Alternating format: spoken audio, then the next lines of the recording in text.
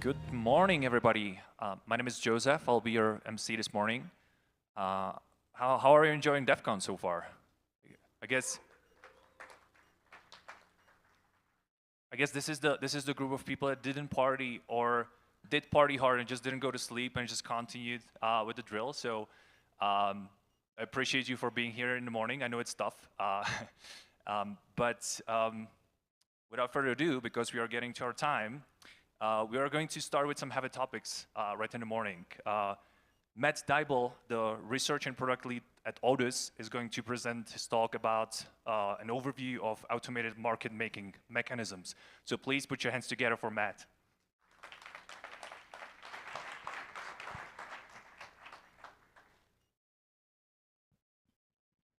All right. Hey, everyone.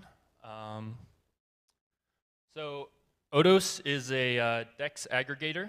And so while building it, I have had the unique opportunity to really do a deep dive into the different automated market maker mechanisms that control billions in DeFi TVL every day. So the aim of this talk is going to be to try to cover as many of these as possible, primarily the ones that currently control a large amount of TVL. So it's not going to be completely exhaustive, but hopefully it's as close as possible in 25 minutes. And then we're going to tie that back into DEX aggregation, why it's needed, and what it's for. So to start off, I want to briefly cover some of the basic principles that we can think about while we're going over these many different mechanisms. So first, I think it's useful to clearly define what we're actually trying to do with these market-making mechanisms. So we can start off by clearly defining what a market maker is. So a market maker has a portfolio of assets, and they're trying to earn yield on that portfolio. And they do that by allowing people to trade through it. And so essentially what happens is they offer to sell an asset at a slightly higher value than they will buy it back, and that creates this spread that serves as revenue that they earn on the volume that goes through their platform. Now, the catch is that this revenue is not risk-free, right? When trading is happening, we're actually changing the composition of the portfolio, and this also leads to a change in value in the portfolio. And so what can happen is if the change in value in the portfolio as a result of the trading outweighs the revenue, then you're now losing money and you're not actually earning any yield. And so we really need to do a good job designing the strategy and how we're actually pricing and allowing people to trade. So with that objective in mind, we can now think about what tools we can use to actually decide on the pricing, right? So there's many different types and strategies, of course, but we can sort of simplify it down to two basic paradigms. So the first of which is price discovery. So this is essentially reacting to what's happening in the market. So if we think of a simple example, if at the current price, lots of people are buying, that means the price is probably a bit too low and you should raise it up. And so by reacting to how people are interacting with the prices you set, you can sort of follow around the market price and discover what the market thinks the price is, which is a very powerful mechanism. But of course, if you're following around what the actual market price is, you're not actually really providing the best price at any given time because you're always trailing behind. And so ideally what we'd like to do is just be providing the price that people actually want to buy and sell at, right? We want the real market price. And so we can try to approximate that by leveraging price oracles. So trying to leverage some external knowledge to decide on the price without actually having to discover it ourselves. And so this can be extremely powerful because you can really then concentrate your liquidity and general pricing strategy around what people actually value an asset at. But it can also be very detrimental, because if your price oracle is wrong, well, then you have the same problem with price discovery, except quite a bit worse potentially, right? So real quick, to give some concrete examples, one thing we can leverage is the pegged value of the asset. So if you have two stable coins, USDC and USDT, they're both worth $1, and they should be exchanged 1-to-1, right? And we can leverage that knowledge as sort of an oracle and use that to inform our pricing and market making decisions. Some other examples are chain link oracles and the pricing of other dexes as well. So last thing before we get into the actual AMMs, I do want to concretely cover how I'm actually going to be showing these AMMs, right? I'm going to avoid the math. It's very interesting, but it's not fit for a 25-minute talk on 9 different AMMs. So instead, I'm going to show this trading function, which is hopefully a bit more intuitive. And basically what this trading function shows is it shows the space of possible trades that this market maker will actually allow, right? So on the x-axis, we have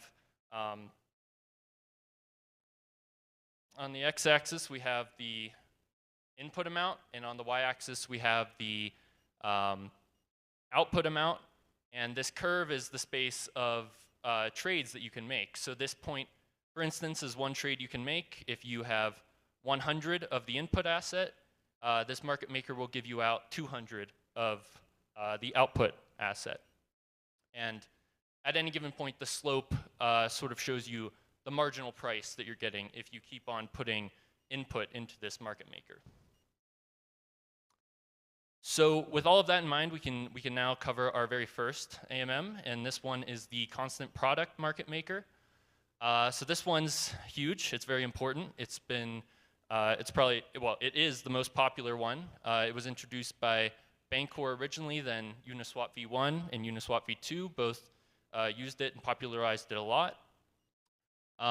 It's also important for the context of this talk because it essentially embodies full-on price discovery, right?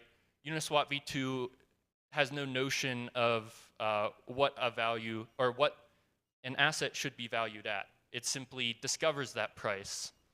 And how it does that is it sets the price as the ratio of how much of each asset it owns. And that allows the price to essentially respond to demand. So you can see in the trading curve, as you put more and more in, the slope of the curve continues to decrease, and that's showing the price responding to the trading. So it's discovering the price.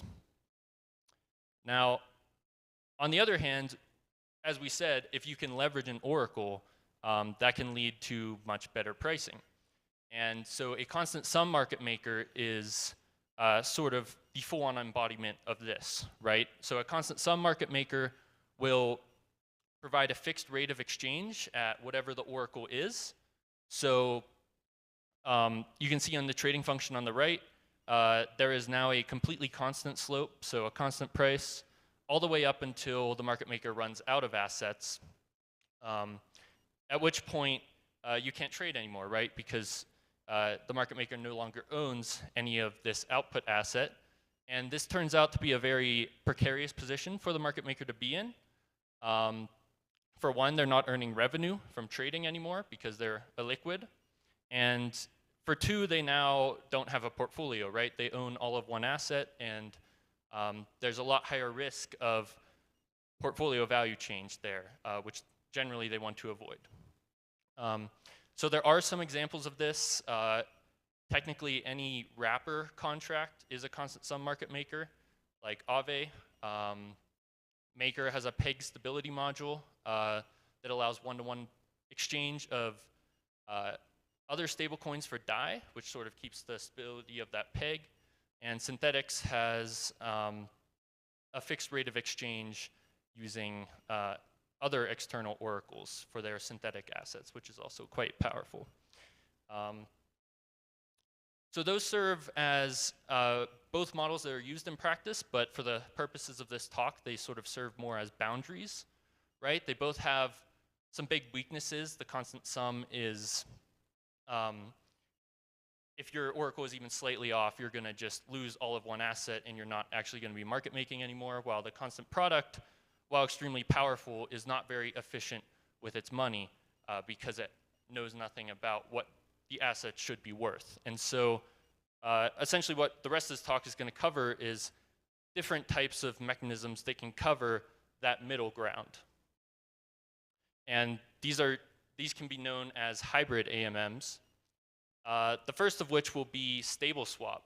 So stable swap was introduced by Curve, and essentially what stable swap is trying to do is it is moving from a constant sum market maker, so from a fixed rate of exchange, to a constant product as the reserves get more and more out of balance. Because as the reserves get more and more out of balance, you can imagine that your price is probably a bit off, right? And so you want to start adjusting that price while still taking advantage of that one-to-one exchange rate.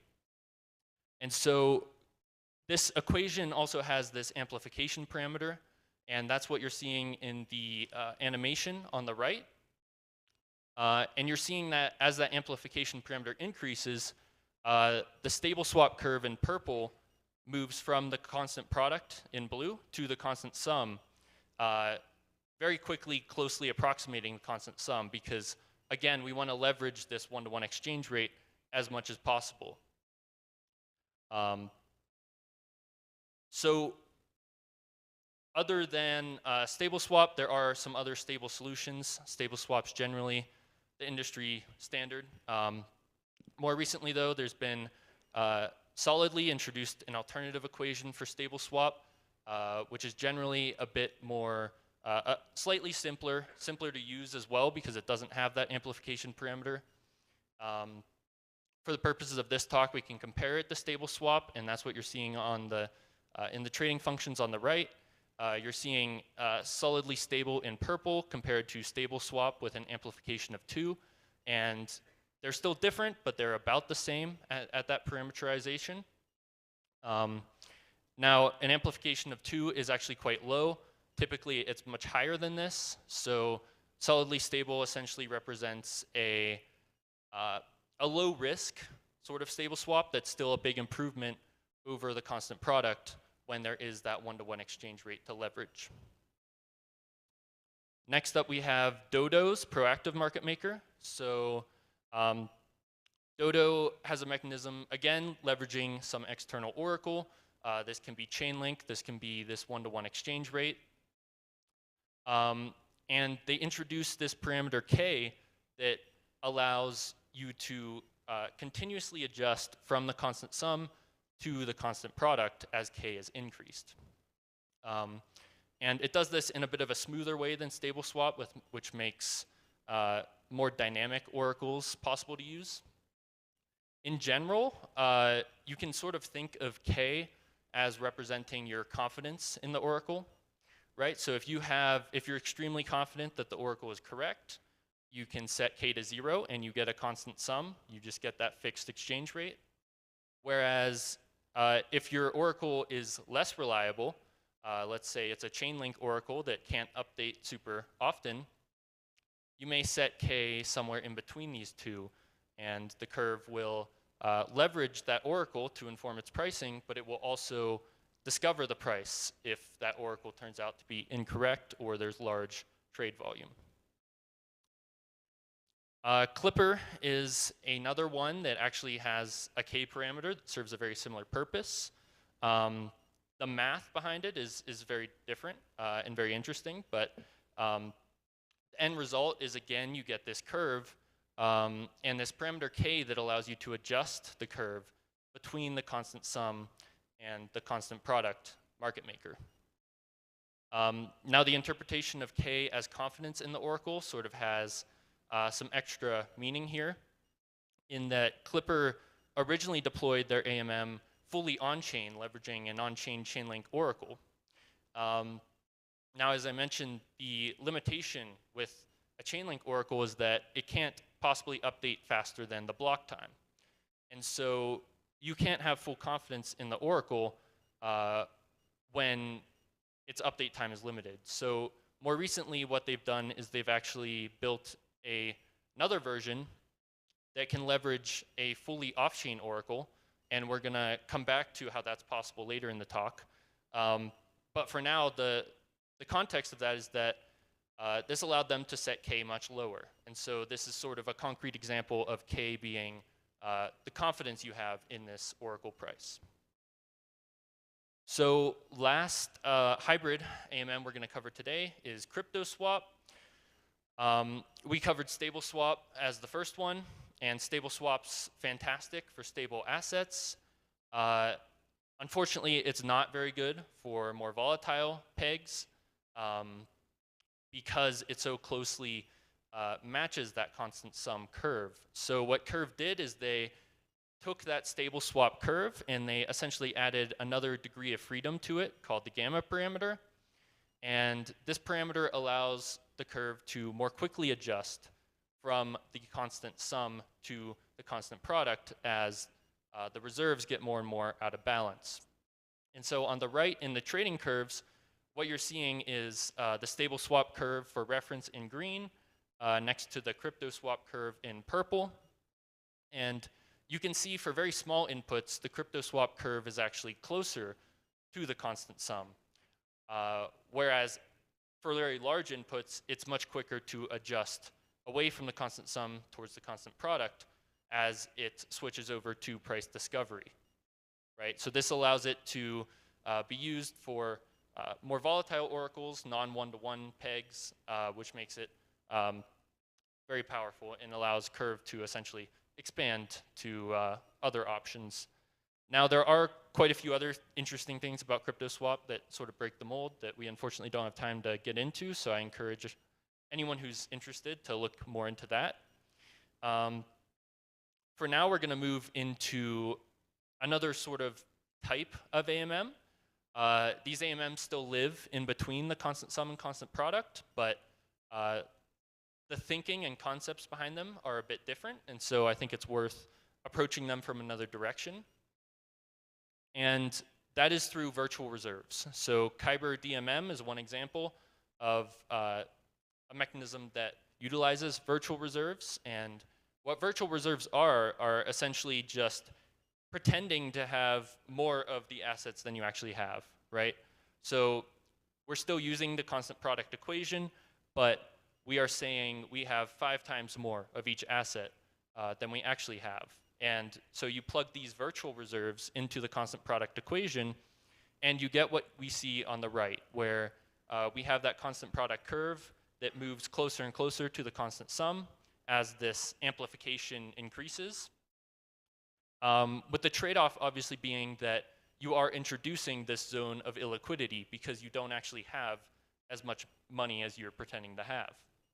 And so you have to be careful, of course, how much and where you're concentrating this liquidity, and you really need to use pairs of assets that are going to trade within some price range, because once you exit this price range, you become illiquid and you can no longer market make, which, as we discussed, is very bad.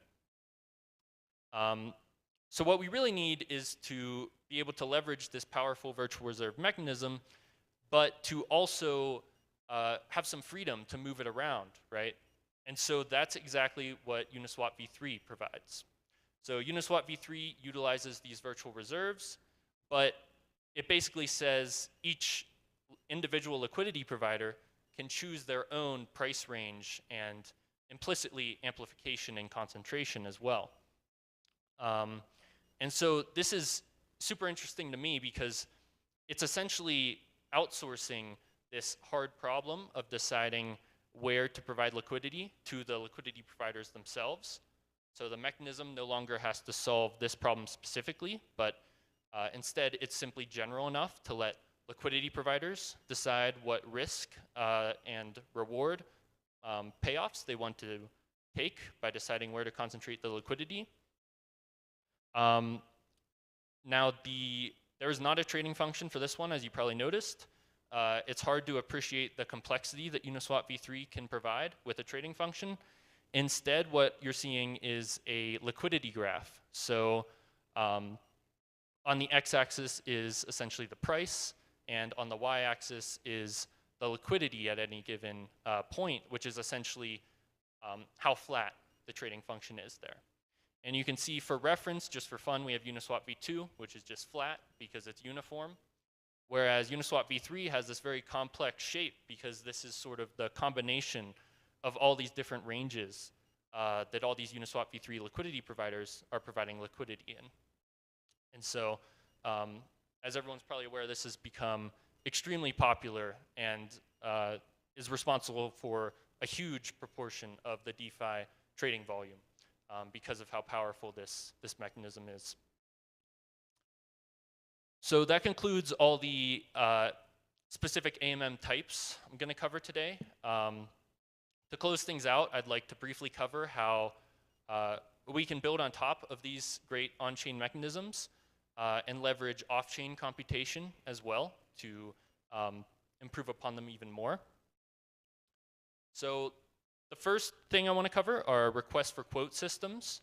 So I alluded to this earlier, and essentially what this is it allows the market maker to do completely off-chain pricing, right? So you can either leverage a real-time oracle, or you can leverage actual traditional professional market makers that are constantly manipulating the order book. And you can then provide an API that anyone can hit, and they can get a quote and a signature with that quote. And you can then take that quote and signature on chain, and you can then execute it and compose it with all these other AMMs as well. And so this becomes a powerful mechanism where we can leverage these off-chain resources, which often allow for more efficient pricing, while still maintaining a lot of these on-chain benefits that we get from AMMs. And so we have a few examples there. One is Clipper RFQ, which I mentioned, which leverages that off-chain oracle. Hashflow is another one that leverages these traditional, essentially market-making tactics and provides that as a RFQ API that can then be leveraged on-chain. So with all of that in mind, I'd like to close things out by asking the question now from the trader's point of view, how do we actually navigate this complex landscape and figure out where and how much to trade, right? And just to summarize, what we've covered here are many different types of AMMs, which all have different purposes. Each type of AMM is actually implemented many, many times on chain, sometimes thousands of times in the case of Uniswap v2, so you have many choices there as well. It turns out since these trading functions are always adjusting their prices as you trade through them, for any direct pair of assets, the best place to trade is actually usually a combination of different liquidity pools instead of just picking one. So your problem is not just picking one place, it's actually picking some arbitrary combination, right? And if all that wasn't enough, the best trading price is often actually routing through other tokens as well. And so the answer to all this, as you may guess, is of course DEX aggregators, right? We have a very hard optimization problem, and we can essentially leverage off-chain computation to solve this problem and provide, again, a transaction that still maintains a lot of the great qualities of on-chain AMMs by still allowing for atomic execution, self-custody, you still have protection from slippage. And so this is an incredibly powerful mechanism. And I have an example of a particular trade you can execute with Odos specifically. Now with Odos, we visualize these aggregation paths with what's called a Sankey diagram. And it's essentially showing the flow from the left-hand side to the right-hand side through all these other assets and all these other dexes. This one in particular actually has about 40 different swaps, so 40 different DEX interactions that you can execute all atomically. This one is also showing multiple assets being traded at once. So this is another benefit that we can get from sort of combining these AMMs, like building blocks, into a bigger transaction to execute a given trade. And so, yeah, DEX aggregators, very powerful, and sort of an example, again, of leveraging this off-chain execution for even better experience over these amazing AMM mechanisms. And so that concludes things. A few final notes. The parent company of Odos, Semiotic Labs, is actually giving a couple other talks today, so I encourage you to check those out. They're related to artificial intelligence and cryptography work, related to our work as core devs for the graph. And we are also hiring, so you can feel free to reach out if any of that sounds interesting. So yeah, that's time.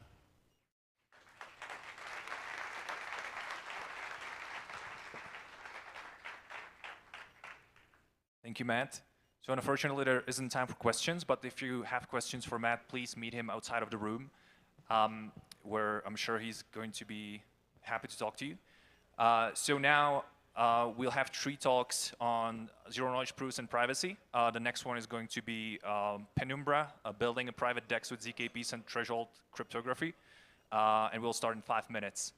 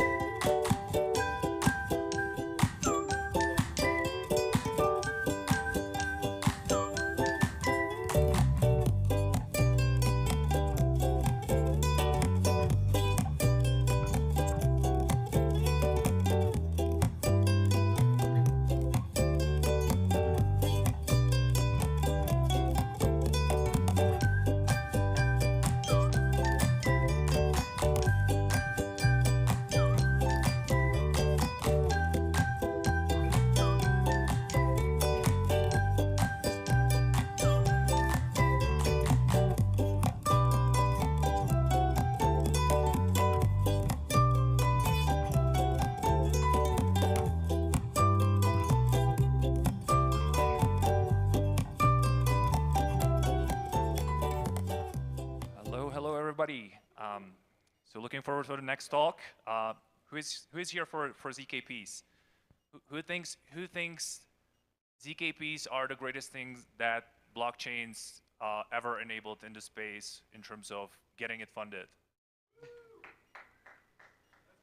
All right, that's just my personal opinion though. But I think ZKPs are actually the nice thing that nobody expected coming from cryptocurrencies, but they still happened. So next up, we have Henry de Valence, the founder of Penumbra, and he's going to be talking about their experience of building a privacy. Oh, it just disappeared in front of my eyes because the talk is starting now. But Henry's building a privacy-preserving DEX using ZKP. So please put your hands together for Henry.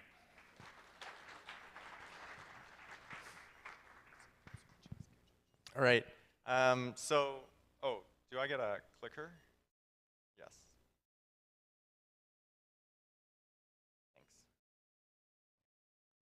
Thanks. All right. Yeah, well, great to see everyone. I'm going to be giving a talk about how to build a private DEX. However, just as a kind of a pre-warning, if you're really interested in all of the sort of details of ZK proofs, that actually won't be covered in the talk. And the reason is that I think part of the problem with deploying ZKPs for privacy rather than just for scalability is that there's some interesting and fundamental challenges in the state model. So that's actually sort of the whole summary of the talk. So to get started, for context, so I'm working on a project called Penumbra. What that is a private proof of stake L1. Inside of that L1, we have an interchain shielded pool. So you can take any IBC compatible asset, move it into this chain, and that's the privacy boundary. So as it moves in, it's recorded in this shielded pool. And the cool feature that we have is this private DEX that's integrated with that shielded pool on top of that privacy-preserving base layer. However, I'm not sort of here to just, chill the project. I'm here to talk about the kind of technical aspects, and specifically, what are the challenges to actually building this system? So the first challenge is, so just as a bit of motivation, right?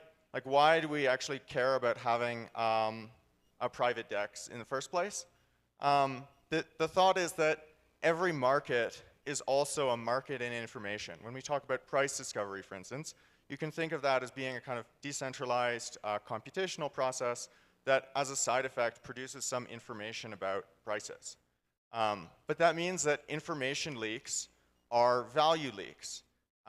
When people talk about MEV and have these dashboards of here's how much value is extracted from people who are trying to do trading, really that's just this sort of first order symptom of this problem. It's not, even if you fixed MEV in some way, you still have the problem that you're leaking information about what trades you're doing, what trades your account has done, your entire history of your whole trading strategy. All of that information is valuable too. It's just harder to make a dashboard of it.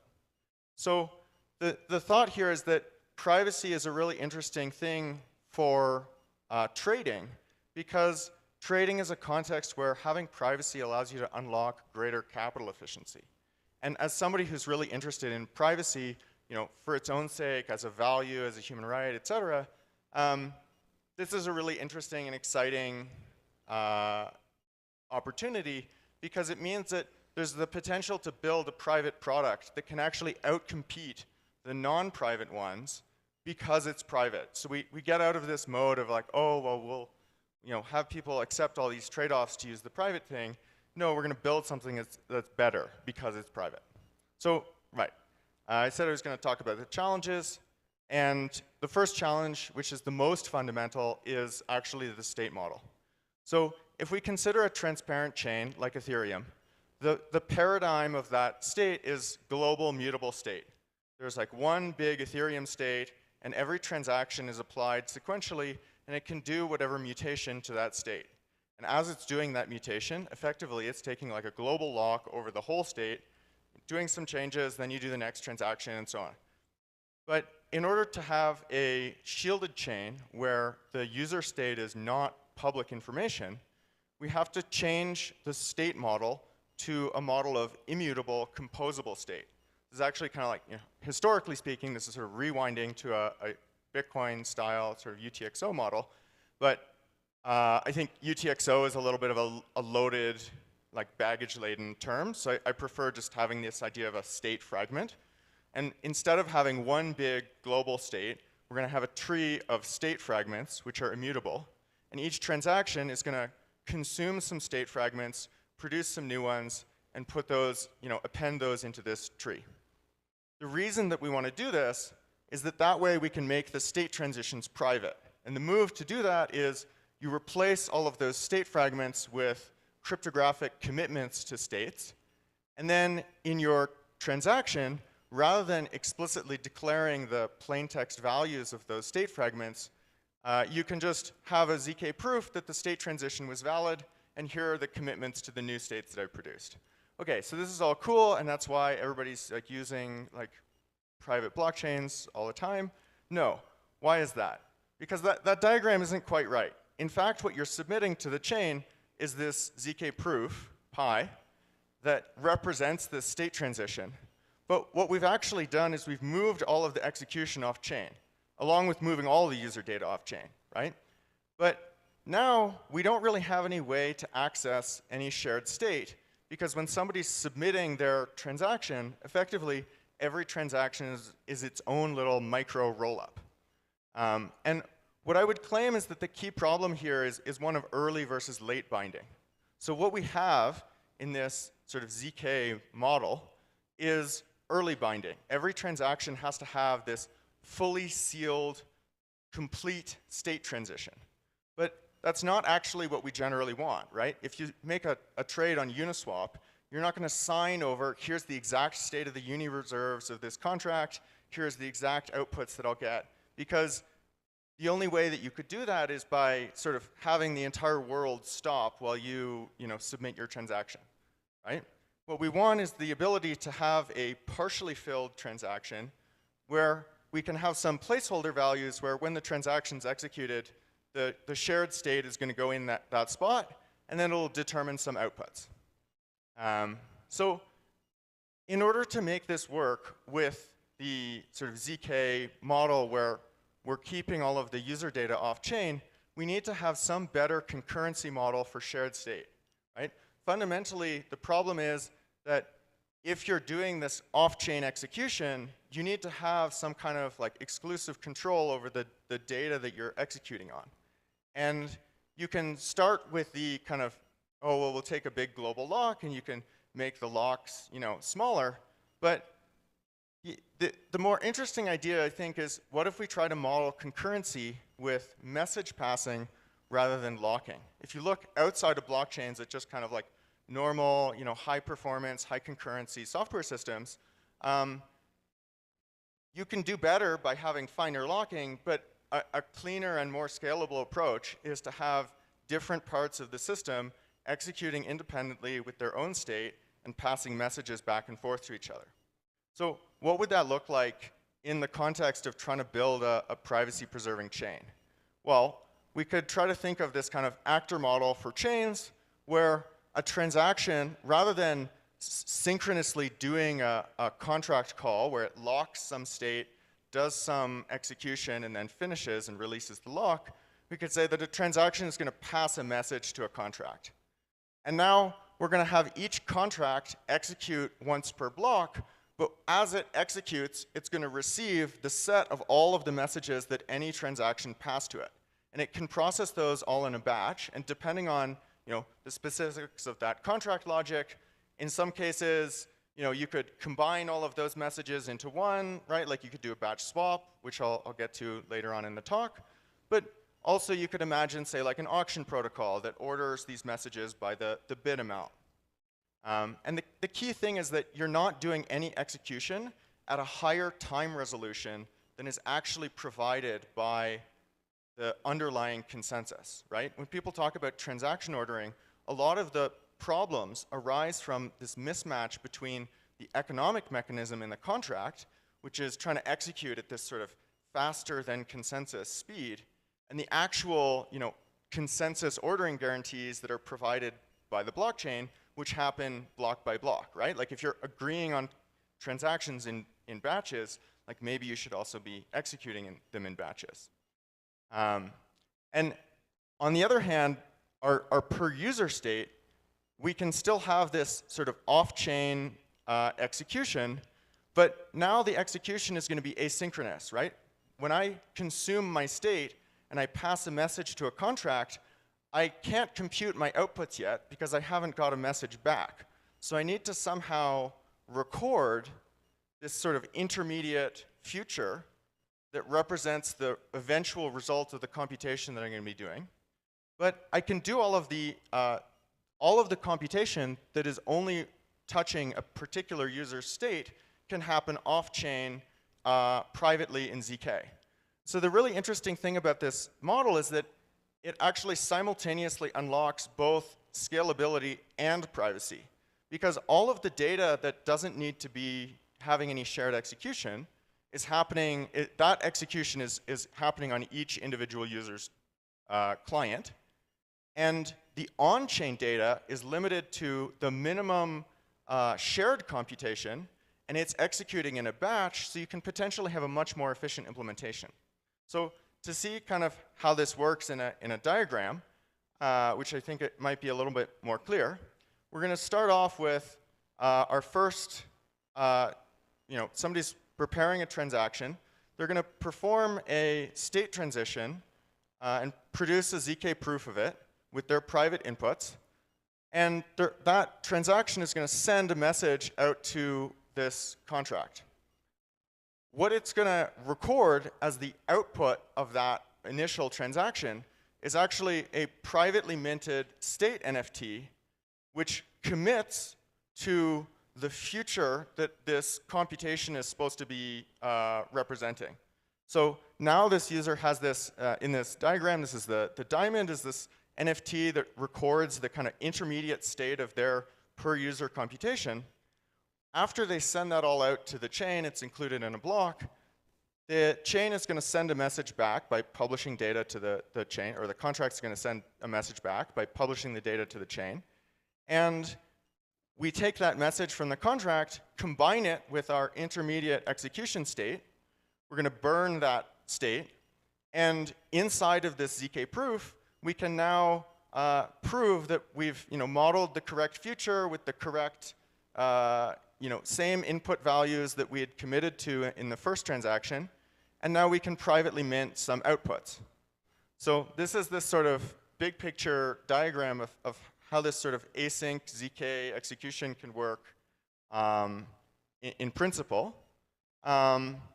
And we'll get to a concrete example of how that works out for the case of doing batch swaps. But before that, I just want to get into this second challenge, which is once you have an idea of, okay, we have maybe a workable state model, but what is the privacy model, right? And the claim here is that basically every useful blockchain revolves around public shared state.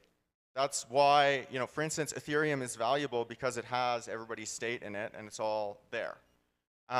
So the idea of like, oh, well, we're going to just like make everything private and like everything will be completely private doesn't actually work because, in fact, like the reason that we're using the coordination tool is so that we can coordinate. Nobody wants to use a market where they have no idea what the liquidity is or what prices they might get or what the volume is.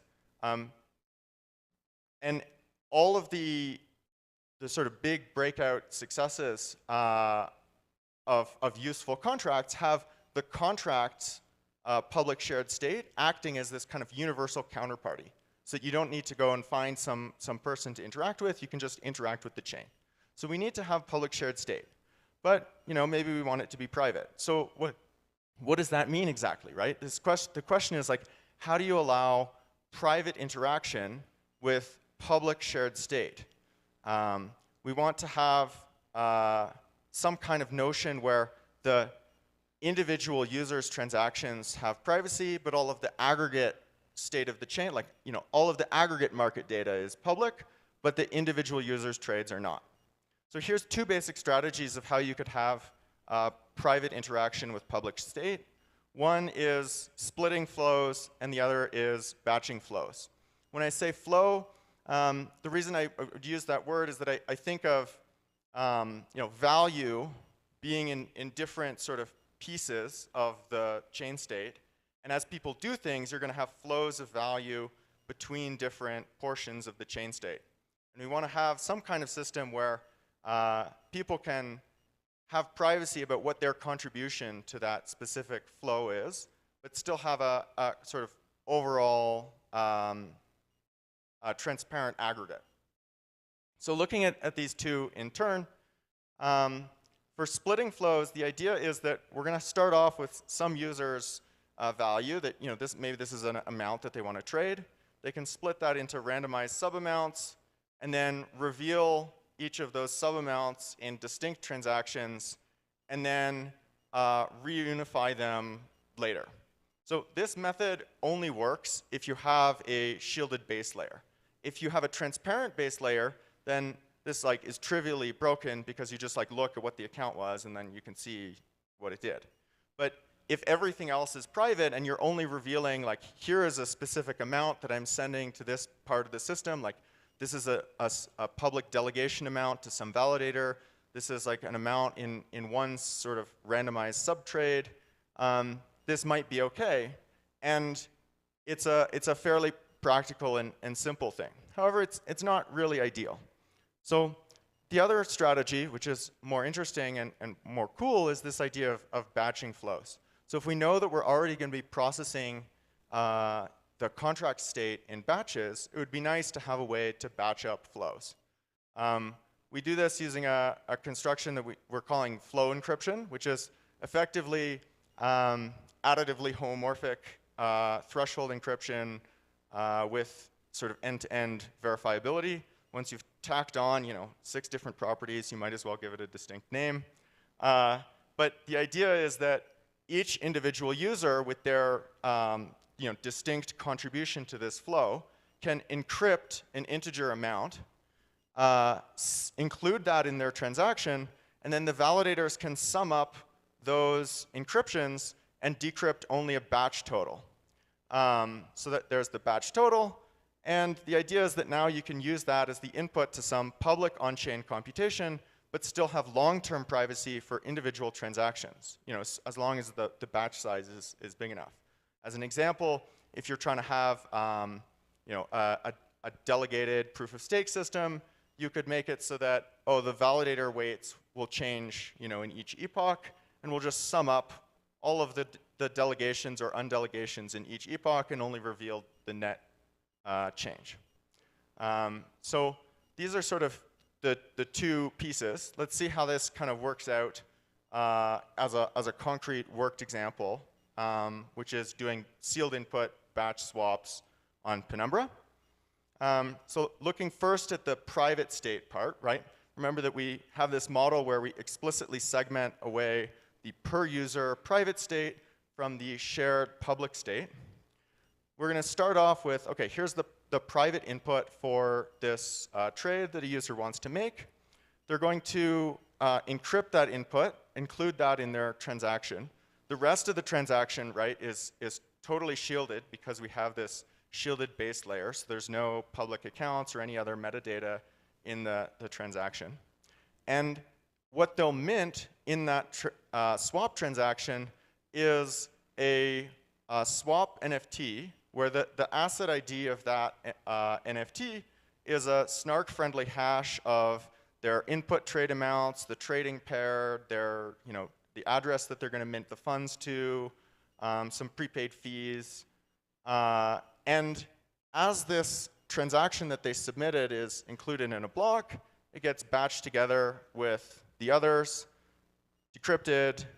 You send that into the DEX engine, which resolves all of the trade intent and publishes the output data into the chain state. And now that user can consume their swap NFT, which remember is modeling this sort of future that resolves eventually to their swap outputs, and produce a proof that uses these public batch swap data as a public input and their swap NFT as a private input to privately mint their correct pro rata share of the batch swap. And so that means that individual user's output can be minted completely privately, and as long as you have sufficient volume in the batch, you can get long-term privacy for individual users' trade amounts.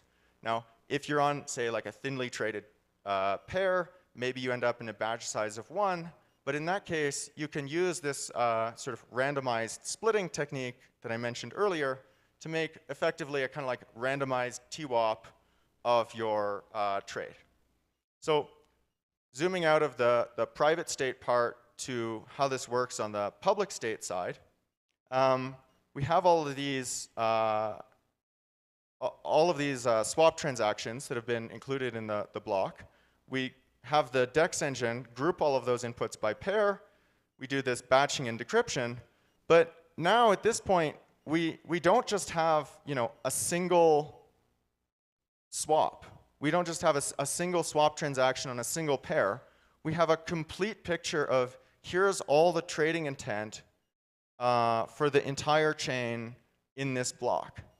And we also know that we only have to run the DEX engine once per block because we're in this batched computation model. So that means that we can actually be considerably more sophisticated in how we resolve these trades. We can load up the entire liquidity graph of all of the assets on the chain, sort of put the trade intent into the correct spots on that graph, and then compute some optimal resolution of all of these trades simultaneously. So you can do some kind of global resolution of the trading intent, do optimal arbitrage, and this is computationally tractable to do just like in consensus because you know that you're only doing this once per block. So you end up in a model where rather than sort of having to call each contract potentially like thousands of times a block, you just know that the chain is going to step in discrete time from one set of consistent prices to a new set of consistent prices. You can handle all of the newly added or removed liquidity also in a batched way, right? So you first add all of the newly created liquidity, then you resolve all of the trade intent, then you arb all the prices to be consistent with each other, then you close all the closed positions. And this also lets you, as a side effect, have like single block JIT liquidity with the kind of like batch semantics. So there's a lot of really interesting pieces of market design that get unlocked by this model. So that's basically the content of the talk. If you want to play with this, we have some weekly test nets that you can play around with. Here's a bunch of links. So far, the big last sort of piece to build is the actual DEX engine, but we have a toy AMM that you can do these shielded swaps against on our testnet. So that's the talk. If anybody has any questions, happy to get into it.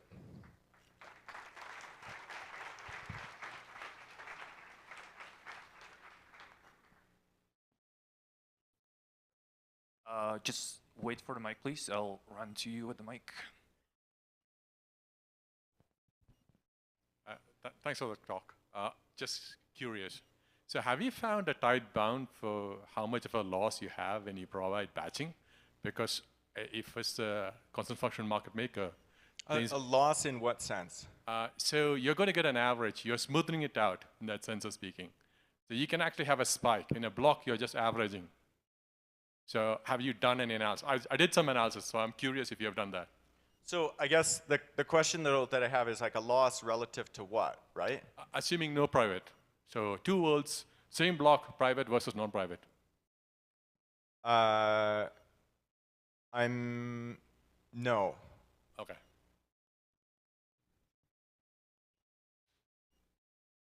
Do we have more questions? Yeah, I'm not sure who was first, sorry.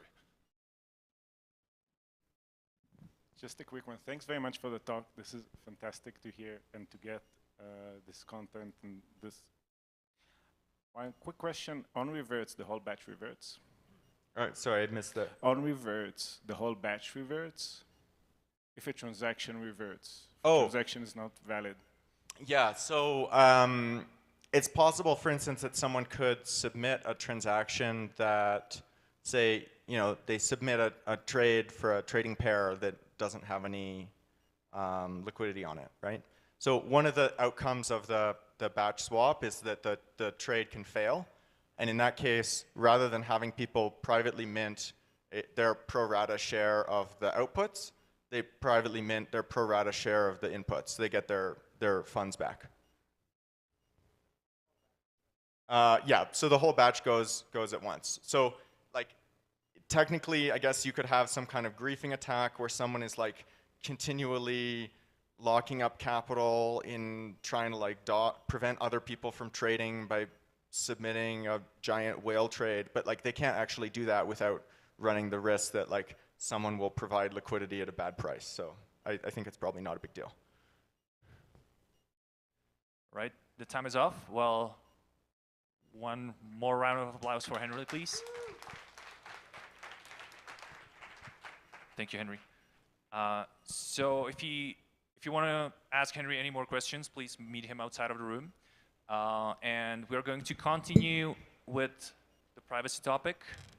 And next up, we'll have Oscar Torren talking about building privacy-protecting infrastructure.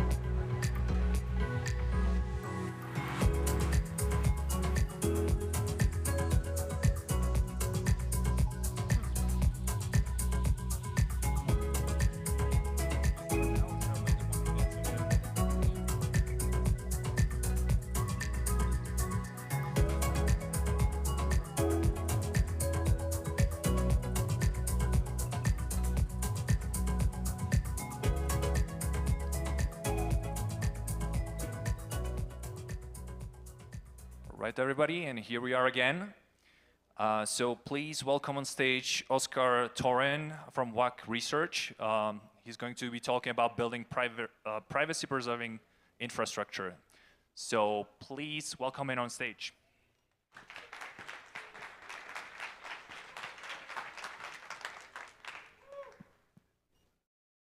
All right, so today I'm going to talk about building privacy protecting infrastructure, what it is, why we need it, and how we can build it. We'll look at VACU, which is the communication layer for Web3, and also look at how we're using CK technology to incentivize and protect the VACU network. We'll also look at ZeroKit, which is a library we've been building to make it easy to use zero-knowledge proofs in different environments. And at the end of this talk, I hope you'll come away with a better understanding of the importance of privacy protecting infrastructure and how we can build it. So first, briefly about VAC and me. I'm the director of research at VAC, and we build public good protocols for the decentralized web with a focus on privacy and communication. We do applied research based on which we build protocols, libraries, and publications. And we're also the custodians of protocols that reflect a set of principles. It has its origins in the status app and basically trying to improve on the underlying protocols and infrastructure. We build VACU, among other things. So privacy is the power to selectively reveal yourself. It's a requirement for freedom and self-determination. Just like you need decentralization in order to get censorship resistance, you need privacy to enable freedom of expression. To build applications that are decentralized and privacy protecting, you need the base layer, the infrastructure itself, to have these properties. We see this a lot. It's easy to make trade-offs at the application layer than doing them at the base layer. You can have custodial solutions on top of a decentralized and non-custodial network where participants own their own keys, but you can't really do the opposite. And if you think about it, even something as basic as buildings can be seen as a form of privacy protecting infrastructure.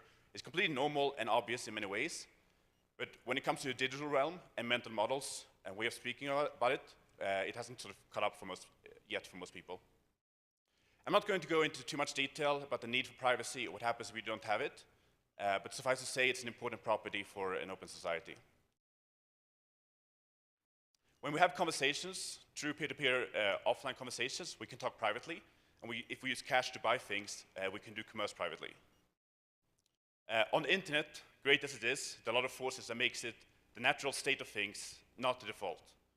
Big tech has turned users into a commodity, a product, and monetized users' attention for advertising.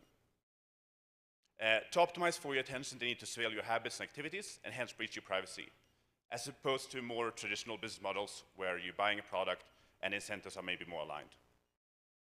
And to sort of build these censorship-resistant and privacy-protecting and enable these types of apps that enable freedom of expression, we need credible base layer infrastructure that have these properties. So infrastructure is what lies underneath. There's many different ways of looking at it, but I'll keep it simple as per the original Web3 vision. So you had Ethereum for computing consensus, Swarm for storage, and Whisper for messaging. And VACU has taken over the mantle from Whisper and is a lot more usable today than Whisper ever was for many reasons. On the privacy front, we see how Ethereum is struggling. It's a big UX problem, especially when you try to add privacy back on top. It takes a lot of effort, and it's a lot easier to censor. And we see this with recent actions around Trinity Cash. Compare this with something like Zcash or Monero, where privacy is there by default. There are also problems when it comes to the peer-to-peer networking side of things, for example, with Ethereum validated privacy and hostile actors and jurisdictions. If someone can easily find out where a certain validator is physically located, that's a problem in many parts of the world. Being able to have stronger privacy protection guarantees will be very useful for high-value targets. And this doesn't even begin to touch on so-called dApps that make a lot of sacrifices in how they function, from the way how domain works, to how websites are hosted, and the reliance on centralized services for communication. We see this time and time again, where centralized single points of failure, they work for a while, but then eventually fail. And in many cases, an individual user, they might not care enough, and for platforms, the lure to take shortcuts is strong. And this is why it's important to be principled, but also pragmatic in terms of the trade-offs that you allow on top. And we'll touch more on this when it comes to design goals and around the modularity that VACU has. So zero-knowledge proofs are a wonderful new tool, and just like smart contracts enable programmable money, zero-knowledge proofs allows us to express fundamentally new things. And in line with the great tradition of trust minimization, you can prove statements while revealing the absolute minimum information necessary. And this fits the definition of privacy, the power to selectively reveal yourself, perfectly. And I'm sure I don't need to tell anyone in this room, but this is truly revolutionary. And technology is advancing extremely fast, and it's often our imagination is the limit.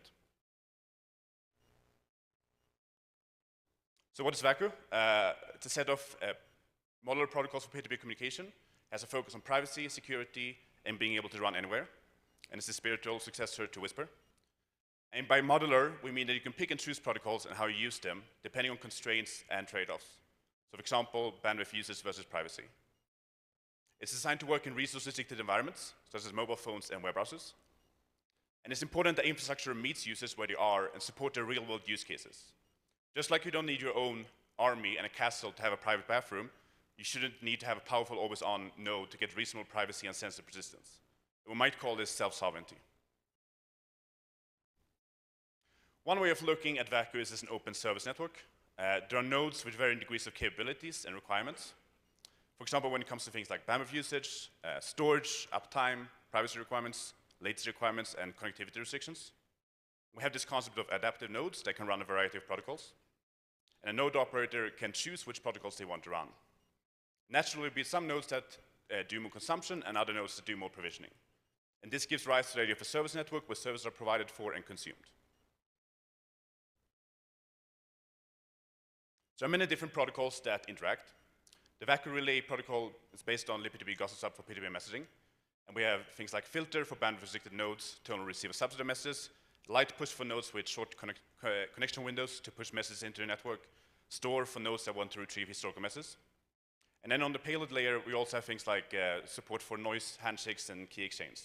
And this means that as developers, you can get end-to-end encryption and expected guarantees out of the box. We have support for setting up secure channel from scratch, and all of this paves the way for providing things like signals double ratchet at a protocol level much easier. We also have experimental support for multi-device usage. It's worth noting that similar features have existed in, for example, the status app for a while, but with this, we make it easier for any platform using Vacu to use this. There are a lot of other protocols as well related to things like peer discovery, topic usage, and so on, and you can check out our specs for more. So when it comes to the Vacu network, there are a few sort of immediate problems. For example, when it comes to network spam and incentivizing service nodes. We want to address these while keeping the privacy guarantees of the base layer. I'm going to go into both of these. So the spam problem rises on the gossip layer when anyone can overwhelm the network with messages. The service incentivization is a problem when nodes don't directly benefit from the provisioning of a certain service. And this can happen if they are, for example, not using the protocol directly themselves as part of normal operation, or if they aren't socially inclined to provide a certain service. And this depends a lot on how an individual platform chooses to use the network. So since the peer-to-peer relay network is open to anyone, there's a problem with spam. And if we look at some existing solutions for dealing with spam in traditional messaging system, a lot of entities like Google, Facebook, Twitter, Telegram, Discord, they use phone number verification. And while this is largely Sybil resistant, it is centralized and not private at all. Historically, Whisper used proof of work, which isn't good for heterogeneous networks. And things like peer scoring are open to Sybil attacks and doesn't directly address spam protection in an anonymous peer-to-peer network. And the key idea here is to use RLN for private economic spam protection using CK Snarks. I'm not going to go into too much detail of RLN here. We have some write-ups on back.dev by Snas, who's been pushing a lot of this from our side. And I believe there's also another talk by Taylor at PSE tomorrow afternoon, who's going to go into RLN in more detail. But I'll briefly go over what it is, it's sort of the interface and circuits, and talk about how it's used in Vacu. So RLN stands for Rate Limiting Nullifier. It's an anonymous rate limiting mechanism based on CK Snarks. And by rate limiting, we mean that you can only send n messages in a given period. And by anonymity, we mean that you can't link messages to a publisher. We can think of it kind of as a voting booth. We're only allowed to vote once every election. It can be used for spam protection in peer-to-peer messaging systems, and also rate limiting in general, such as for a decentralized CAPTCHA. There are basically three parts to it. So you register somewhere, then you can signal, and finally there's a verification and slashing phase. You put some capital at risk, and this can either be economic or social, and if you double signal, you get slashed. So here's what the private and public input to the circuit looks like. The identity secret here is generated locally, and we create an identity commitment that is inserted into a Merkle tree. And we use Merkle proofs to prove membership. Registered members can only signal once for a given epoch or external nullifier. For example, every 10 seconds in Unix time. And RLAN identifier is for a specific RLAN app. We also see what the circuit output looks like, and this is calculated locally. So Y here is the share of a secret equation, and the internal nullifier acts as a kind of unique fingerprint for a given app user epoch combination. How do we calculate this Y and internal nullifier? So this is done using Shamir secret sharing. Shamir secret sharing is based on the idea of splitting a secret into shares, and this is how we enable slashing of funds. In this case, we have two shares. If a given identity A0 signals twice in an epoch external nullifier, A1 is the same. And then for a given RLAN app, internal nullifier also stays the same. X is the signal hash, which is going to be different, and Y is public output, so we can reconstruct the identity secret. And with the identity secret revealed, this gives access to, for example, financial stake. So this is how RLAN is used with the relay gossip protocol. So node registers and locks up funds, and after that, they can send messages. It publishes a message containing the serial knowledge proof and some other details. Each relay and node listens to the membership contract for new members, and also keeps track of relevant metadata and the Merkle tree. And metadata is needed to be able to detect double signaling and perform slashing. Before forwarding a message, it does some verification checks to ensure that there are no duplicate messages, that the serial knowledge proof is valid, and that no double signaling has occurred. It's worth noting that this can be combined with traditional peer scoring, for example, things like duplicate messages or invalid CK proofs. In line of Vacu's goal of modularity, all-in relay is applied on a specific subset of pub, sub, and content topics. So you can think of it as a kind of an extra secure channel. So where are we at with all-in relay deployment? We've recently launched our second testnet. And this is using all-in relay with smart contract on Gurley. It's integrated with our example peer-to-peer chat app, and it does so through 3 different clients: Vacu, GoVacu, and JSVacu for browsers. And this is our first peer-to-peer cross-client testnet for all-in relay. Here's a screenshot of a short demo. In the interest of time, I'm not going to do the demo here. I'll actually do it tomorrow afternoon. But basically, this shows a user registering in a browser and then signaling through JSVacu. And it then gets relayed to a Vacu node that verifies the proof. And when more than one message is sent in a given epoch, it detects it as spam and discards it. Slashing hasn't been implemented fully yet in the client, and is work in progress. If you're curious and want to participate, you can join the effort on our Vac Discord. We also have tutorials set up for all the clients that you can play around with, and that's the QR code right there. As part of this, and in order to make this work in multiple different environments, we've also been developing a new library called ZeroKit. I'll talk about this a bit later. So going back to the idea of sort of the service network, let's talk about service credentials. So the idea behind service credentials and private settlement is to enable 2 actors to pay for and provide services without compromising their privacy. We do not want the payment to create a direct public link between the service provider and requester. Recall that the Vacu service network illustration with adaptive nodes, where nodes sort of choose which protocols to run. And a lot of these aren't very heavy, and they're sort of enabled and work by default. So for example, the relay protocol. Other protocols are much heavier to provide, such as, for example, storing historical messages. It's desirable to have additional incentives for this, especially for platforms that aren't community-based, where some level of altruism can be assumed. For example, status communities or Wallet Connect cloud infrastructure. So you basically have a node Alice that's often offline, and it wants to consume historical messages on some specific content topic.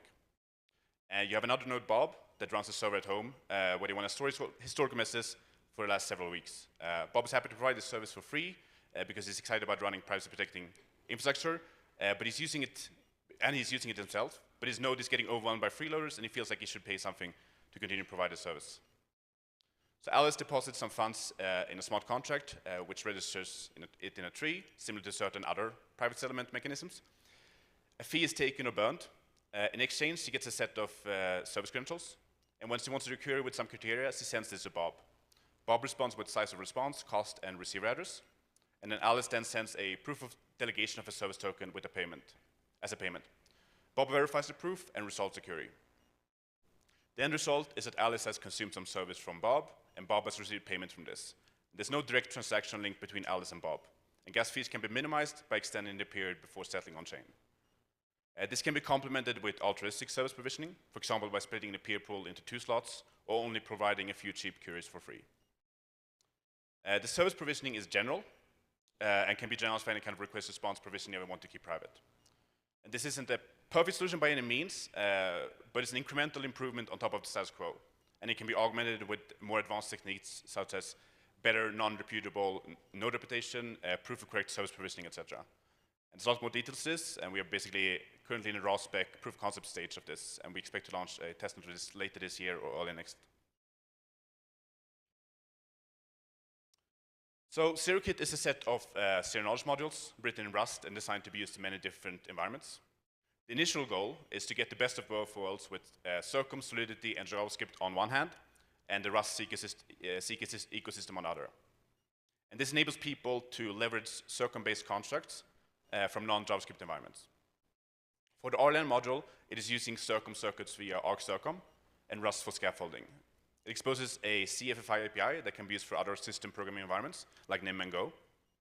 It also exposes an experimental WASM API that can be used through web browsers. And Vacu's peer-to-peer infrastructure running in many different environments, such as NIM, JS, Go, and Rust, and mobile phones and web browsers. So this is a requirement for us. Circum and JS strengths is access to things like dApp developers, tooling, generating verification codes, circuits. And Rust strengths is that it's system-based and easy to interface with other language runtimes like NIM, Go, Rust, C. It also gives access to other Rust C ecosystems, such as ArcWorks, which opens the door for using other constructs like Halo 2. This becomes especially relevant for constructs where you might not want to do a sort of a trusted setup, or where circuits are more complex or custom, and performance requirements are higher, and so on. In general, with ZeroKit, we want to make it easy to build and use zero-knowledge proofs in a multitude of environments, such as mobile phones and web browsers. Currently, it's too complex to write privacy-protecting infrastructure with zero-knowledge proofs, considering all the languages and tools you have to learn, all the way from JavaScript, Solidity, and Circum, and how to write the circuits, to Rust, WASM, FFI, and that's not even touching on things like secure key storage or mobile dev. Luckily, more and more products are working on this, including various DSLs. And it would also be exciting if we can sort of make a useful tool stack for JS-less CK devs to sort of reduce cognitive overhead, similar to what we have with something like Foundry.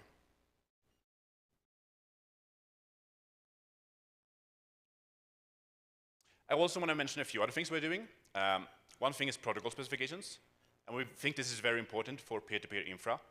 And we see a lot of other products that claim to be doing peer-to-peer infrastructure, but they aren't very clear about guarantees or how stable something is or the actual semantics of it. This makes it hard to have multiple implementations, to collaborate across products, and to analyze things objectively. Related to this is publishing papers. We put out 3 so far, related to Vacu and RLAN Relay. And this makes it easier to interface with academia, and there's a lot of good research out there, and we want to build a better bridge between academia and industry. Another thing is network privacy. So Vacu is modular with respect to privacy guarantees, and there's lots of knobs to turn here depending on specific deployments and requirements. So for example, if you're running the full relay protocol, you currently have much stronger receive anonymity than if you're running the filter protocol from a bandwidth or connectivity restricted node. We aim to make this pluggable depending on specific user needs. So for example, mixnets such as NIM, they come with some trade-offs, but are definitely a very useful tool in this arsenal. A good mental model to keep in mind here is the anonymity trilemma, where you can only pick 2 out of 3 when it comes to low latency, low bandwidth usage, and strong anonymity. We're currently exploring things like Dandelion-like additions to the Relay Gossip protocol, which would provide for stronger SEN anonymity, especially in a multi-node botnet attacker model. And as part of this, we're looking into things like different parameter choices and more generally, possibilities for low latency usage. This could make it more amendable for latency-sensitive environments, such as validated privacy, especially under very specific threat models. In general theme is that we want to be rigorous about the guarantees we provide, under what conditions, and for what precise threat models. And we have a lot of specs around this and adversary models and so on. Another thing that I mentioned earlier is this noise payload encryption, and specifically things like allowing for pairing different devices with QR codes. And that's sort of, it's very useful for developers because we live in a multi-device world and we want to sort of use things from different devices. This is a summary. We're going over what privacy protecting infrastructure is, why we want it, and how we can build it. We've seen how CK is a fundamental building block for this. We looked at VACU, the communication layer for Web3, and how it uses zero-knowledge proofs to stay private and function better. We also looked at ZeroKit and how we can make it easier to do zero-knowledge proofs in different environments. Finally, we also looked at some other research we've been doing, and all of the things mentioned in this talk and a lot more is available as write-ups, specifications, or discussions on our forum or GitHub. Here's some links. If you find any of this exciting to work on, feel free to come up to talk to me. We're also hiring and have started expanding into other privacy infrastructure technology, such as private and provable computation with CK WASM. And the QR code is a link to our Discord. Thanks. Any questions?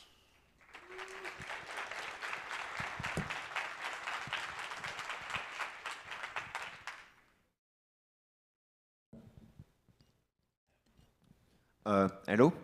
One of the main challenge I perceive in crypto messaging is the fact that producers are incentivized to pay to have their message broadcasted, but there is no incentive then for relayers to distribute it to consumers that much.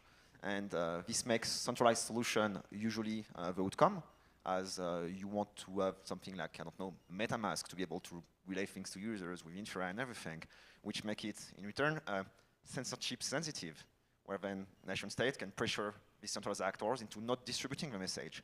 And if you rely only on peer-to-peer, you might still need then some very old-fashioned indexer layer, which can also be centralized to, hey, this message is here. So how do you specifically in your protocol solve this, making sure that there is incentive for the distributor to receive a message? So okay, repeat the question. So if you're in a decentralized messaging protocol, you have consumers that want to receive a message, and as you put it yourself, sometimes they don't really have a lot of resources, they don't necessarily want to verify their identity and everything, but there is no direct incentive for broadcasters to have the private message that these consumers want to send this message to the consumers. They're not getting paid for it. Yes, so I think I guess we're splitting this problem up a bit. It's definitely a general problem if you have sort of some gossip multi-hop module, if you want to keep that private and incentivize that, and in general that leads to sort of very heavy models. The way we are basically simplifying the problem and cutting it up is looking empirically at the problems we see today. And a lot of those problems, as you kind of mentioned with Metaverse and things like that, come exactly when you are in a restricted environment and you have to use some kind of service, some request response kind of thing there. And this is exactly what we're trying to do with the things like the service credentials and these things. And there's also a lot of things going on here when it comes to discovery and like finding and ranking these types of nodes. But when we look at the relay network, just like if you look at Gossip Hub, usually the participants in the network are incentivized to sort of relay messages. And furthermore, because for anonymity reasons, we are encouraging the use of a single pub subtopic, which means that sort of you're relaying messages in a network in general because you don't necessarily know the contents of it. So it's kind of a byproduct of normal operation. So it depends a bit on what layer you look at it, if it's sort of the normal operation or if you're looking at the edge kind of thing, and then the reputation thing is another aspect of it. Okay, so there is no direct incentive in the network, it's just a side effect of producers wanting more users. Kind of, like there's levels of it, right? There's different types of incentives. And the relay network itself, empirically, it's not a big problem right now. It is definitely a research area, and it's not something that we are looking into, and we have some ideas around it, but it's not actually a high priority if you look at empirically the problems we're having. The problems we're having are more around these kind of edges where there's service provisioning, as well as how you discover things in the web browsers and reputable nodes and these types of things. So that's higher priority and empirically, but things might evolve and, yeah. Do we have any more questions? Yeah.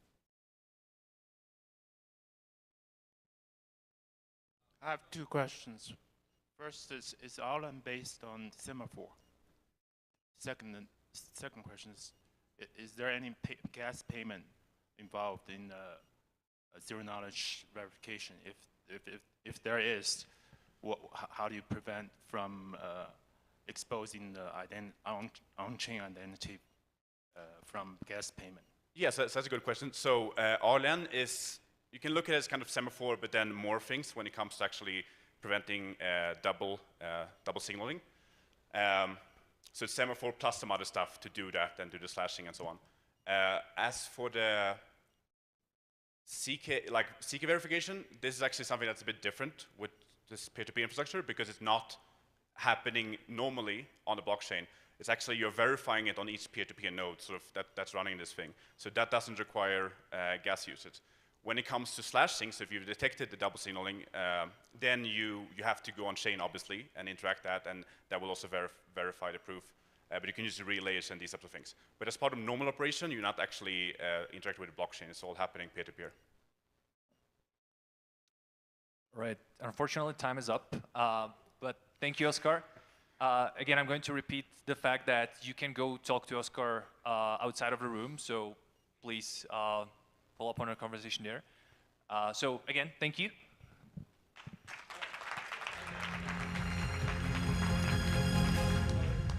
And just one comment. Next up, we'll have Jackson Blazinski and Severiano Cisneros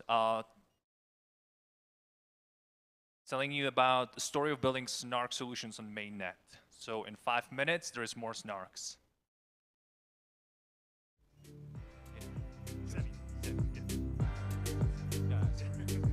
Yeah.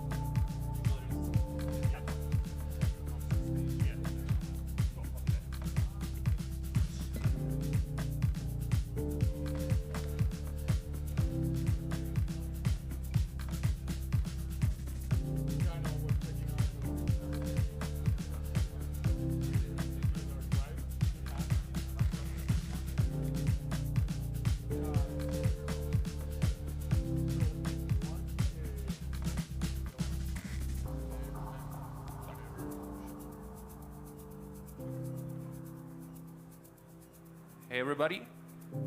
So the next talk is going to start in a bit. It's going to be a tale, a Snark's tale, a story of building Snark solutions on the mainnet by Savvy, a core dev from the Graph. But before we get ready, does anyone have any interesting Snark tale? Or is the do people actually use ZKPs here in any like user way? Or is one person? That's nice. Could you tell us your Snark tale? What was your first time? You know, just sit back, close your eyes, and tell us about the first time you ever used a Snark. Oh, he doesn't have a microphone, but I'm going to run there.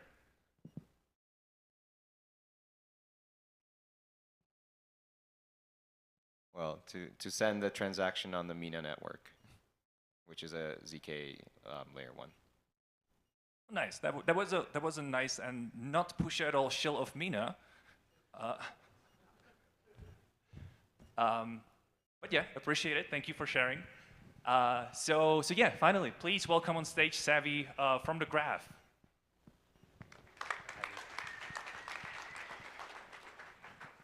All right, thank you. Yeah, so I'm a cryptographer at Semiotic Labs, and this is a joint work with Jackson Blazensky from Edge and Node. Like I said, we're core developers from the Graph, and basically we're just kind of going to walk through one of our stories of trying to, build solutions using Snarks and then actually running them on Ethereum mainnet. So up first, I think everybody here has at least heard of a Snark. So let's just kind of quick recap of the main character of our story. This is the expanded acronym of Snark, succinct non-interactive argument of knowledge. In particular, what we care about is the succinctness property of these Snarks. So it's kind of like that computation compressing, the scalability solution for Ethereum, those properties. One like notable omission from our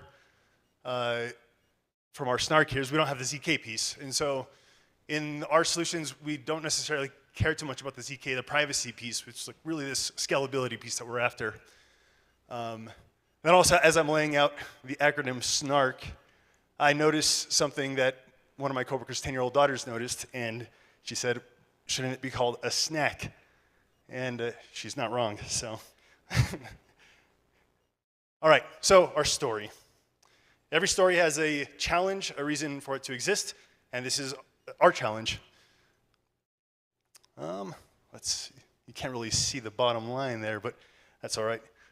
So basically what we're trying to do is we are trying to use a Snark to resolve like 1 million independent payment channels within the Graph protocol. So the Graph protocol, the way that the insured indexers get paid is they have an entity called the gateway, and every time the indexer provides a result from a query, they get paid some amount, and so then the gateway issues them a receipt that's been signed by the gateway, and then it says, what's the value of your transaction, right? So the nice thing about the payment channel that the Graph uses is that you can basically instantiate up to 1 million independent kind of payment channels, right? And these are all asynchronous, so the gateway can just be firing away receipts as the indexer is serving queries.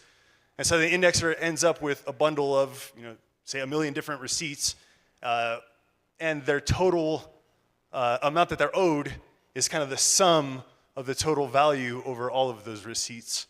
And so for the indexer to be able to prove that they're owed the total amount that they're owed, they need to somehow prove that all 1 million of these receipts have valid signatures, that none of these receipts have been repeated, and that the total value adds up to the total value that they claim that they're owned.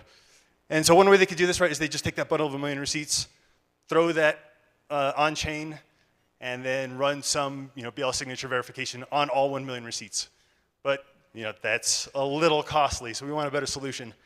And so the solution seems like really well suited for a Snark, right? Basically, we want to take this computation of 1 million different signature verifications, throw it into a Snark that can say, yes, all 1 million of these are valid, total value adds up to the claimed total value, all IDs are unique, and then you get out just one nice little succinct proof with some claimed total value amount. That goes on to chain, and you run your Snark verifier algorithm on chain, and the indexer gets paid. And so let's look a little closer at this problem and why it's interesting. This table here that we're generating, right, this bundle of receipts, we've got a million different receipts. And so whenever we talk about Snarks, there's always this talk of like, okay, what circuits are used to verify your computation and all that type of stuff. So basically our circuit needs to take in, needs to prove 1 million different signature verifications. So initially we're thinking about using BLS signatures. You can maybe say that a BLS signature can be proved with a circuit of size, say 2 to the 8. If you wanted to prove all 1 million of those transactions with this size 2 to the 8 circuit, you could just take the 2 to the 8 circuit, copy and paste it, and then you have some huge size 2 to the 28 circuit that you're going to be using in your Snark to verify and to prove and verify.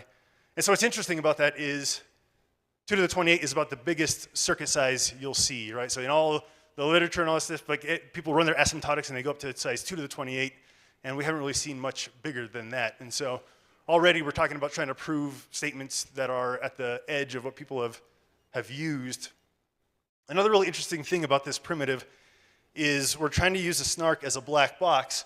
So really we're just trying to get incorporated into this payment channel protocol, and we don't really want to have the Snark impose any extra requirements on the protocol itself, right? We just want the Snark to be this black box.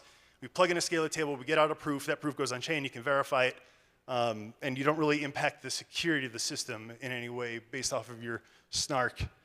And then, yeah, the final thing here, the business side of this, oh yeah, can you make this whole process of proving and verifying cost less than $30? Otherwise, it's not very useful to the indexer. So, thanks. Go. All right, so now we're going. We got our challenge. We're trying to prove this massive table of data and basically prove this massive table of signature verifications. How do we know whenever we're done, right? How do we know that we've succeeded? There's a bunch of different metrics to quantify Snark performance. We use prover time, prover memory, proof size, and verifier compute. So prover time is basically just, it's the amount of time that the prover spends generating their proof, right? So in this case, it's the indexer. The indexer has their big table. They're gonna run this proving algorithm, and it's gonna take them some amount of time to generate that proof.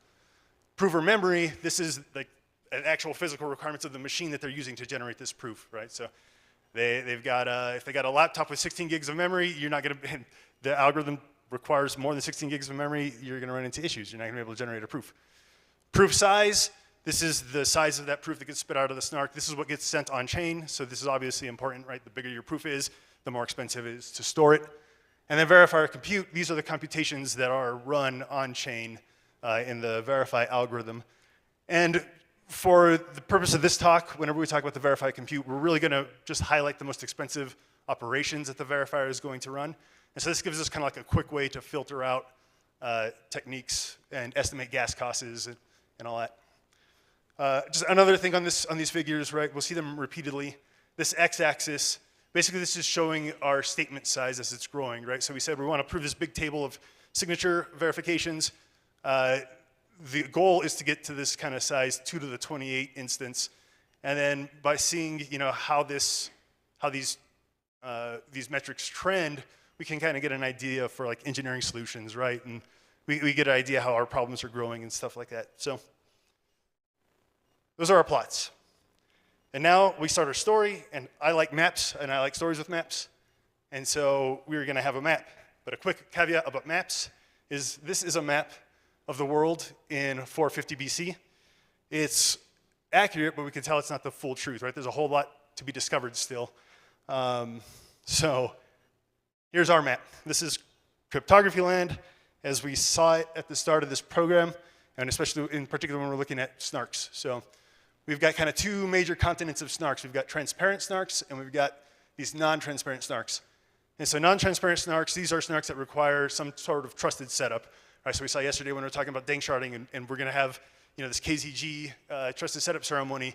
That ceremony is what is required for these non-transparent Snarks. Transparent Snarks, the idea is they don't require this kind of trusted setup ceremony. You can kind of run them out of the box. So that's our map. Now we say, where do we begin, right? How do we start this story? And really, when we started out, we said, okay, one of these unique properties of the problem, it's a black box. Like we said, we don't want the Snark to impose any security requirements on top of the system that we're using. And so when we think about this trusted setup, we can debate how, like, the practical implications of this trusted setup, right? Like, if you only have 2 people running the trusted setup ceremony, you have to trust that both of them are honest. You know, as you increase the number of participants, you know, that level of trust might change. But the point is, you're still making an argument, right? There's still some other additional argument that goes on top of the math of your proving system. And so initially, we said we want this thing to be as black box as possible. We don't want to have to deal with those extra arguments. So we want to start with the transparent Snark. All right, so now knowing that we're going to be using a transparent Snark, where do we go from here? And so we start by looking at our problem statement, and we start trying to find, you know, what's the next best Snark to use. The thing that's unique about this problem statement, right, is it's highly structured. So basically, we're kind of proving the same function, you know, 1,000,000 times. So if we could kind of reuse these circuits, right, maybe we could significantly reduce costs, either proof size, verification time, that type of thing. And so in particular, what we're curious about is we could come up with one circuit, some F circuit, that can be used to prove all of these Snark things for a single row. And so then if we could do that, then could we, you know, generate proofs for each individual row and then somehow like aggregate them all together, and then we get some aggregate proof. And the hope is that an aggregate proof will cost only about the same to verify as verifying this single small proof. So people have been looking in Snarks. You can see where we're kind of going with this. We are going to recursive Snark land. And so in this space, there's a couple of primitives. Halo is one of the big ones that we hear about. And there's talks on it this week. But at a very high level, recursive Snarks, it's kind of like what I was saying, right? We have, the idea is we have a circuit, we want to repeat the computations on that circuit and then kind of like aggregate these proofs together. And the way that recursive Snarks tend to get around this in practice is you take your original circuit, you can like augment it with some Snark verify circuit, so it runs the verify algorithm of your proving system. And then you have some resultant F prime circuit, and then this F prime circuit is kind of what you start chaining together to prove all of your rows. In our case, prove the rows with a scalar table. And the really important thing here is the cost to verify and like the cost in proof size is really only tied to the cost for proving and verifying this one F prime circuit.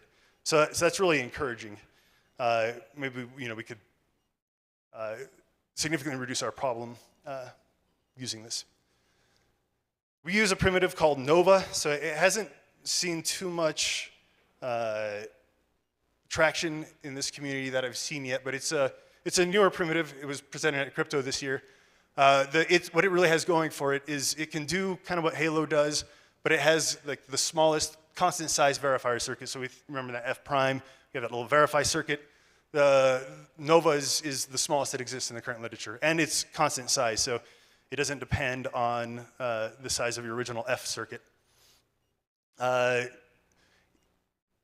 Yeah, just a note, in our case, this F prime circuit ends up being about size 2 to the 15, and so this is this constant proof size, and the verifier work is tied directly to this kind of 2 to the 15. Another interesting thing about Nova is it uses another IOP called Spartan, and what Spartan does, its advantage is it's a very fast prover, and it might still be the fastest prover in the literature. It doesn't use any FFTs, and it also has a relatively efficient verifier. Some more notes about Nova, the actual open source implementation that they have, they've instantiated it with Bulletproof's IPA, so this is kind of like the expensive IPA that people talk about in the literature, or the expensive polynomial commitment scheme. But the idea is, you know, this Bulletproofs is only used for a circuit of this size, so you end up with a Bulletproofs instance on your polynomial commitment. It's tied to this size. And then just another note on their open source implementation, they're using these pasta curves. So similar to Halo, when you're generating these recursive proving systems, you have some like kind of unique mathematical primitives that you got to use.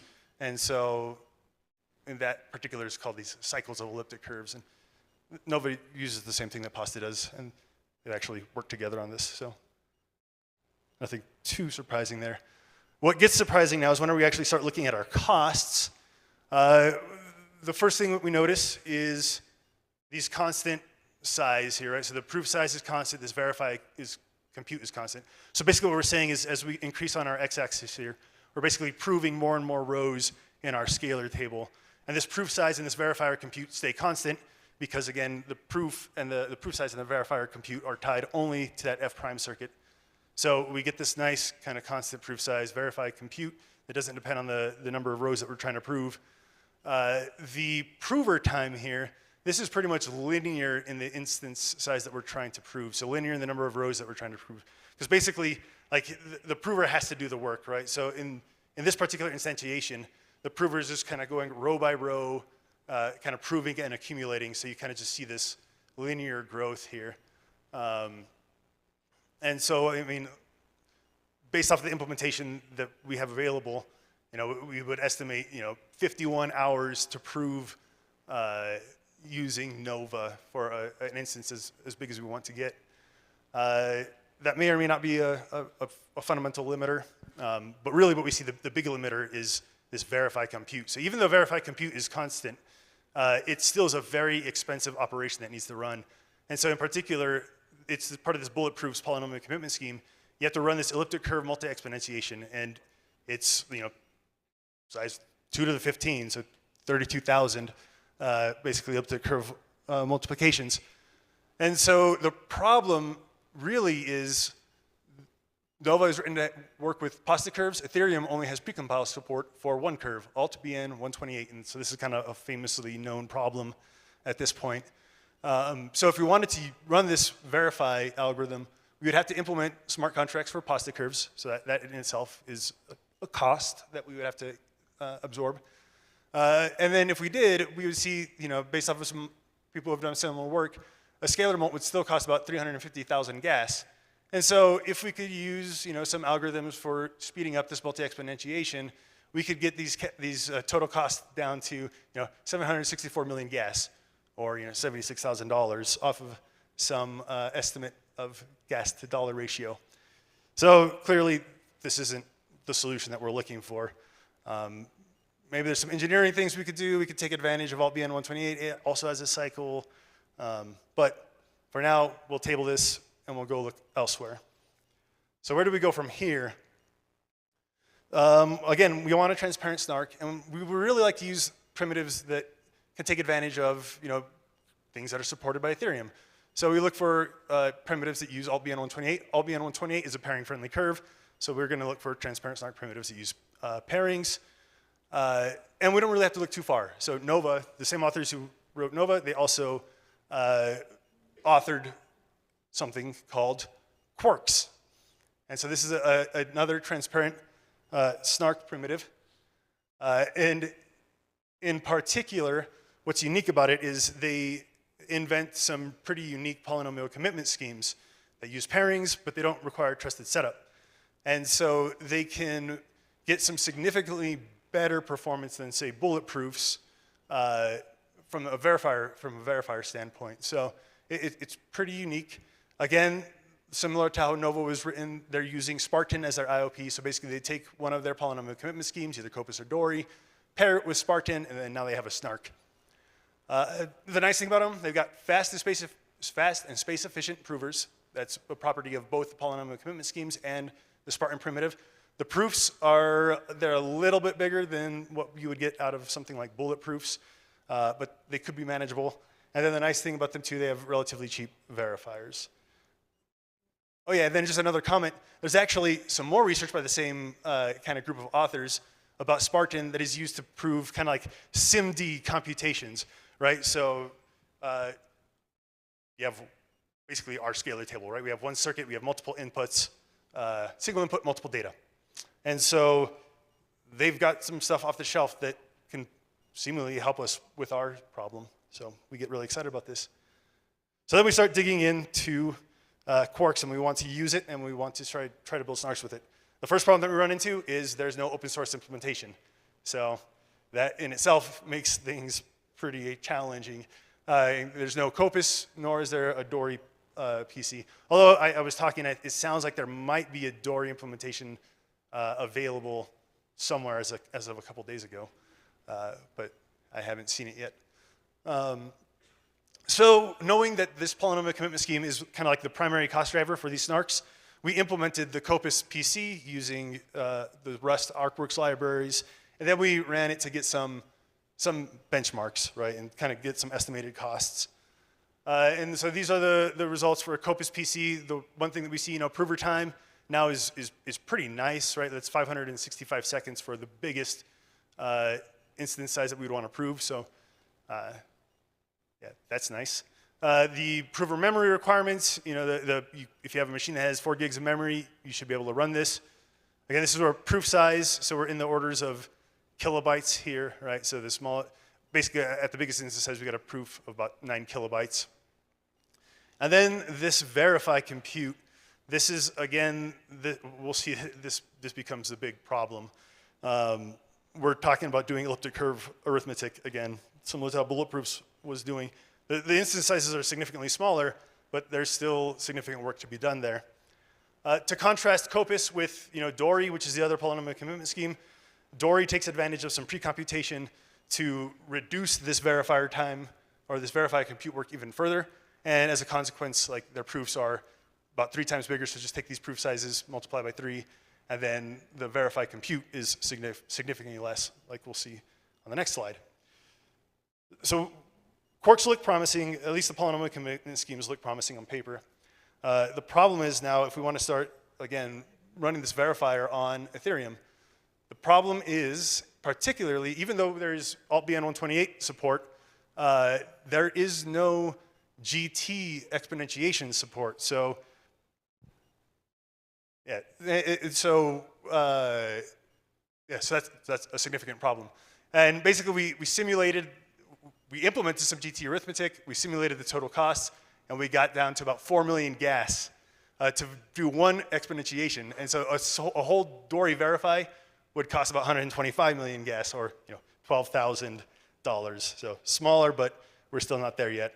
And so now we start asking questions. Where do we go? Do we really want to use a transparent Snark? Let's go see what this Plonk is all about that everybody's using. So, Plonk's very popular. It's got a ton of support. Proofs are small. Verification is the cost is known. And really, what we'll see really importantly is Plonk is supported. The verifier is supported by precompiles in Ethereum. So all of the heavy arithmetic is cheap. So we dig into Plonk. Fortunately, like I said, Plonk is so popular. There's a lot of high-quality open source implementations. There's a lot of high-quality blog posts describing Plonk. And we see the famous small verify compute, small proof size. The problem with Plonk, and this is a known problem too, and this is why everybody is trying to make this prover efficient and trying to optimize circuits, is this prover time and prover memory is expensive. So Plonk needs to run FFTs. FFTs require n log n work, and they are also not space friendly. And so if we try to prove just a raw 2 to the 28 size instance, we're looking at that's 500 minutes. So we're looking at like about 8 hours, and you need about 3 terabytes of memory on your machine to be able to complete a proof of this size. You could do it. You could go to the cloud, rent a GCP instance, and you could get it done for about $200. But you're not going to be able to prove this out of the box. All right, so now we start asking our questions.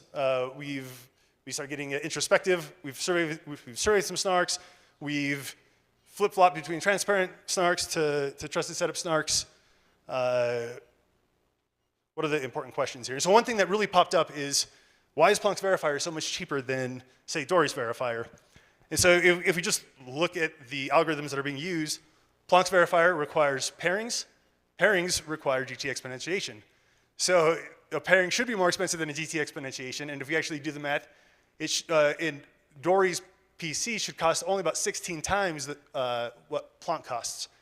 And so that seems like a reasonable trade-off that somebody would be willing to make if they don't have to run a trusted setup. And so the reality is, as we saw, the cost is about 500 times Plonk verifier. And so really it's this pairing check EIP.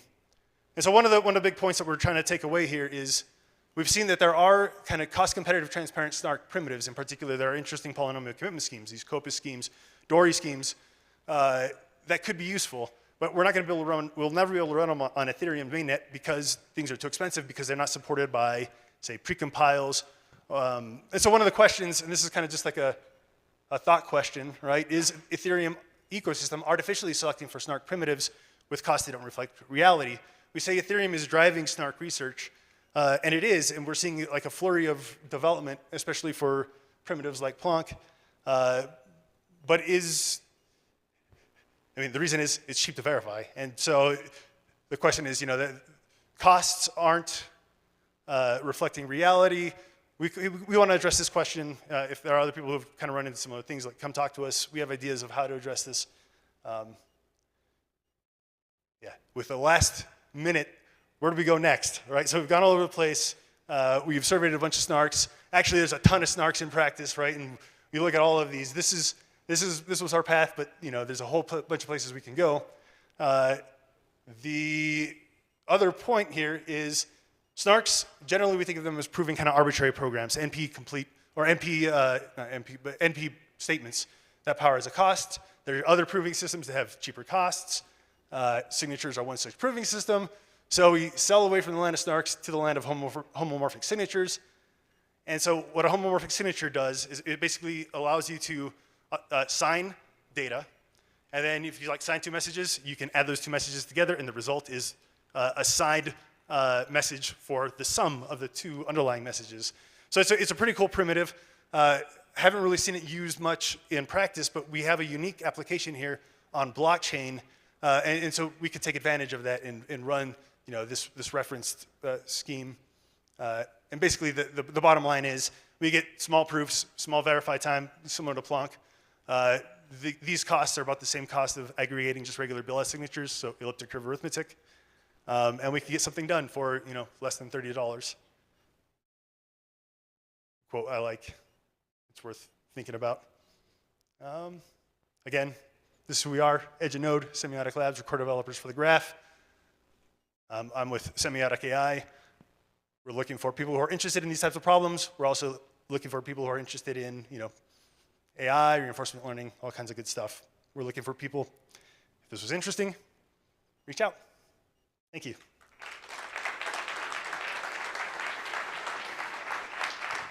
Awesome talk, Savvy. Thank you so much. So if you're interested in talking to Savvy, please meet him outside of the room. Now we'll have 1 hour lunch break, and in 1 hour we'll be back with the famous Carl talking about the Optimism Stack.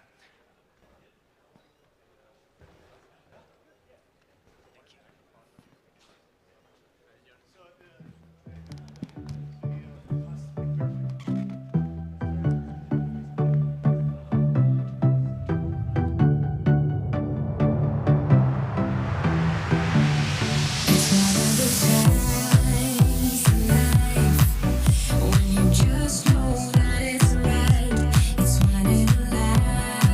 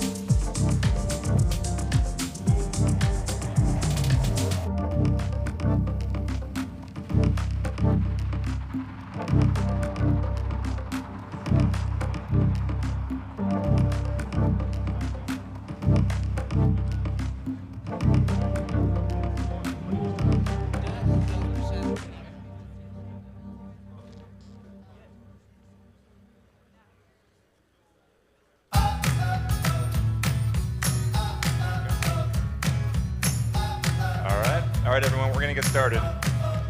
This next presentation is Optimism's OP Stack, and Carl's excited to be here, so I'm going to turn the time right over to him. Let's hear a round of applause.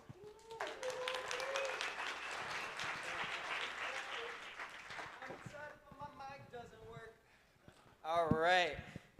Why, hello. Wow, that's so much easier to be loud. Oh my goodness. Okay. So, before we have any slides, I'm just going to tell you a little bit about me. I'm Carl. I'm a contributor to the Optimism Collective. I work at OP Labs. And today we're going to talk about the OP Stack. It is OP. And the superchain, which you will hear once and you will never forget because it is a sticky meme. Sticky meme. Now, well, my slides have arrived just in time, like Uber Eats. Okay. Okay, this is going to be a fun talk, let me tell you. So, as usual, I have a bajillion slides. So, in 2018, we set out, I use we very liberally, we set out to build Plasma Group. Plasma Group was a nonprofit focused on scaling Ethereum with layer 2 technology. We wanted to unlock tons of applications, bajillions of transactions per second. And so, you know, we sailed out on Ethereum cyberspace, following Vitalik's doctrine, following his advice. We knew what to build. And so we went, and in fact, we did some cool stuff. Last DevCon, we introduced optimistic rollup, and we introduced the Unipig, which was like the first implementation, and it was pretty sweet if you do ask me. So, Ethereum, we did good things for Ethereum, public goods. This was open source software. It already got forked immediately, but guess what happened? We could not get funding for it because we were a nonprofit and Ethereum did not have the public goods funding infrastructure that we needed to support the building that we were doing for the public good. No bueno at all. Anyway, so we formed Optimism. And we set out to not only scale Ethereum, but also fund public goods, fund Ethereum public goods, Optimism public goods, build the community, push the community forward. And so that, we did not realize it. We thought it was going to be like 12 people at the, doing Optimism. That was an absolute rabbit hole.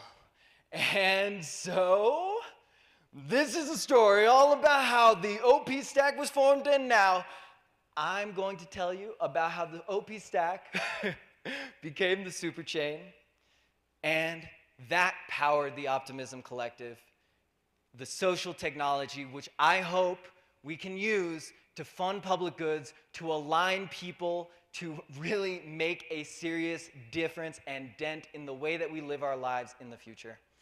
Millions of people, and really billions in my humble opinion, maybe trillions if we go multiplanetary, billions of AI, really more than that, trillions of transactions, actually way more than trillions, that's for sure.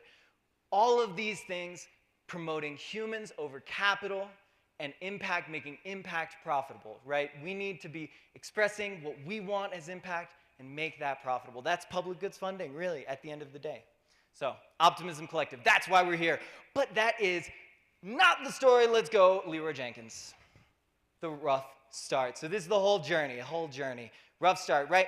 We formed some, terraformed some land in Ethereum cyberspace and, created our little community and built an Ethereum layer 2 that was EVM compatible and, it was pretty cool. But to be honest, it was not easy, not at all. We had built a rollup, we had built a fault proof, but it was complicated. It was hard to maintain. It was difficult to onboard new people. This was not the easy sailing that we thought we were going to do. We're like, yes, we know how to build it. Now let's put it into production. Wow, this is really hard. Really hard. And so, by the grace of Ether's Phoenix, the god of rationalist retroactivity, we happened to be eating dinner and we saw in the back corner of our eye George Hotz, literally the founder of Comma AI, builder of really, really good open source production software. And we're like, George, yo, come through. And it turns out he knows Ethereum and knew Ethereum layer 2. It was pretty insane. So, you know, George, on his little, you know, journey, kind of stopped by our little island, said, you know, what's up? And he looked at our code, and I'm not going to lie, he gave us some, you know, a hard pill to swallow. He said, you have 100 times the lines of code that you actually need for this. 2, every line of code should be worth at least $100. That means the cost of maintaining it, the cost of people learning it, it is expensive to write lines of code, even a comment. And finally, the goal, your goal, should be to upstream to Ethereum and build software that is so simple that it can be standardized and built on top of. That's your goal. And so, to kind of prove his point, he was like, okay, let me take this compiler that you have that was thousands of lines of code, and let me rewrite it and do it right and turn it into 300 lines of code. That was the beginning of the formation of our North Star towards simplicity and standardization. And so, of course, as Geohot does, he left.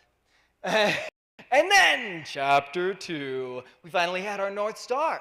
And so we could start measuring progress towards it. We were going to boil our code down to its essence. We were going to reduce our geth diff to less than 1,000 lines of code.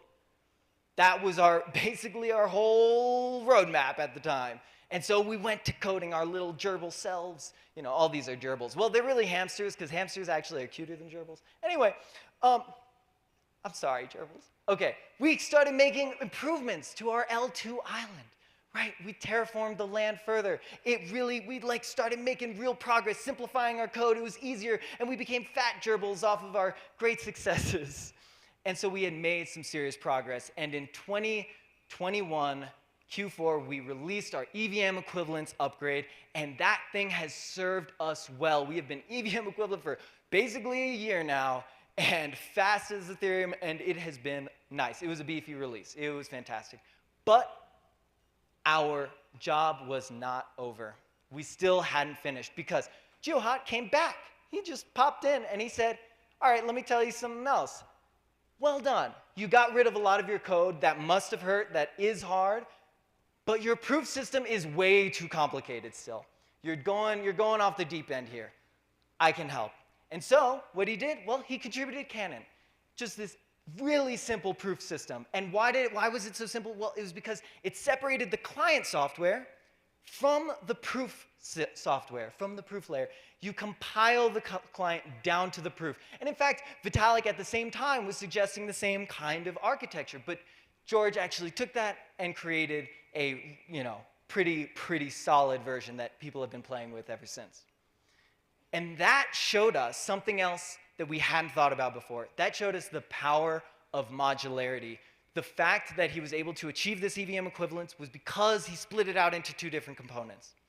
And so, right, EVM equivalent fault proof, less than 4,000 lines of code, the client compiles to the proof, and it showed us that power. Now, we had a North Star, but for our goal of reducing our geth diff down to less than 1,000 lines, now we had a path to achieving it. And so, we also at the same time happened to be listening to some nice Lex Friedman episodes, and this is one of my favorite moments in like every podcast that I've listened to. Basically, it's just this line, is when things are beautifully done, usually there's a well thought out set of abstraction layers. It has the thinking about the problem space, slicing it up, and then going at it, that mentality, it changes the game for software development and architecture. So, you know, he's off again. And next up, the last mile, right? We had just made this 10x line of code reduction, but we still had 5x too many lines of code in Geth. It was crazy. And we still had 10x too many overall.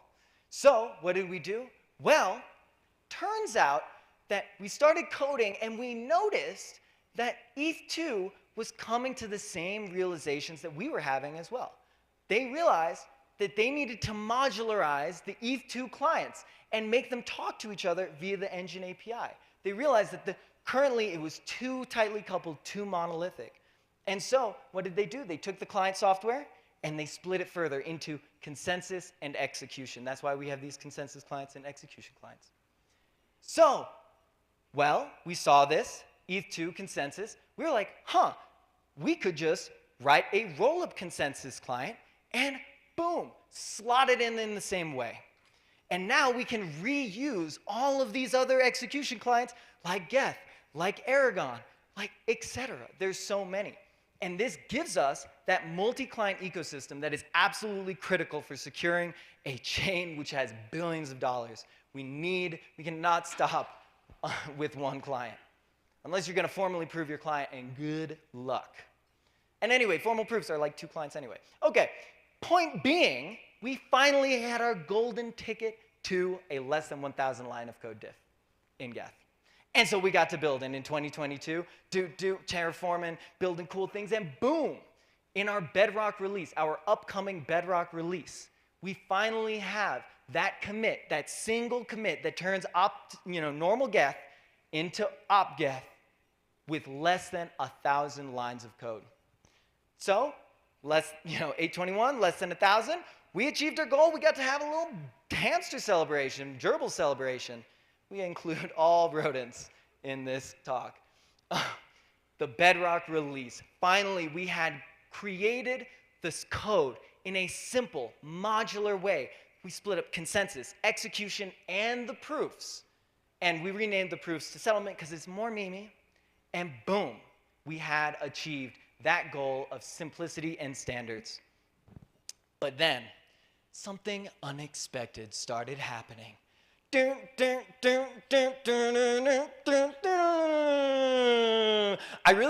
did this from memory. I have not refreshed the actual sound. I just know the sound. Anyway, rat-a-tat-a. Okay, no. We started getting forked literally all over the place. It is absolutely mind-boggling, right?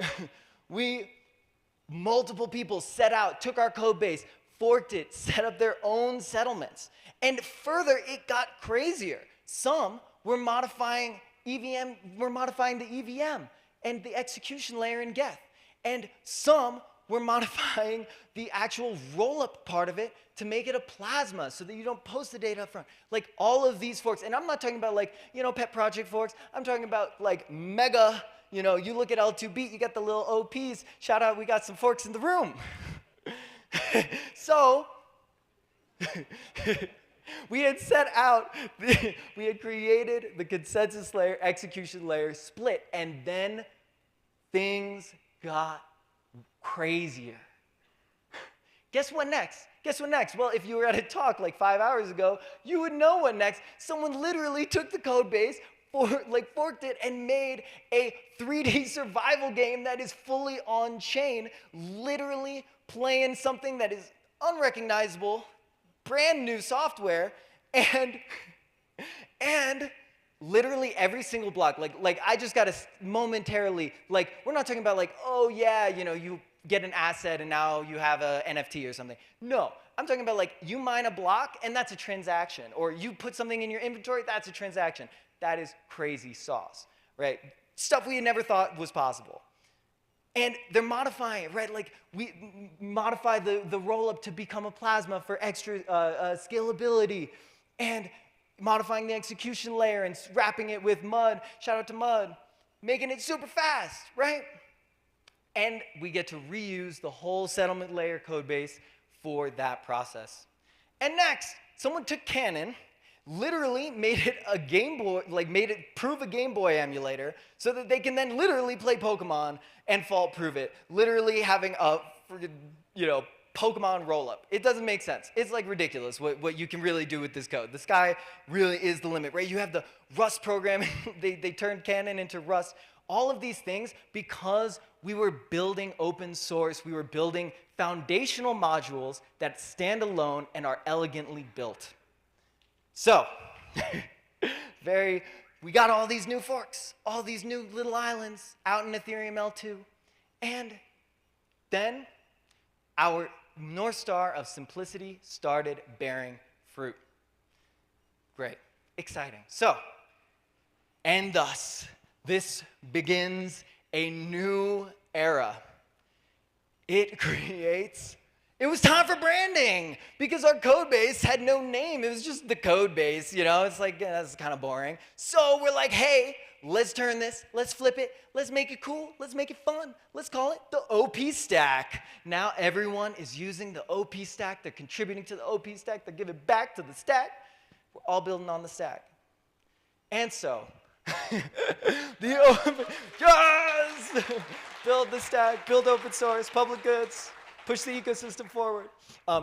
So, the OP Stack, what is it? It's our open source software stack designed to power blockchain ecosystems built for the Optimism Collective.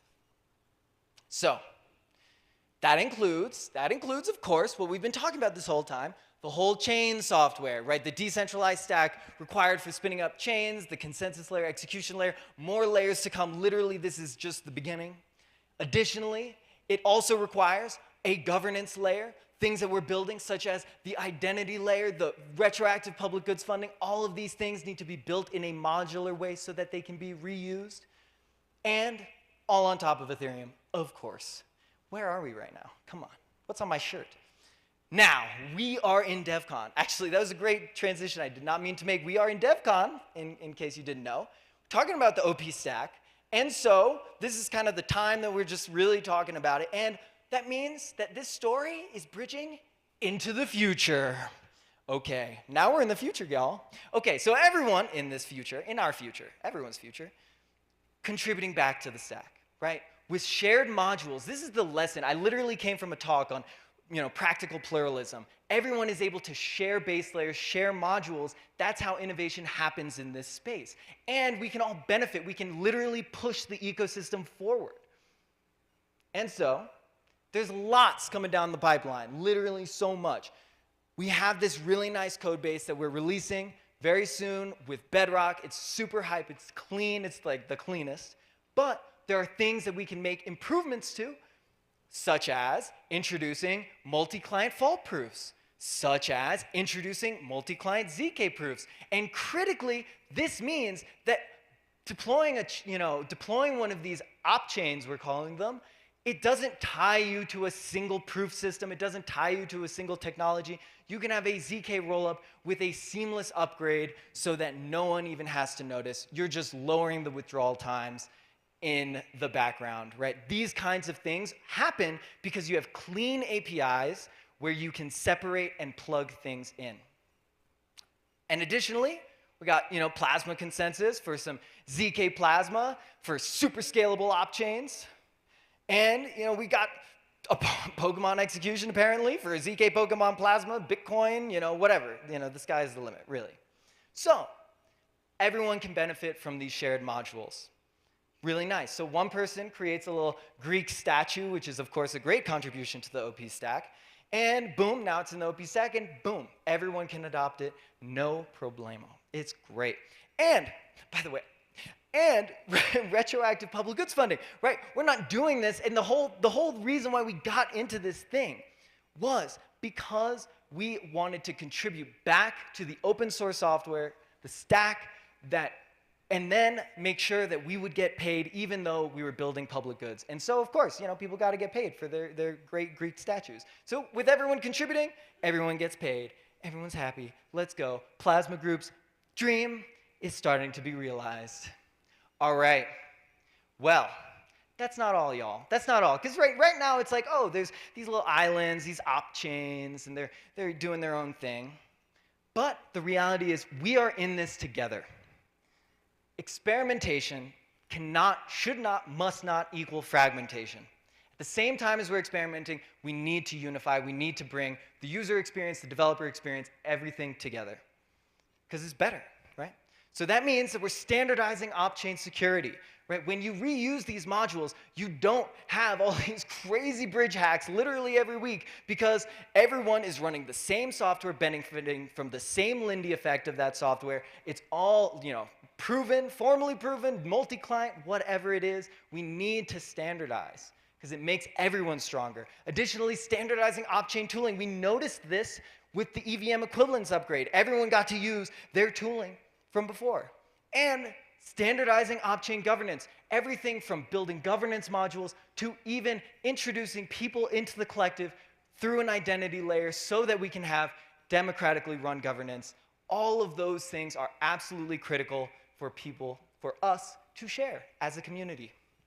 And it's important to note that just because you have two different op-chains does not mean that they cannot communicate atomically with one another, right? You can send a transaction to one op-chain and have a flash loan atomic swap. This is something that is very possible, and it is enabled when everyone is running the same software and even shares a sequencing layer. So no bridging. Bridging is lame. I don't like bridging. I like doing things. That's not a doing thing. That's a doing thing to do a thing. Anyway, that's how we design things. I mean, really, it is actually in some sense.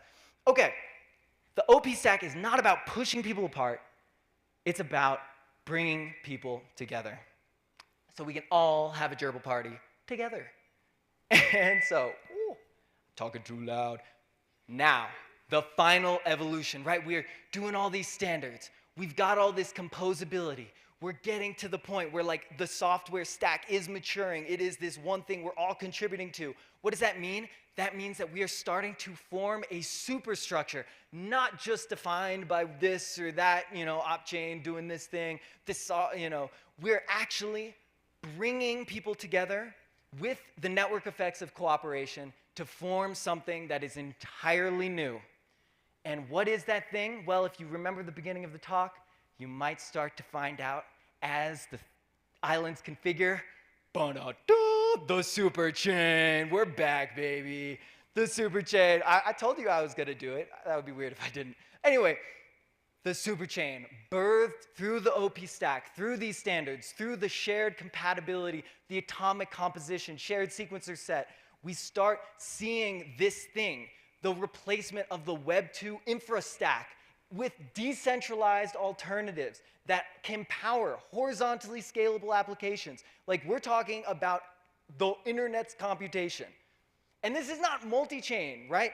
Op-chains are not app chains. Everyone is a part of the collective. We're all part of this network. Additionally, this is not the mono-chain, right? Because at the same time as we're all interconnected, we're also not, the same, right? There is still multiplicity. There's still biodiversity. And it's horizontally scalable. So instead, it's all connected by the same technical and social fabric. It is not the multi-chain. It's not the mono-chain. Tell your friends, y'all. It's a super chain. Let's go. But wait. I just went ham on some tech. Let me just real quick bring it back to why we are here. Because I forget that literally I get so into the tech. It's so much fun. Anyway, but we are here because we are forming new technological social institutions. We are forming the Optimism Collective. Why? We want humans to be valued over capital. We want identity, citizens, etc. We want impact to be profitable. We want to build the Optimism Collective. And just contextualizing this, why now, right? Why is this so critical now? It's because we are entering a new era in the internet and as a species, period, because I'm gonna tell you right now, I'm a species in the internet right now. My life is crazy. So, today, we are living in a world where profit-maximizing corporations, they are the ones that are operating our social public infrastructure, right? I can't post on the internet without going through a privately owned corporation. Also, literally we are confronted daily with global coordination failures, from conflict to biological stuff. Like, it is getting terrifying. And we're doing this in this crazy melting pot world, very misaligned, all while we're about to birth a super intelligence that's going to look at our economy and be like, oh yeah, so the things that we reward in this system is extraction and bad behavior, right? This is terrifying to me. Our future is not guaranteed. We need to build this thing. This is not an isolated problem. So, right, unprecedented times require unprecedented social technology. At the end of the day, blockchain is a social technology.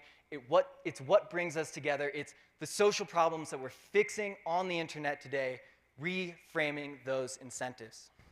So that's why we're building the OP stack as an open source public good, right? We're funding public goods retroactively. We need to be doing this on a massive scale.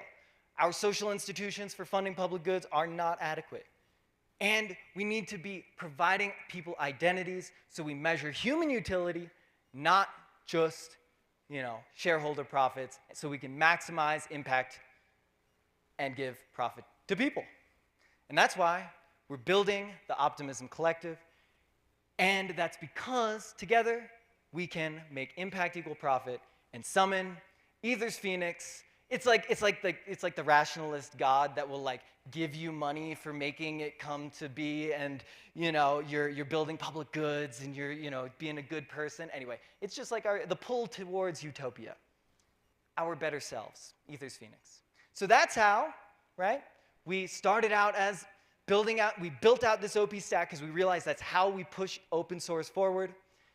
That is going to become the super chain, and that will all power the Optimism Collective, which will align incentives. And y'all, please come contribute, align your incentives with us, and stay optimistic. And thank you very much. All the loves, all the hearts. I'm out of time.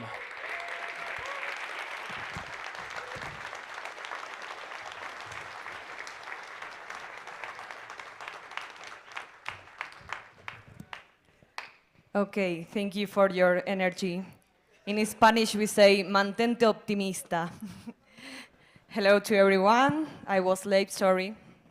And the next talk is about modular rollups theory through the lens of the OP stack. An engine for on-chain games. The speaker is Kelvin Fischer, and he's building the Optimism Collective.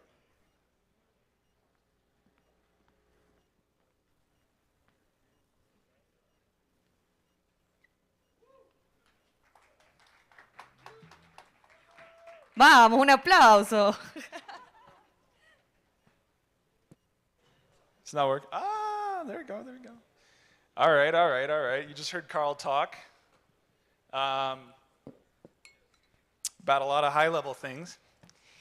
My talk is, unfortunately, the slides don't look like Carl's talk, so it's a little bit different. I want to ground this, what Carl just talked about, in the actual tech behind the OP stack, right? I want to present to you what the OP stack looks like under the hood. I want to present to you the theory of how you build modular blockchains, right? Not just, oh, let's make some charts and let's figure it out and somebody will piece these things together. I want to give concrete APIs and functions that describe the different layers of a system like this, so you can really start to wrap your head around how something like the OP stack works. I'm going to be continuously out of breath because we're like 8,000 feet up in the air. It's really hard to talk. So here you go. Modular rollup theory through the lens of the OP stack, AKA you just watched Carl's talk, and now you want to understand how this whole modular rollup thing actually works. Whew, okay. All right, let's go. We're going to do drawings. We always do silly drawings in these talks, so here we go. First, I want to give some context. So I'm going to be talking about the theory behind modular rollup architecture. The OP stack is a specific software stack that turns this theory into practice, right? This is about taking that theory and turning it into specific software components that you can then use to build modular chains. And I just don't like talking about theory alone. I think theory alone is not very useful unless you ground it. And so I'm going to be using the stack to keep the talk grounded, right? I'm going to be using the abstractions that we came up with in the OP stack to keep things grounded. I'm also going to use TypeScript types to represent things. TypeScript is God tier, don't at me. Here is TypeScript ascending into heaven because truly greatest language of all time. I hope you enjoy. Let's go. All right, so modular rollups 101. Lost the mic. Oh, there we go. We'll get it back. Give some brief history. Back in 2020, everyone was building monolithic rollups. This is what they looked like. Beefcake rollups. Really, absolutely ripped six-pack ab rollups. It was one giant code base, and it was really hard to understand where the separations were and what did data availability mean. Basically, everything was defined and limited by our proof systems, right? So we were like, okay, what is a rollup? Well, an optimistic rollup, we have to build this fault proof. So we're going to build the fault proof, and then we're going to figure out how to make the system work like the EVM inside of a functioning fault proof. And we did that because we had no clue what we were actually doing. We had no clue what rollups really were. This was us. How do we roll up? Who knows? Let's just build something. Oh yeah, that's what we did. Mental models are really, really important. If you don't know what you're building, you're gonna build it wrong.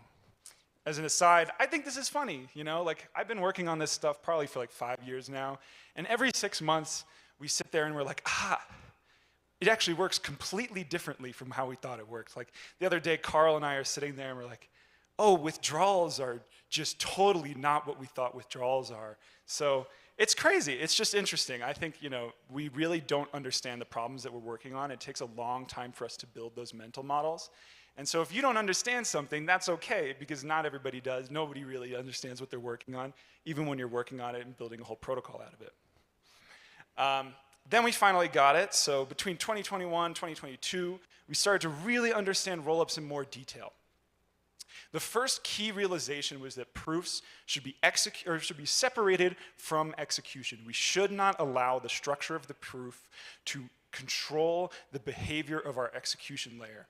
And this was, you know, so here we go, you know, with the power of mental models, I vanquished the monolithic rollups. Oh, Jesus, oh, they got ripped in half, oh no. And so then we got stuff like Optimism's EVM equivalence upgrade, Arbitrum's Nitro upgrade, all the same idea. Let's separate proofs. Let's just run the EVM as built with minimal modifications to make it work like a rollup, and have the proofs be so general that it doesn't matter what you do on the execution layer. You can do whatever you want. All right. Then we also came to realize that we could break out the data availability layer. Right? So, you know, we got a fork and it added a data availability committee. Arbitrum releases Nova with the data availability committee. This is all a realization that we can also separate data availability, right? We can include a different thing that's not Ethereum, and these systems can still work with different security properties. And so rollups were coming modular, right? We start to see this. We generally start to see rollups beginning to break down into 3 primary layers. If you've looked at modular rollups before, because people have been screaming about this for the last year, you kind of understand where it's going. Consensus, execution, settlement, that's the high level idea. But that's the high level, right? Isn't that just modular blockchains? Yeah, in a way. But really, it's about taking the theory of modular blockchains and putting it into practice. It's about saying, okay, let's not just have charts in a blog post that says, well, if you separate it, if you put this, it could be a this thing, and if you put this, it could be a Validium, and whatever. But actually saying, let's define a software stack that makes it possible to put the things together for the average person to not have to build the whole thing from scratch. And it was time to make things official. So this was modular blockchain design and being put into practice, but at the beginning it was very messy and very haphazard, right? People were kind of just ripping things out. They were kind of just tweaking the execution layer and hoping that it worked. There wasn't a formality around it. So you know what time it is. It's formalization time, you know, like loosely formalized, because I never graduated college, so I don't know how to do that. But it's good enough, it's good enough. All right, so here, section 2. Now, the section numbers are completely messed up. I just never got around to fixing it, but whatever. Beep boop, bias warning. I'm going to use the abstractions that we define in the OP stack. I think these abstractions are good. There are other abstractions out there, but I think the OP stack's abstractions are pretty good. So deal with it. I'm going to use those. Like I said, there are 3 primary layers. We got consensus. Inside of consensus, we got 2 things. What we call data availability, you've heard of that before. Derivation, you may not have heard of that before. Then execution, then settlement.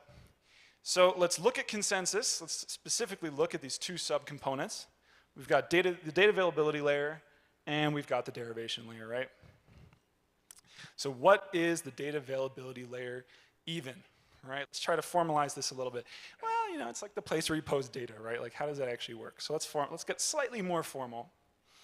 I like to say, and I think a good way to think of the data availability layer is it's an ordered list of blobs. It's just an array of byte strings, right? That's the most abstract way that you can think of the data availability layer. There are certain properties that you might want out of a data availability layer in practice, right? You really want this to be a mostly immutable, append-only list. You want the data to actually be available, but that's an implementation detail of the data availability layer itself. At the highest level, it really just looks like this. It's an array of byte strings. In the context of Ethereum, right, if we look at this, what is that array of byte strings? It's pretty straightforward. It's just every new block.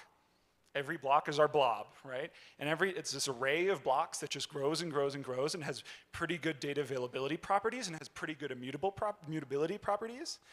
So you can do that. You know, here's whatever, some code of we're pulling the data from L1 blocks. Those are our blobs. Same idea in 4844, except you're looking at the 4844, you know, data sidecar instead of looking at the primary block. Got stuff like Celestia, and you got like a stack of Post-its. Like you could do it with a stack of Post-its if it's like a sufficiently good stack of Post-its. All right, so array of blobs, pretty straightforward. Generally, blobs, blocks. Now let's get into derivation, because derivation is what I think to be one of the more interesting layers in this whole system. At a high level, derivation is taking the data availability layer, and it's understanding what that data means, and it's parsing it. And using that data plus the current state of your layer 2 system, it's producing the inputs to your chain, right? It's producing, for example, I'll get to it, but it can produce transactions. You know, that's sort of the classic example. In our case, we use the engine API. The OP stack uses the engine API. Why the engine API? Yeah, it's like one of these things we're opinionated on, basically. We think, you know, we're, as Optimism, we're building this EVM equivalent optimistic rollup. The Ethereum already standardized the separation between the consensus client and the execution client. It didn't really make much sense to come up with a totally new way of driving execution. You might as well just reuse the same thing because the APIs are there. All right, let's go. So let's formalize this. What does this actually mean? I think this has a relatively simple function signature, and it kind of looks like this. You have this derivation function, and it takes the previous state of your rollup, or your system, it takes the data availability layer, and it's either going to produce a payload for you to execute on the execution layer, or it's going to produce nothing. And it might produce nothing if, let's say you're a rollup, and there just haven't been any new transactions published to layer 1. It might just say, well, I looked at this new block that came in from the data availability layer, and there's nothing new to put into the rollup, so I'm just going to produce nothing.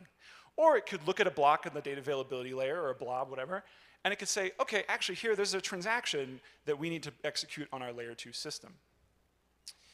So let's make this a little more concrete. Let's look at derivation in Bedrock. We look at data from 3 locations. The number one piece, like the most common place we look for data, is sequencer data posted to a specific address on layer 1. This kind of makes sense. The sequencer collects a bunch of user transactions, compresses it, shoves it onto layer 1, and it posts it onto a specific address, not a contract, interestingly enough. You know, and here's the many, it's actually very complicated if you want to derive this and make it extraordinarily efficient. So it's in multiple files here, but you could make this much simpler if you really wanted to at the expense of gas costs. Then we derive data from a second location, which is deposits sent to the portal contract, which is basically our deposit contract. So when there's a deposit event emitted by the portal contract in a block, we're going to derive a layer 2 deposit transaction. Here's how we do that, right? Whatever. Then the layer 1 block data itself. Every time there's a new layer 1 block, we're going to derive a special transaction on layer 2 that carries the information about that layer 1 block into layer 2, into the layer 2 state. Here's how we do that, whatever. The point is that we can transform all of these different sort of data sources into payloads that get executed on layer 2. And this abstraction is actually really, really powerful, and I want to kind of hammer this in, because if you want to build a rollup, you do what we just talked about, right? You read sequence transactions, you read deposit data, read block data, whatever, but that's not the only thing you can do with this. You can derive data from almost any piece of information that lives on Ethereum or lives on your layer 1 or your data availability layer. So I want to just show you a toy example of something that I think is really cool that you can do with this. Let's say that you had a layer 2 without user transactions, without anything, right? And the only way that you derived these engine payloads was every time there was a Uniswap swap event on layer 1, you derive a transaction on layer 2 that includes the assets and the amounts, right? And you feed that transaction into a smart contract on layer 2 that keeps a running tally of the volumes. That kind of looks like something. Like all of a sudden you have this thing this provable thing that is deriving data from layer 1 and is generating some sort of, state on layer 2, and it kind of looks like an indexer. You can essentially build an entire verifiable indexer as a rollup. Are they just rollups? Who knows? I think indexers are kind of just rollups. People just didn't realize it. There's a lot you can do with this. You can derive layer 2 payloads from anything on layer 1, and you can do so much with that.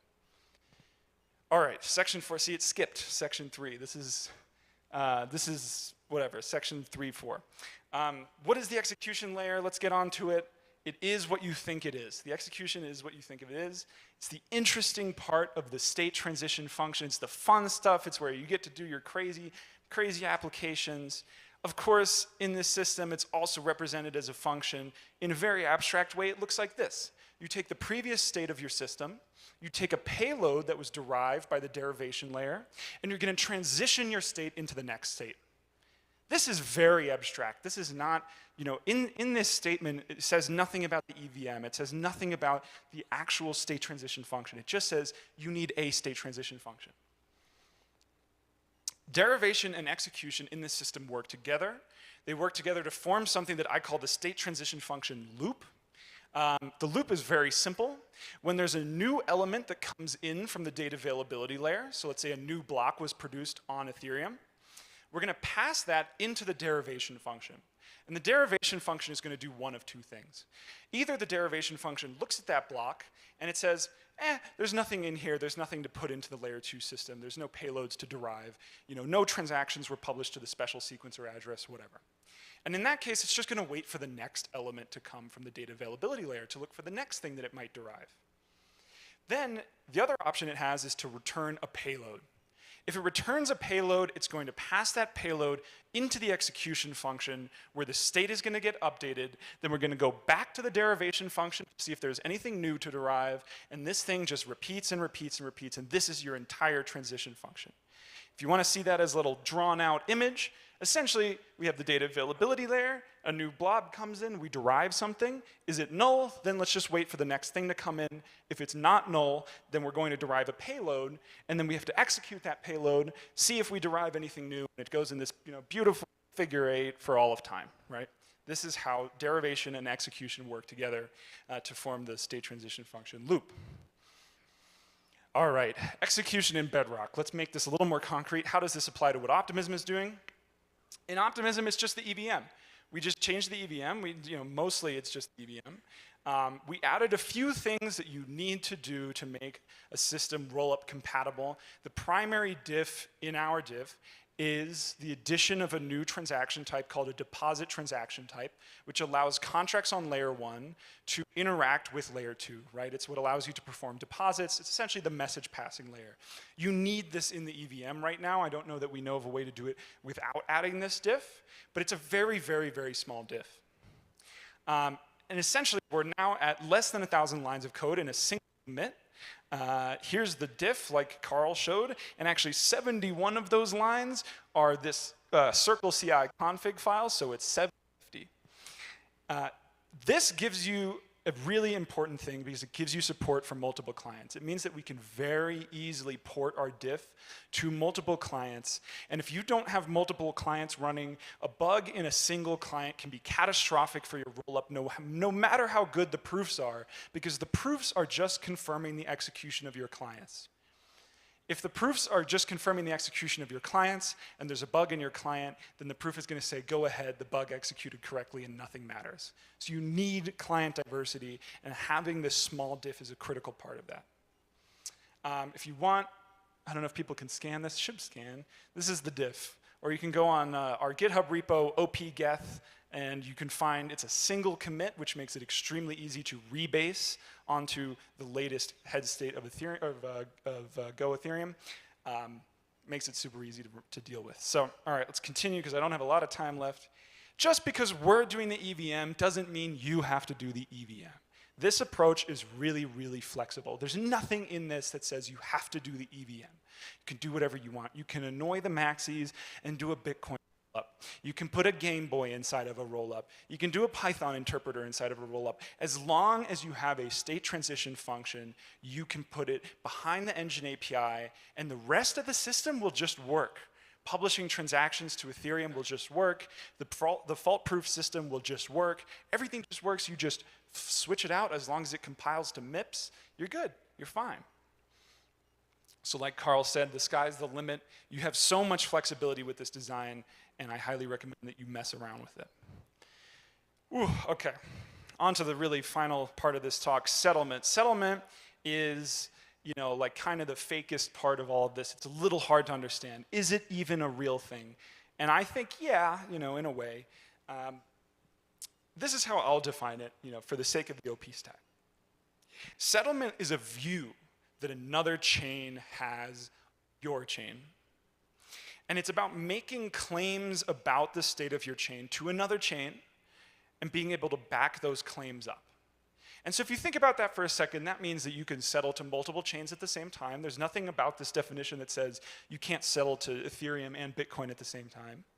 There's nothing about this claim that says you can't have multiple settlement layers, settlement mechanisms to the same chain, right? Because you could be making claims and you could be backing those claims up in different ways. Essentially, it's just about making claims and backing them up. And actually, let me get to that in a second. Well, we'll see, whatever, fine. All right, so you can make all sorts of claims about a system, but the one that you'll find most commonly is making a claim about what we call the state root of the system.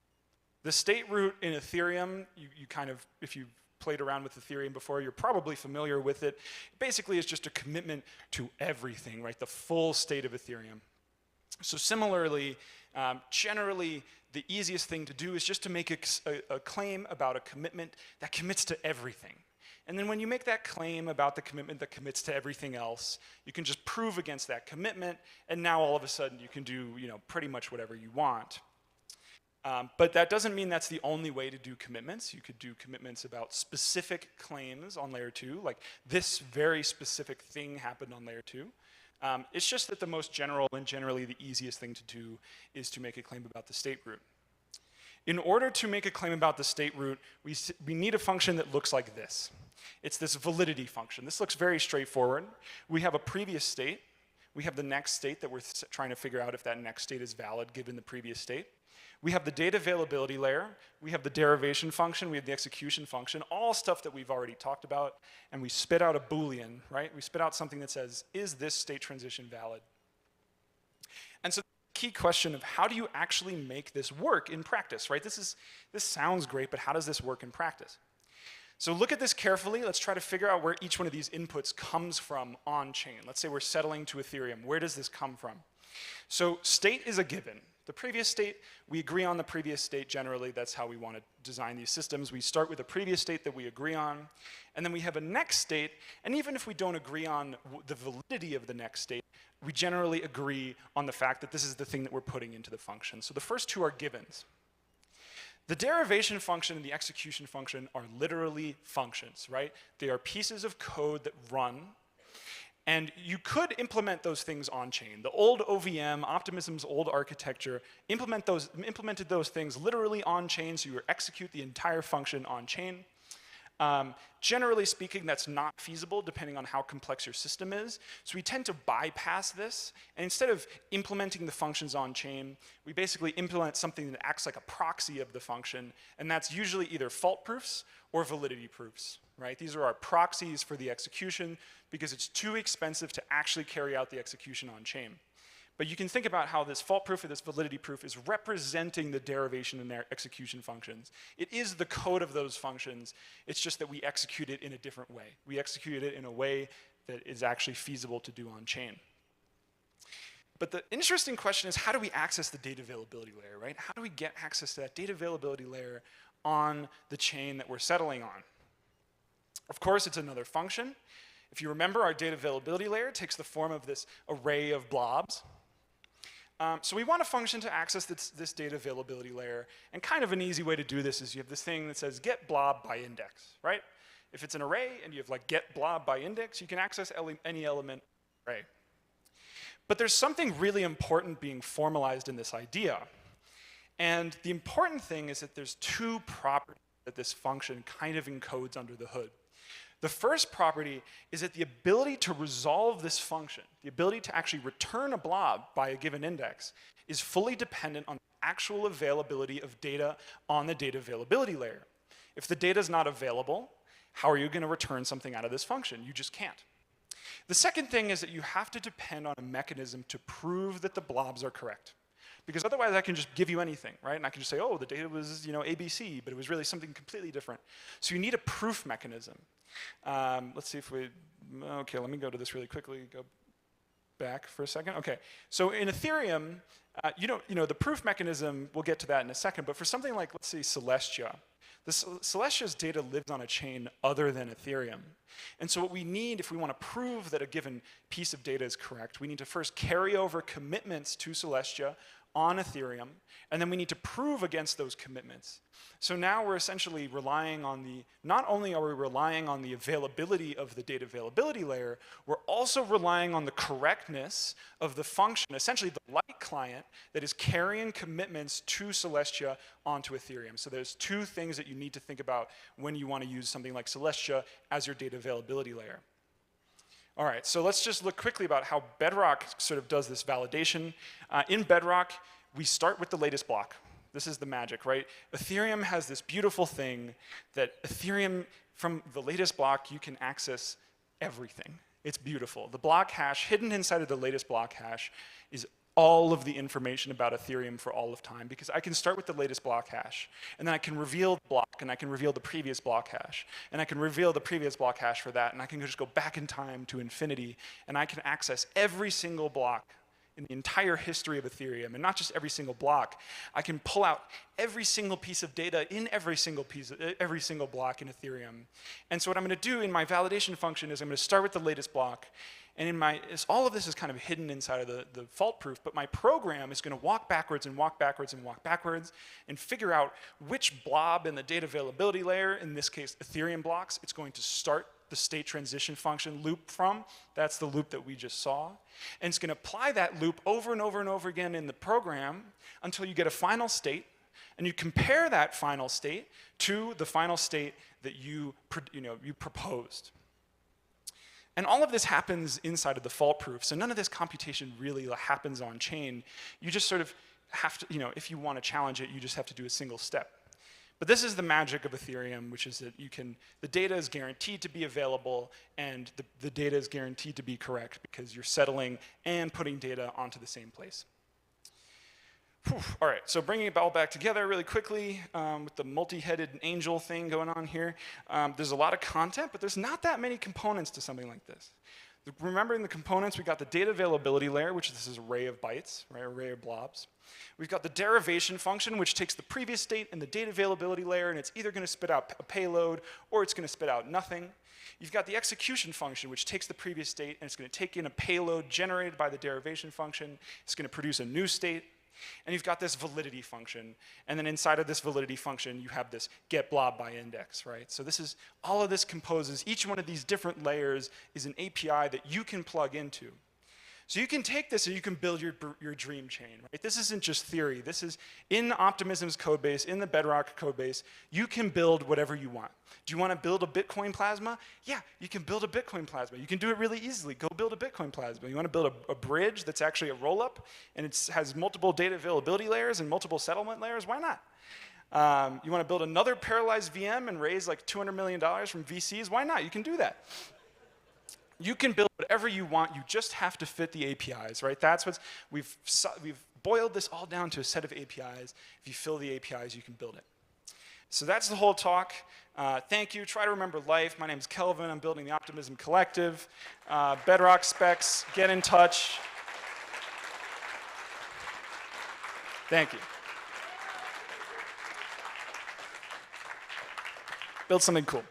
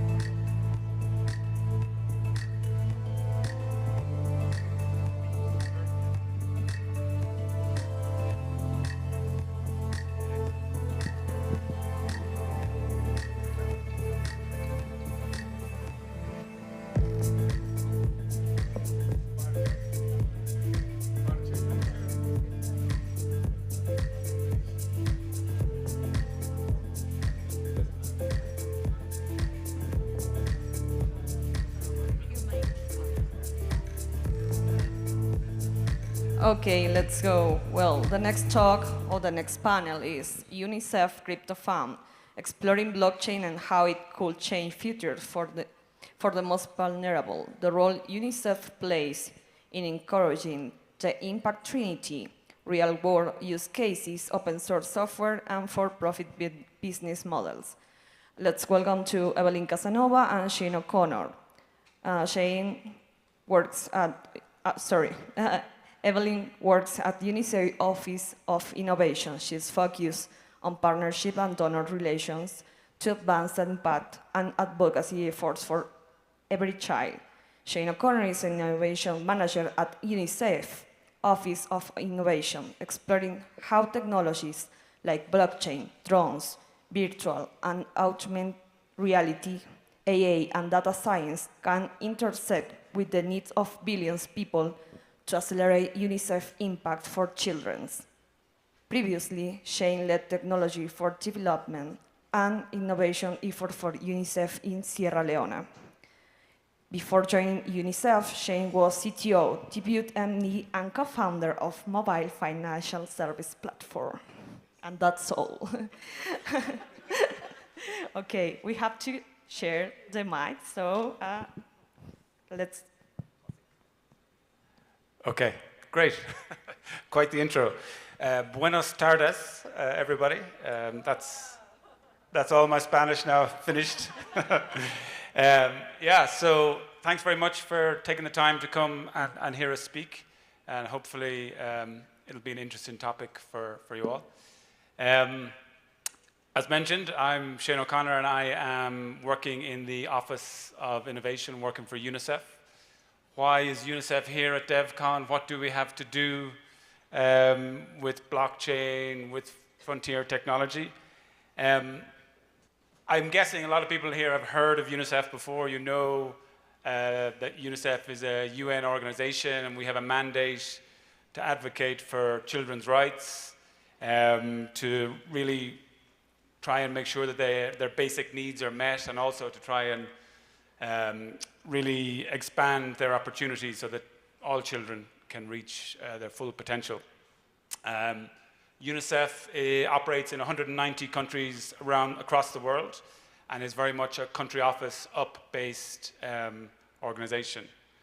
However, we do have an Office of Innovation, and that is where me and my colleagues are based. And really, we're looking at trying to find innovative ways to really help drive UNICEF's programming to deliver results for children across the world. So really looking out at the technologies that are around the world, that are outside of UN, which is important, and really trying to make sure that they can be brought to bear for UNICEF's mandate, and also to kind of generally improve the social impact around the world. Now, even within the Office of Innovation, we have another team, and that is the Ventures team. And I'm part of the Ventures team. And since 2014, the UNICEF Venture Fund has really looked externally for the expertise that we don't have within UNICEF, that maybe doesn't exist within the UN system, to see what's out there in the private sector and see what's out there in the kind of startup ecosystems. And we really look to support frontier technology solutions that we believe can benefit children and the world in general. And you'll see from the slide there where we placed ourselves at the kind of outer edge, focusing on emerging technologies. Some of the areas that we have done work in, drones, augmented reality, we do some work in AI, and of course, today we're here to talk a little bit about the work that we do through the Venture Fund in blockchain and cryptocurrency as well. And in fact, within the Office of Innovation, back in 2019, UNICEF launched a crypto fund, which is unique within the UN system, and you may have heard a little bit of a discussion about it yesterday, but it allows UNICEF to receive, hold, and disperse cryptocurrency, which we think is really cool. It was a first for the United Nations system, and it's something that has is really innovative in the sense of how the UN works, and certainly how UNICEF works. And it's allowed us to really build digital solutions, digital public goods, to be as equitable as possible and open up the access for these tools for human development with a focus on child outcomes. Part of the way the venture fund and the crypto fund operate is that we do thematic technology calls looking for solutions that we can fund to support the work that we're trying to do. One of those cohorts, as we call them, was our blockchain cohort, and this is bringing us on to our 3 panelists here today who are from 3 amazing companies. And I think I can say that we're friends at this stage as well, so that's pretty good. The 3 companies that we're going to hear from today are part of a larger blockchain cohort, and you can see some of the results here just specifically of the blockchain cohort from a venture fund investment round. So without further ado, I don't want to keep talking myself all day. I'm going to introduce our 3 panelists, or rather allow them to introduce themselves. So please, Rumi, would you introduce yourself and your work? Thanks, Shane. I'm Rumi Singh. I'm the co-founder for Rumsen. Our product is called Rahat. It's a blockchain-based open source cash and voucher assistance platform. And we are a company based in Nepal. And our solution is really focused on helping humanitarian organizations strengthen their efforts towards greater financial inclusion, and also supporting beneficiaries by promoting financial freedom and dignity by even letting them use their feature phones as a digital bank, and really helping them get access to the aid that they need the most. With that, I'll probably pass it to Urmia. Thank you so much. Thank you, Shane. And yes, I'm Urmia. I'm the co-founder of Treasure. Treasure is a Web3 plugin for planting trees. It helps developers, users to plant trees and build a greener world. And on the other side, it helps local communities to get supported by planting trees. And I have a background in product design. I'm from Iran, but now I'm a digital nomad. For the last 2 years, I was in Latin America, but my Spanish is still very bad. So, I'm really happy to be a part of UNICEF portfolio companies, and yeah, that's it. I'm gonna talk more about the project later. So yeah, Jose. Thanks. Thanks to you all. My name is Jose Trachtenberg. I'm the co-founder and CEO of Xcapit. We've built a self-custodial wallet, first mobile, in which we bring financial inclusion by developing an end-to-end solution. Mainly we focused on Latin America and the emerging markets. Nowadays we have developed on-off ramps, we have gamified education, we care really much about education. We see that over there, that's the starting point, so as to bring more people on board, and always having in mind and having the purpose of transforming finances into an engine for human well-being. And we started from scratch, and now we are here, so really proud, really excited, and really grateful about sharing this panel. Great, thank you. Yeah, so we at UNICEF feel so lucky to have been able to work with these guys, with their products, and you can hear as they describe, they're all different products, but they all focus on different areas that can really support UNICEF's broader programming. So UNICEF works particularly in health, education, protection, and even social policy for children around the world with host governments. And each of these products and each of these companies have something to add to UNICEF specifically under each Yeah, well, in some of those programmatic areas. So what I'd like to maybe do now for the audience is if we could just get a little bit of, from each of you, from your own perspective of your story of how you came to join UNICEF's venture fund, how you heard about it, why did this journey begin? And I'll start with Rumi first as well, if that's okay. Sure. So I'm from Nepal, and for those of you who don't know, Nepal is on the other side of the globe, and I had a 33-hour journey, and but anyway, so I'm still jet lagged. So Nepal is highly susceptible to natural disasters, so earthquakes, and we are just dealing with monsoon floodings last week, and it's all of these situations are really more intensified because a huge number of the population live in extreme poverty. So getting aid on timely aid efficiently becomes very, very critical. And, but the aid distribution processes are usually very inefficient when it comes to speed, cost, and they're usually very opaque, and that really builds in challenges of potential fraud and mismanagement, and the financial inclusion part as well, because globally we have over 1.7 billion who are unbanked, and getting to them becomes very, very challenging. So when we started our solution, Rahat, we were exploring how we can use blockchain as a solution to really build in efficiencies, really looking at how we can include or create a program or create a process, aid distribution processes that are more inclusive. And applying the opportunity to apply to the venture fund could not have come at a better timing for us, because we really needed that push to build a robust product and also build a very strong business model.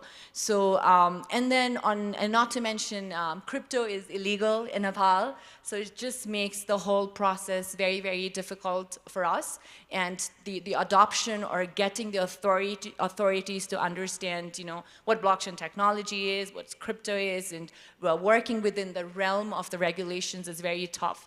So this definitely looked as an opportunity for us to get that foundational credibility to have an organization like the UNICEF Venture Fund support a blockchain solution in a country like Nepal, where it's it's illegal. I mean, crypto is illegal. So we really wanted to get or try and apply for that opportunity. So I'm glad that we made it. It was a very intense process, and we've already started seeing a lot of support and a lot of credibility because of the venture fund support. Thank you. Thank you. Ramia, do you want to tell a little bit about your story of coming into the venture fund, coming to UNICEF? Sure. So when it started, I was in Iran, and also it was a bit after I had started Treasure as a global project, but just in the parentheses, I would mention something that as an Iranian, it's hard to start an impactful project on a global scale, because if you want to build I don't know, even a charity website, something like that, if you want to list it on Apple Store, I don't know, Apple App Store, Google Play Store, or something like that, is impossible because Iran is under sanctions. So the story of Treasure is both a bit personal for me and also about, when I was thinking about how I can make an inclusive impact project for local communities around the world, in Latin America, in Africa, in Middle East, to get rewarded, get incentivized to plant the forests and protect them. It was not possible, even if I wanted to do it. So it was basically with Ethereum that it all started. It was how I actually got into Ethereum, because I found it very interesting about how it can be inclusive, like unlike many of the other technologies. But yeah, regarding the UNICEF cohort, I was in Iran, although I was in the process of going out from Iran. At that time, I learned about UNICEF and the way they support impact projects. It's an equity-free investment next to many, many more important benefits that brings for your project, the mentorships, the network, all the support. And it was like that. It was a, yeah, it was an intensive process, but we finished that. And we are happy that we are part of it right now. And now that we are graduated from the UNICEF cohort, now that I look back, we learned a lot. Like we became, a standard open source project by all those mentorships that we had. We became a certified digital public goods.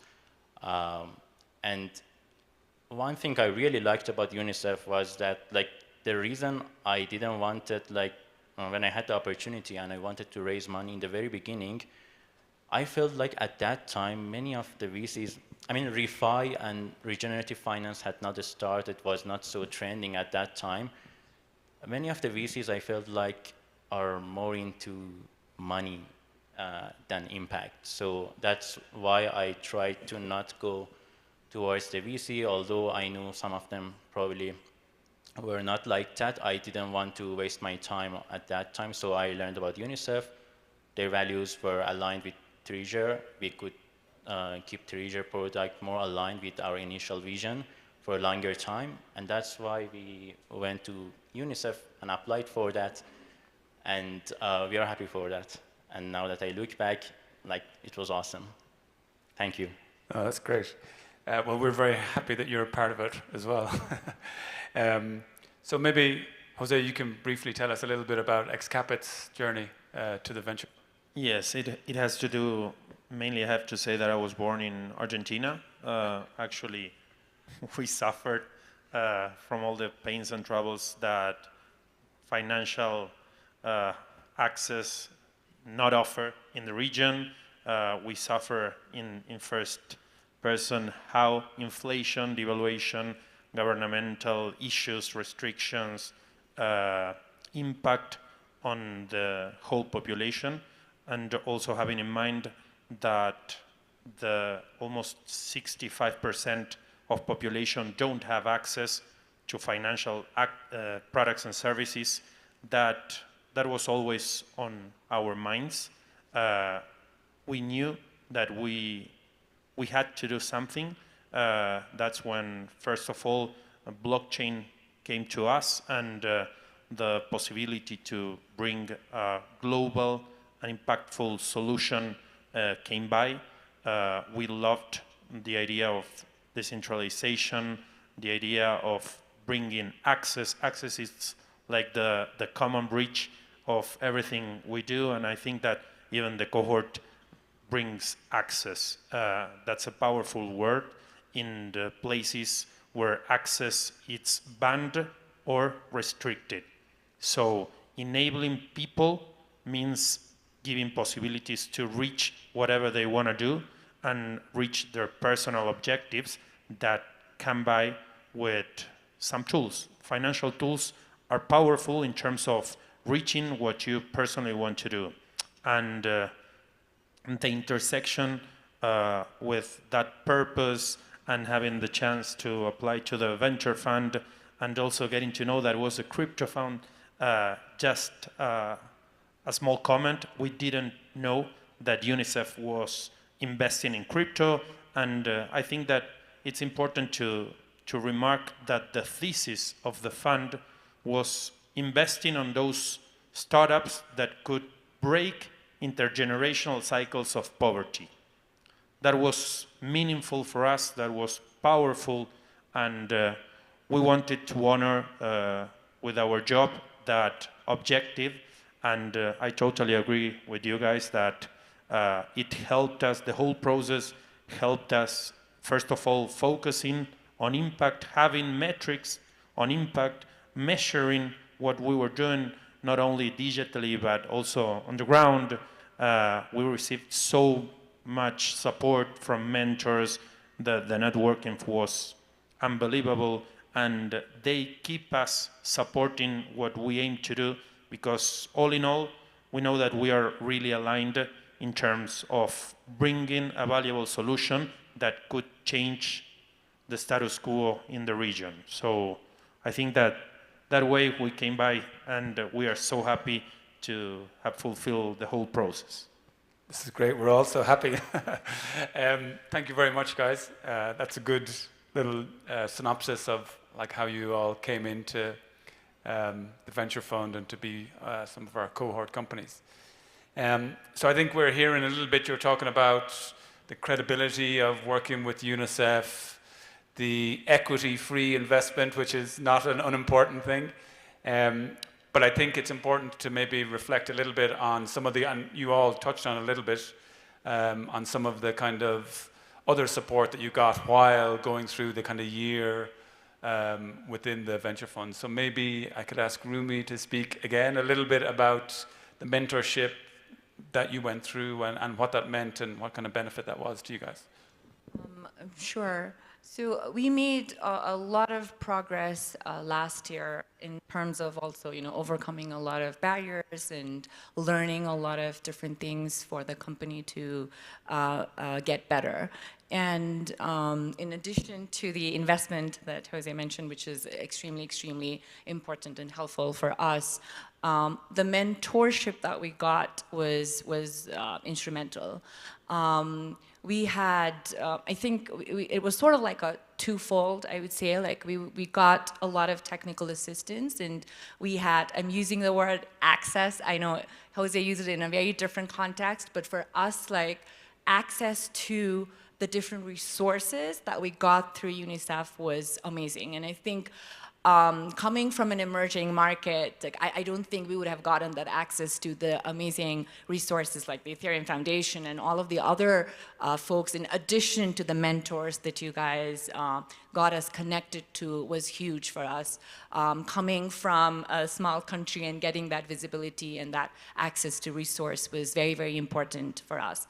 And for the twofold, the second piece, in addition to the technical assistance, was also the mentorship on, the business model and how we can make a greater or a stronger business model for us to sustain. And then again, back to the impact metrics, because we're also a company really focused on impact, and the impact mentorship was also very key for us to really understand, like, how do we position ourselves and how do we look at the impact metrics and how could we try to find follow-on impact investments. So I think that was very, very helpful for us. And the open source piece and the digital public good, like, we were very new to that process, and the UNICEF team literally held our hands to walk us through that path, and now we're a proud registered DPG solution. So that has also been very, very amazing for us. So thank you. Great. There's a lot of mentorship that goes on. I hope that there's also like support as well. The mentorship is almost like the technical, guidance, I suppose. But I hope that there's some support, because I want to kind of pivot over to my next question for Emiya, which is really about some of the challenges that you face. And so you get technical mentorship, but tell us a little bit about some of the challenges that you faced as you tried to, bring about this product for impact in the real world. So there was a lot of challenges. Because especially when you connect the smart contracts to the real world, it's a totally different story. If you are building, I don't know, decentralized exchange or something like that, it's like in a closed loop. You are still in Ethereum. You are just communicating with other smart contracts, even, I don't know if it's a lending protocol, exchange or whatever. Usually the data is like that you need for those smart contracts are on the blockchain. But when you're building something like Treasure, you're connecting with, you're interacting with, the smart contracts interacting with real humans, like they need to provide data. So one side is the technical limitations and some of the shortcomings of the blockchain technology that we have, like civil attacks, like many things that, I mean, the problem of oracles. These things exist, and for many of them, there is no big solution so far, even right now. So that was one side of the challenges that we had. The other side was actually like the challenges that, you know, are there when you want to introduce a high-tech solution to a community that didn't know about it, local communities in rural areas, and they don't need to know about it. You shouldn't force them to know about like blockchain. And it's even better not to mention that they're using blockchain because it makes it complicated, so many new questions. So what we tried to do on this side was to make it so easy for them to use the project. So just to have a recap of the project, we connect donors to local communities who do conservation work, protect forests. The protocol gives a proof of impact in the form of an NFT to the donor, and on the other side, the money goes to the protocol and is managed in a similar way to an escrow system. Whenever they provide updates from the forest, from the trees, a portion of the money is unlocked and goes to their non-custodial wallet, wherever they are.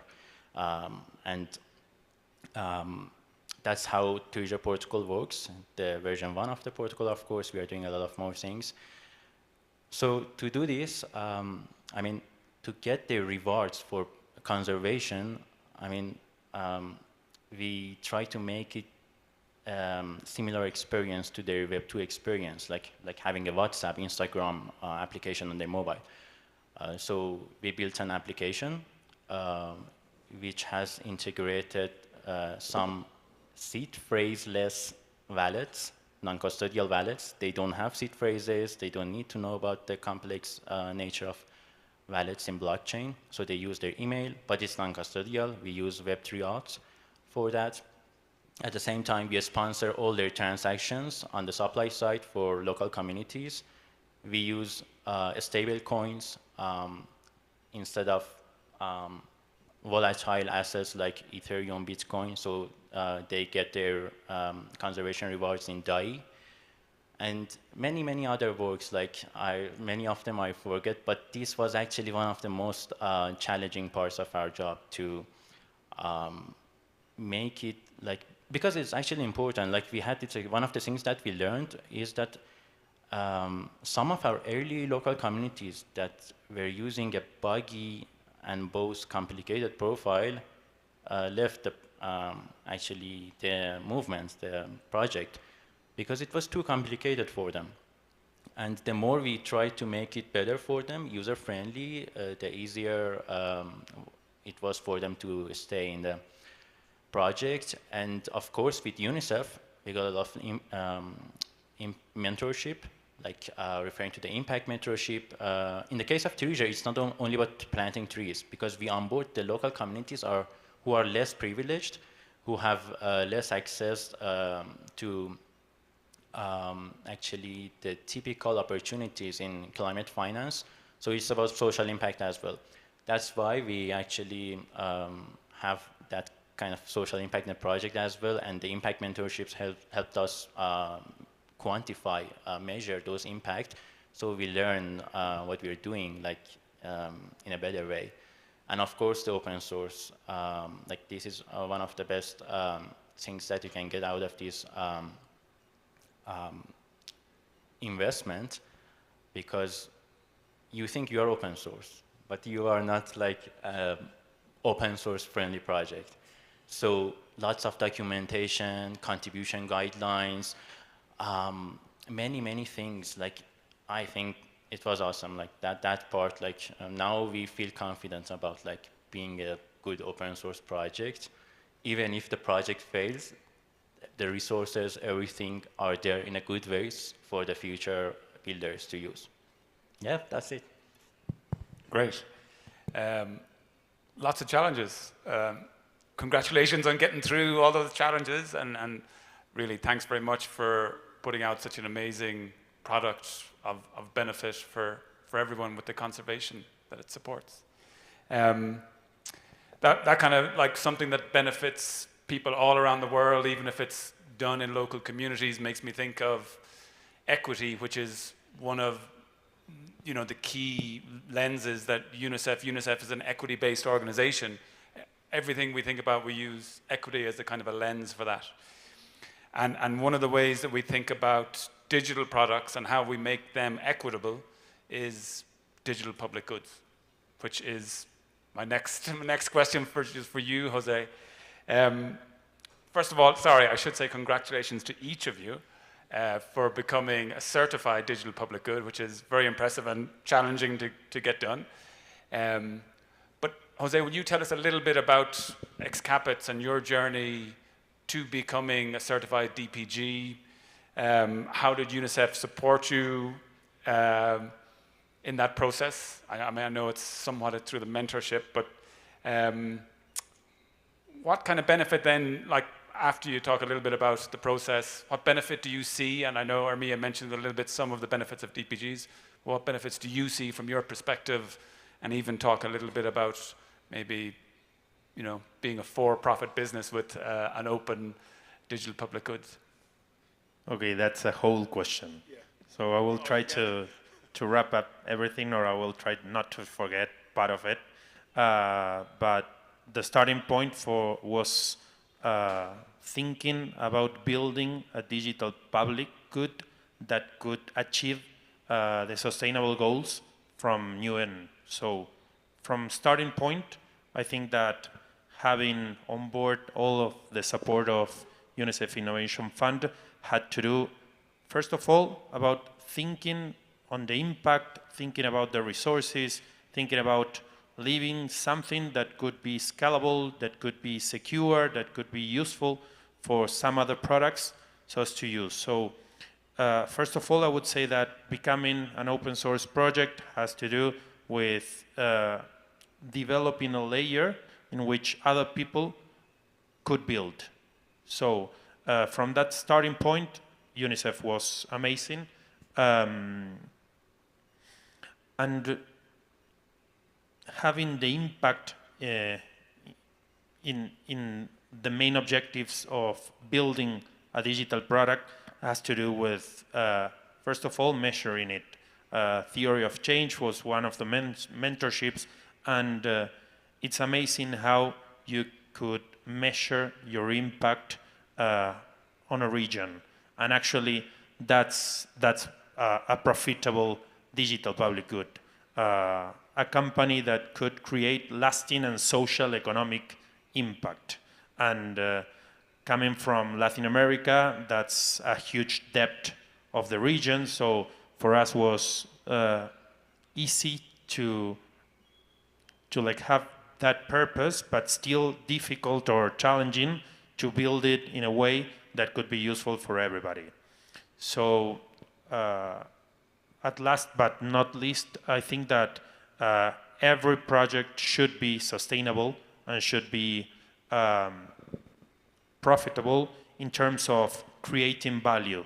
And creating value has much to do not only with revenue or incomes, but having these things in mind. If you could align your project so as to build it with values and having in front people that have needs, and if you could fulfill those needs through a technological solution, that's great. And just to mention some objectives of digital public good, we have no poverty, gender equality, quality education, no poverty. Those are like huge North Stars to have. And an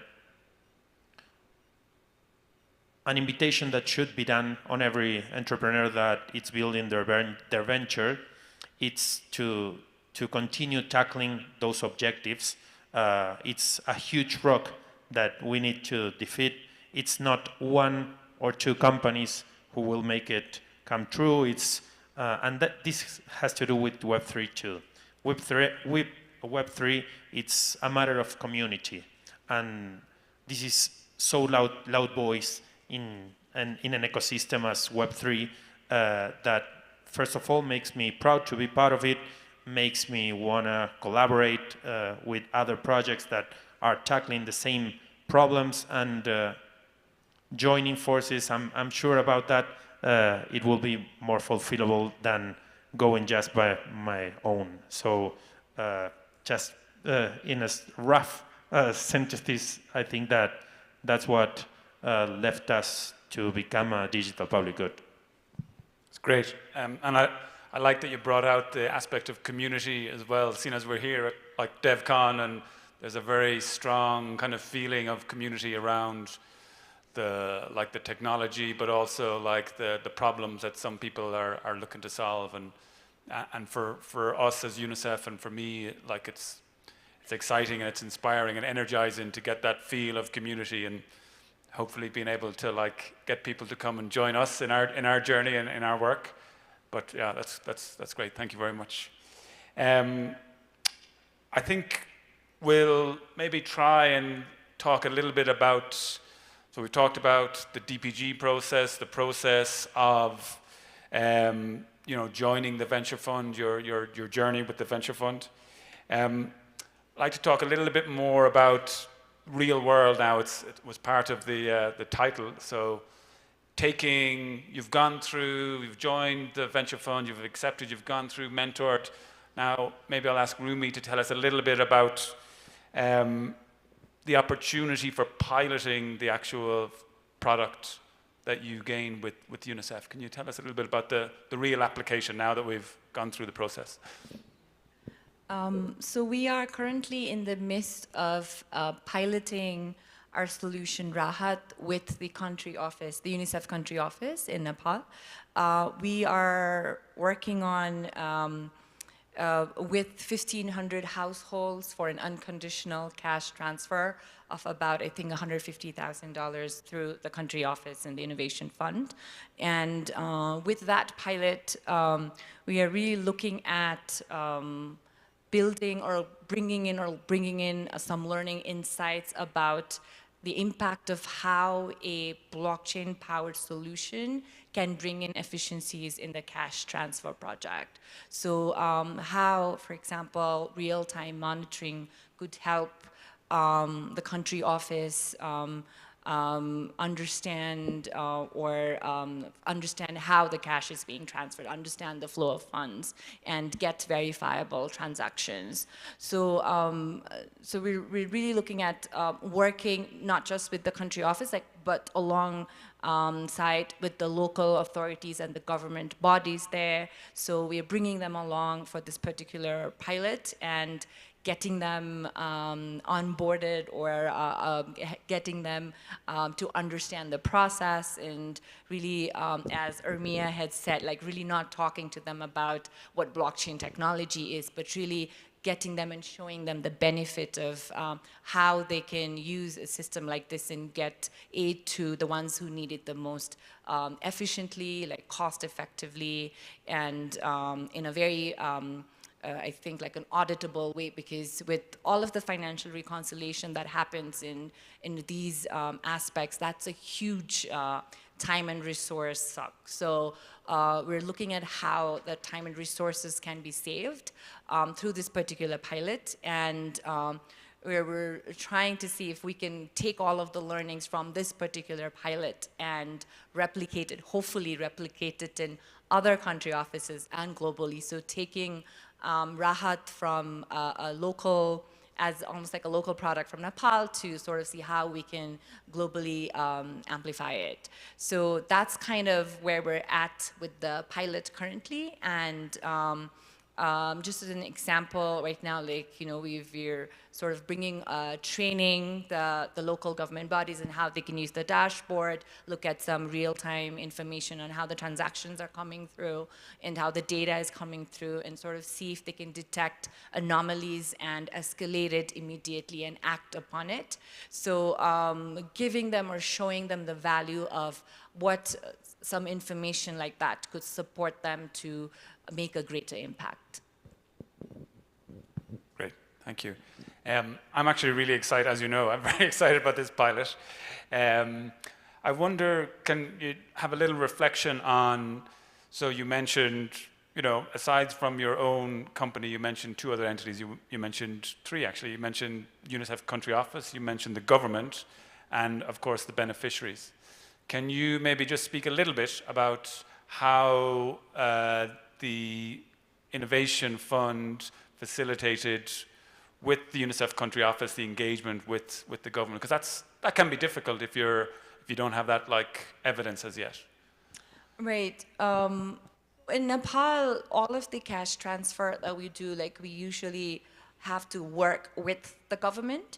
So there's definitely the piece of onboarding them to understand, for them to understand and be open to it. So again, because crypto is illegal, getting that or making them to understand the difference, and that was definitely a little bit of a hurdle. But with the right concept and the right understanding with the Innovation Fund and the country office, we were able to have a number of conversations with the local government.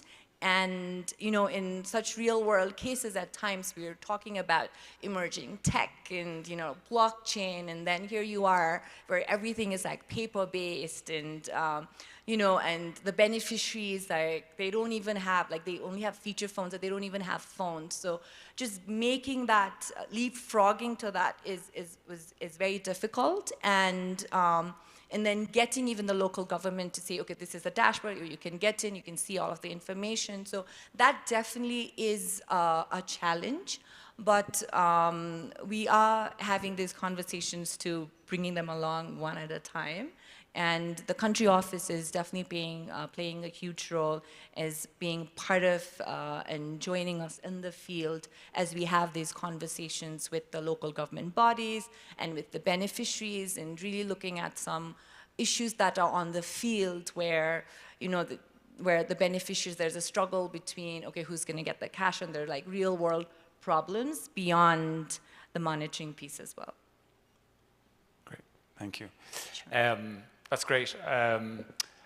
I'd actually love to talk more about this particular topic, and I really, one thing I want to point out, cash-based transfers is a huge programmatic tool to basically get funds, get currency, get money directly to the beneficiaries, which is, I've seen it in action, and it's really hugely effective, efficient, and important. And we heard someone speak a little bit about subtraction yesterday in the opening ceremonies, and I feel, I would love to speak more about it, but I feel that cash-based transfers and using technologies to really speed them up and facilitate them kind of speaks to that subtraction. So thank you very much, and thanks for the great work that you're doing.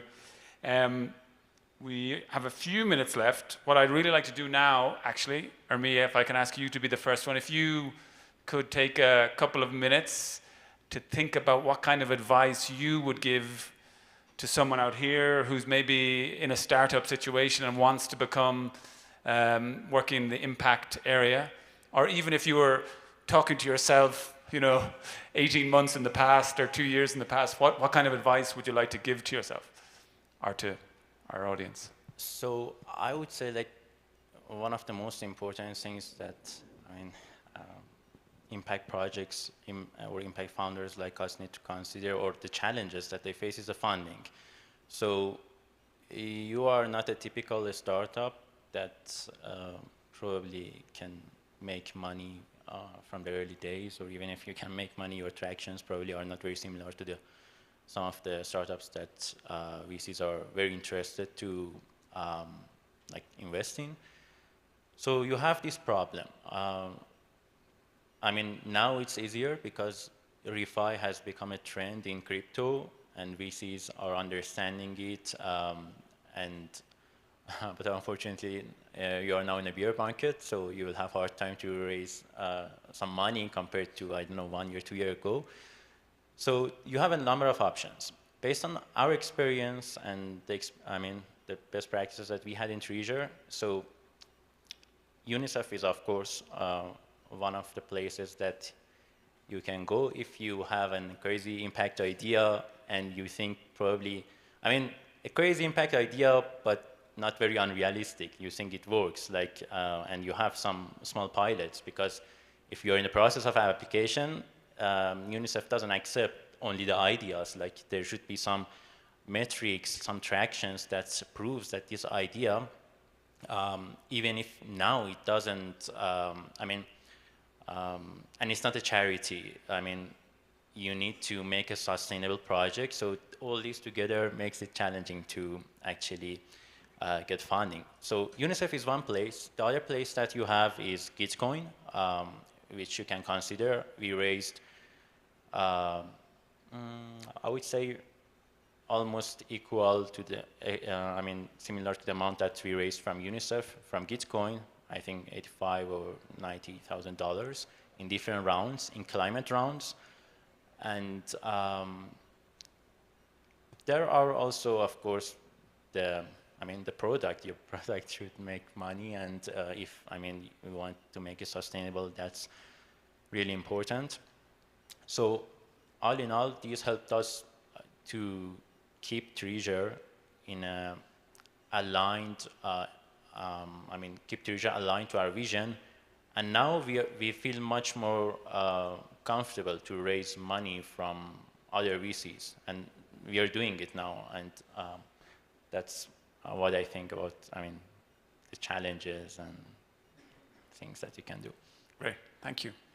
Okay, Jose, from your experienced position now, what advice would you like to impart on early stage startups wanting to get in to kind of follow the great example that you guys have given? I would say impact should be in the roadmap as the essential path. I would say that, and I will just share a small myth that I had before we were selected, and it was kind of the spirit of the program.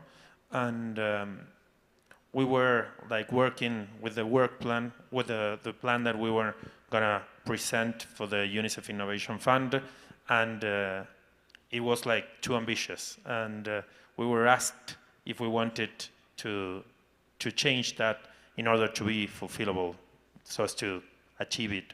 And our spirit was, let's make the ambitious possible, and that had to do with the spirit of what kept us not sleeping, what kept us working through the whole journey. What I mean to say, it's great to have huge objectives in mind.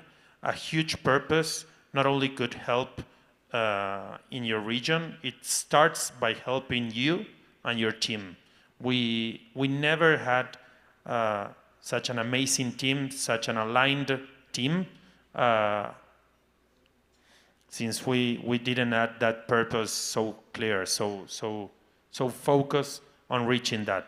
So I strongly recommend, if that's possible, for the ones who are trying to follow that path of impact and becoming a startup that could create some change in your region, have a great dream, afterwards have a great purpose, share it with valuable people, and count on the support of UNICEF in this case, that will make this harder at first because it's challenging, but afterwards it start paying and will continue to pay time after time.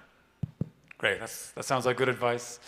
Rumi, you give me your advice in 1 minute, please. Sure, yes. I just wanted to get on, I just took Jose's point about they make it harder in the beginning, because when we applied, And we had to do this full-fledged work plan, and as soon as I submitted, I just looked back at my team and I was like, I don't know if we're getting this investment, but I think we're set. We have a whole roadmap and a plan and a purpose and a focus all set, so I think that is key to have that process in tight. And I think I completely agree with Jose about that can really set the stage and how the team work and the team is set to do that as well. So I think that's definitely very, very helpful. I think the one last thing that I would add is I felt like for us, the non-tech challenges have also been very, very high. And I think it's very important to design for, like non-utopian conditions. So we are looking at the real world problems and not just working in a bubble. So I think that's very, very important. So I'll pause at that. Perfect. Thank you very much. Guys, can I ask you for a round of applause for our 3 great companies? And thank you so much for the great work. Now, how can you join us? All the impact startups are out there. I hope you've been inspired by hearing the great work from our 3 panelists here.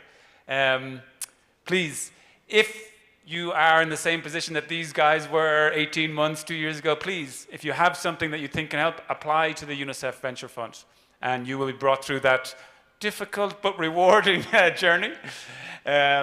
We're also looking for people to partner with us, and you could also, if you have spare time, spare expertise, you could join the mentoring process that we have for the next round of venture fund companies. And finally, with the last 15 seconds, I'll say if you have a little bit of spare ETH or some spare money, you can certainly contribute to our fund as well, and you can be guaranteed that it will go towards impactful projects like what we have up here on stage. I have 2 seconds left, so thank you very much, everybody. I hope you've enjoyed the panel. If you have any questions for us, please come up and be happy to speak to you outside or later. Thank you.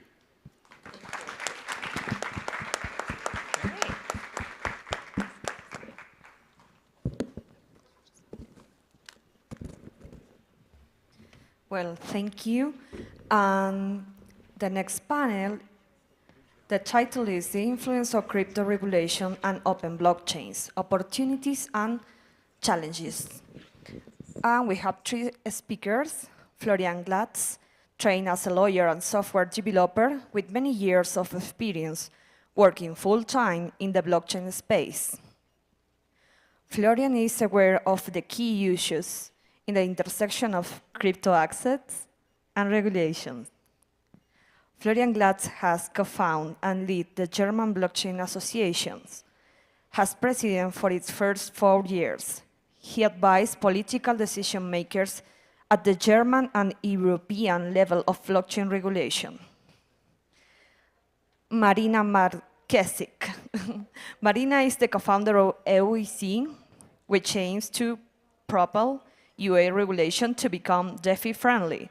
Since 2017, Marina has been advising crypto projects on governance and legal matters with focus on decentralization.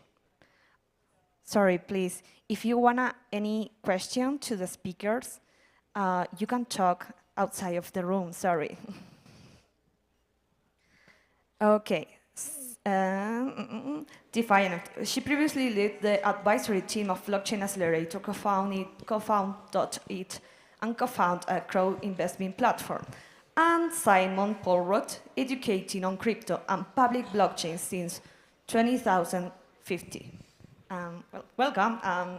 Please give it up to the speakers.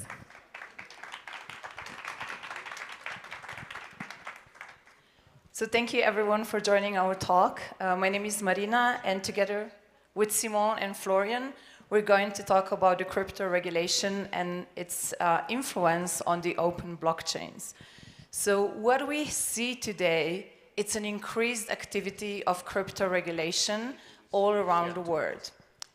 Okay. Sorry. We'll just wait for 2 minutes because the counter then starts.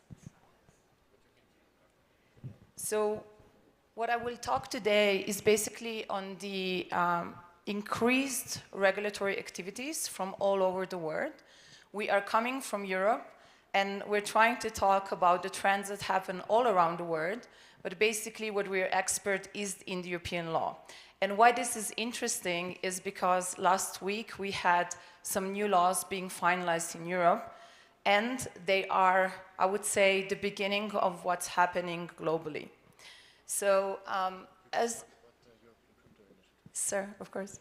So, Florian, Simon, and I started the European Crypto Initiative, which is a non-profit based in Brussels, exactly 2 years ago, when the first crypto assets draft for markets in crypto assets regulation has been issued. So basically this has been leaked, and we have seen it online, and we said we should do something about it. So immediately in the next week, we basically started talking to the regulators about this topic.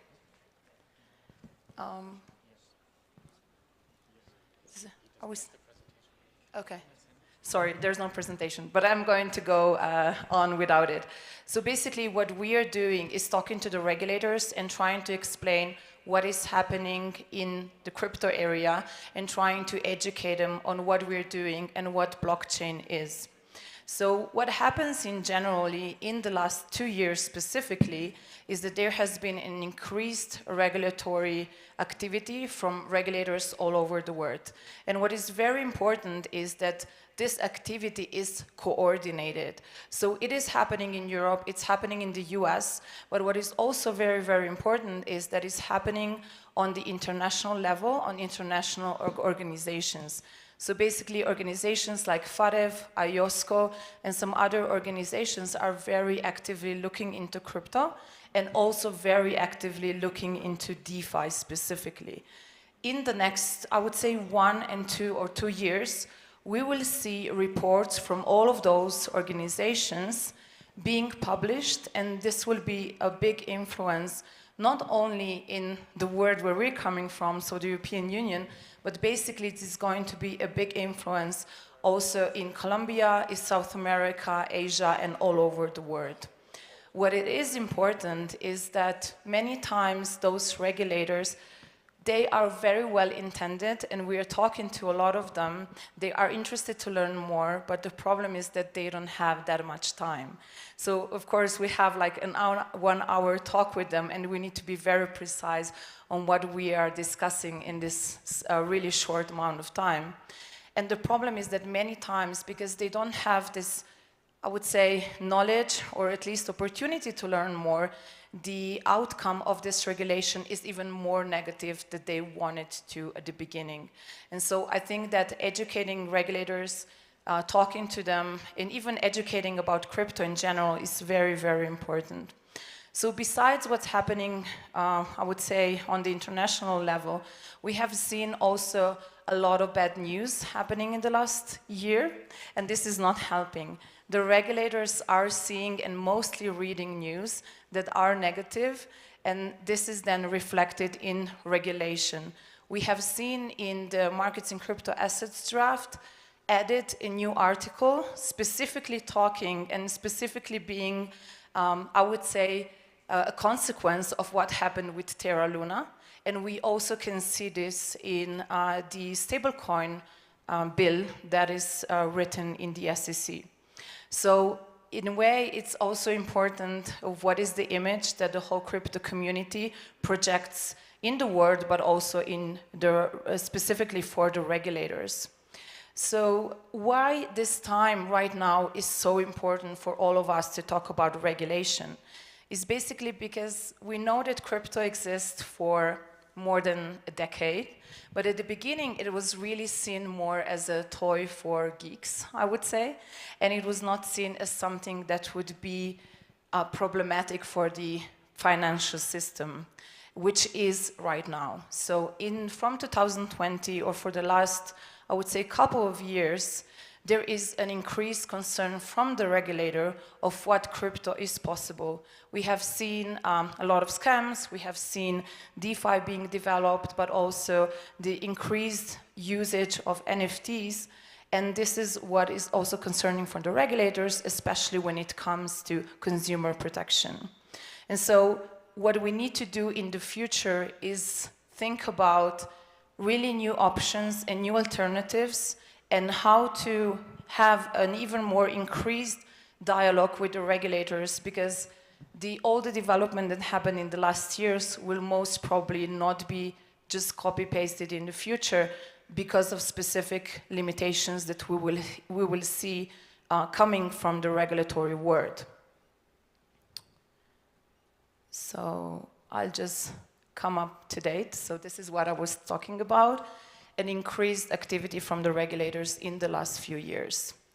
As I said, last week we have seen markets in crypto assets regulation and the transfer of funds regulation being finalized in Europe. And what does this mean for this community? What does this mean for the people that are building applications and they are building protocols, for the people that are also using these applications and protocols? And I will only give you a few examples that are, I would say, quite important. And again, those are European examples, but it's in a way only the start, because the markets in crypto assets regulation is the first worldwide overarching regulation for crypto. So if you are a crypto asset service provider, for example, as an exchange or a wallet, you will need to be incorporated in Europe and you will need to get a license from a European national competent authority. What is important is that you're also going to need to be compliant with anti-money laundering rules. If you are not, you will not be able to issue or to offer services to the European Union, which means that the European user is only going to have the opportunity to use services that are regulated and compliant under markets in crypto assets regulation. Also, an interesting part is the crypto asset issuance.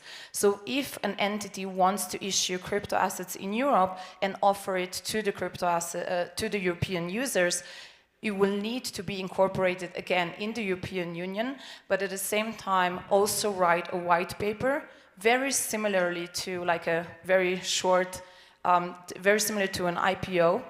And in this white paper, there are a lot of rules around marketing, but also there needs to be a report on the energy consumption of this specific crypto asset and the blockchain that it uses. This is going to have a very important effect on the listing of different crypto assets. So again, the crypto assets that are not going to be compliant, they will not be able to list it on exchanges that are offering their services in the European Union.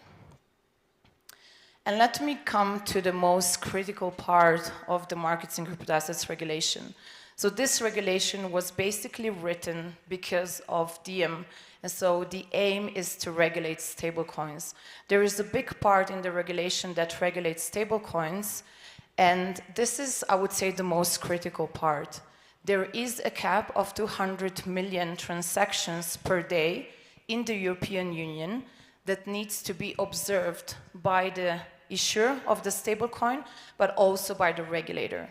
So there are obligations, like reporting obligations, that the crypto issuer, stablecoin issuer, needs to send quarterly to the regulator, which means that they need to send all the information of the number of transactions, the users, etc. And if those limitations are not met, basically it's not possible to operate in Europe anymore. The license that these stablecoin issuers would have, they will lose it at that moment. And there's another part, the markets in crypto assets regulation even talks about the stopping of issuance of stablecoins from those stablecoin issuers. This is, I would say, quite critical, and we're going to see how it will work in practice. But the markets in crypto assets regulation is public, so you can read it online and then form your own opinions. The last part from my side is the non-fungible tokens.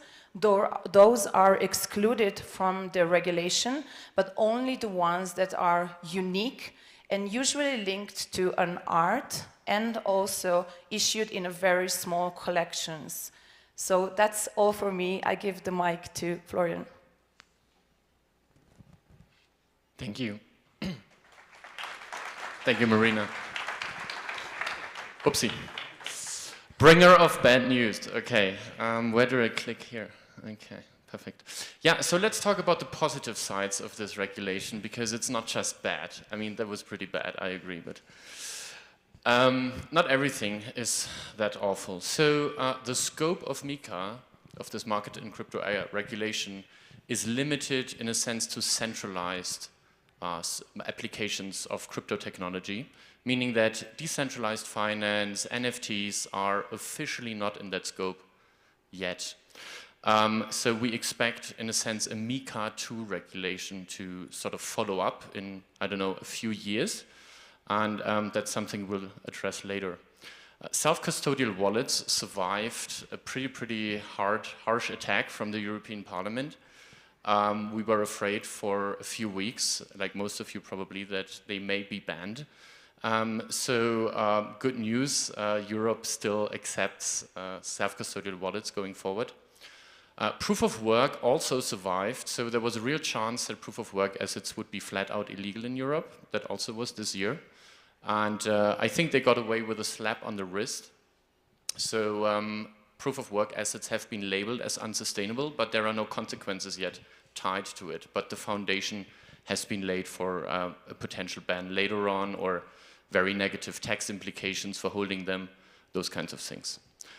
The result is, in a sense, sort of a white elephant. So it's not as bad because it's sort of scoped to only regulate centralized applications, not the decentralized ones. However, it's really framing everything in the terms of the status quo and in terms of financial assets. So Europe does not yet really recognize on the legislative level that crypto is more than just money. And you know, what we just celebrated as wins are really just temporary exclusions for the regulators. The long-term impacts that we see of the regulation in Europe that has been passed now and that is, you know, following is definitely going to be looking at DeFi and NFTs much more. It's already on the radar of regulators. They are writing reports on this in the European Commission and the Parliament. And a big question there is, what is actually decentralization? Is this a real thing? Can we actually observe this in the real world? Can we pinpoint regulators to a system and say, look at that, this is true decentralization. This is what we mean when we say decentralization is not the same as centralized services. The energy crisis in Europe, of course, is real. Everybody knows that. And so we expect, you know, more sort of restrictions around proof of work. It's probably not going to be a sustainable business or investment for Europeans. Stablecoins continue to be the most controversial and sort of most regulated topic going forward. We expect the US, for example, to draft a stablecoin bill in the next 12 months. And Europe will definitely, you know, continue to be very strict on regulating them. Funny enough, nobody talks about Facebook anymore and their stablecoin because they shelved the project. Now it's just Terra Luna as being the scapegoat. We've all seen what happened with Tornado Cash, so privacy-preserving protocols will be very highly regulated going forward. So this is definitely still something where we advise everybody to be super careful. Yeah, thoughts on the future. Right now, the legitimacy of the crypto space, the perceived legitimacy of the crypto space in the court of public opinion is pretty low. It's maybe at its lowest point ever. The incumbents that we challenge with this technology are super active in spreading FUD about crypto. You can read their reports. Central banks, of course, regulators on the international level, like the Financial Action Task Force, commercial banks, and national regulators, they are all sort of aligned on keeping this technology from reaching mass market adoption in its current decentralized form. And so, you know, there are two sort of problems we have to address as a community. One is the fact that regulation is certain, but the other one is that we do not have the support of the public right now. We're literally a small elite that's sort of growing, but not fast enough, and most people are not inside our bubble, and they sort of follow what they read in the news, and that's mostly bad. So we have to somehow come up with a way as a community to surface the goodness and sort of label the bad stuff as what it is, bad. So scams, hacks, money laundering, paid shills and influencers, uninformed investments by the public in things like, you know, stable coins that are going to explode next week. We should sort of not do that, and it's, I think, a collective failure of the whole space that we haven't come up with any effective means to do this. And I want to give it to Simon to take this further. Thank you.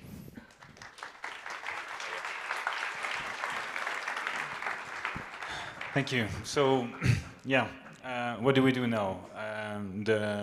The future looks uncertain. The global perception of crypto is not ideal, and maybe what we thought the crypto would make as an impact to the world has not yet fully materialized. So we are at a very critical moment because, as we said, all the regulators are looking at us, and the results that we are pushing forward and are maybe not as wonderful as we want them to be.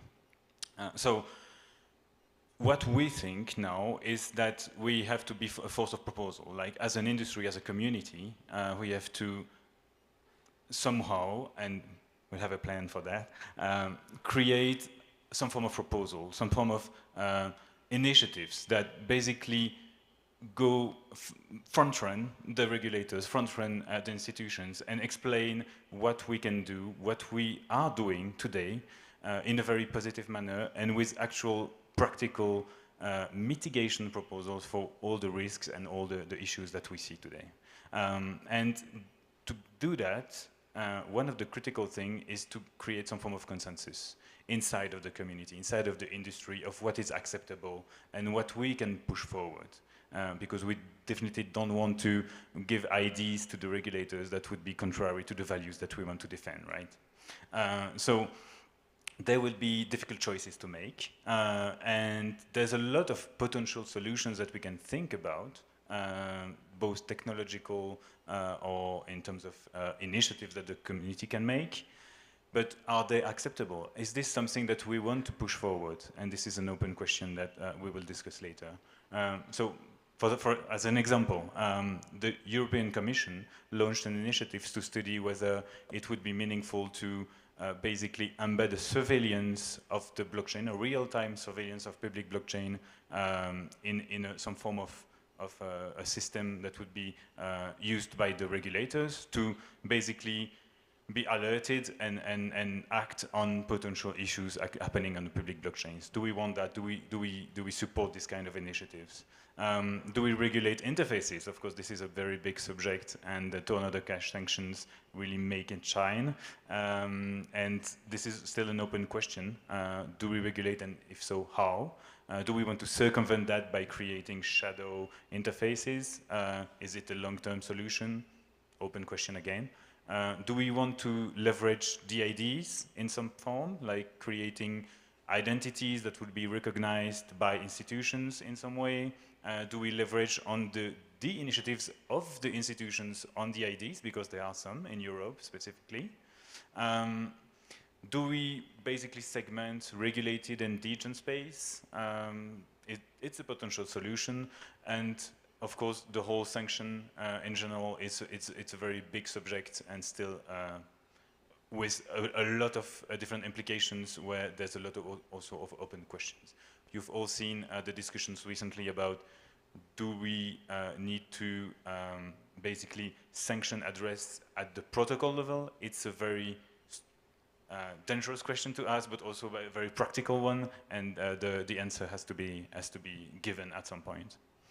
So these are basically solutions that could be moved forward. Do we want that? And basically to decide this, we need to decide what are the non-negotiable values of the community, of the industry today. It could be a lot of things, like credible neutrality of the public networks. Is that the most important thing that we want to protect? Is this like the composability, like the openness? So we want to basically fight every kind of KYC, things that could limit this composability. Is this the fight on self-custodian wallets that we have to prioritize? Is it privacy-preserving systems? And it can be all at once. It can be all those things, but we need to be sure that where we cross the line and what solutions we can put forward or not.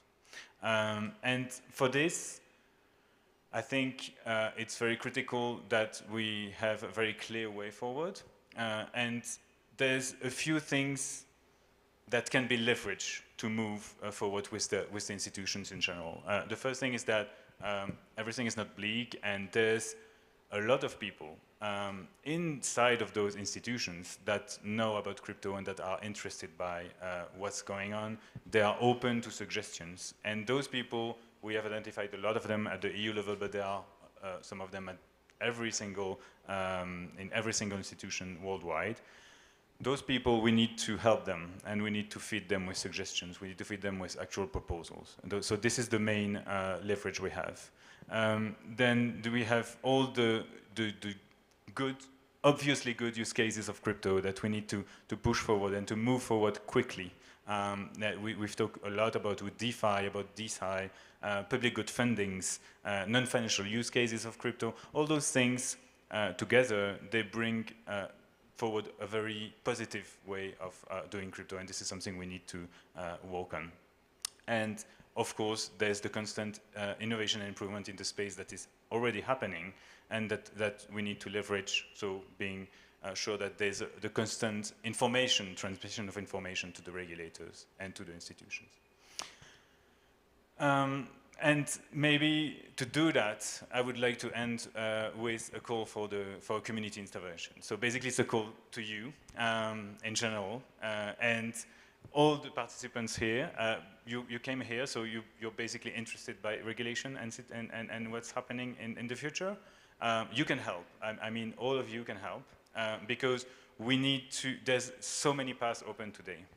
There's, of course, the path of regulation is bad per se, and we want to basically crypto to go dark and just don't care about the regulation. This is a way forward.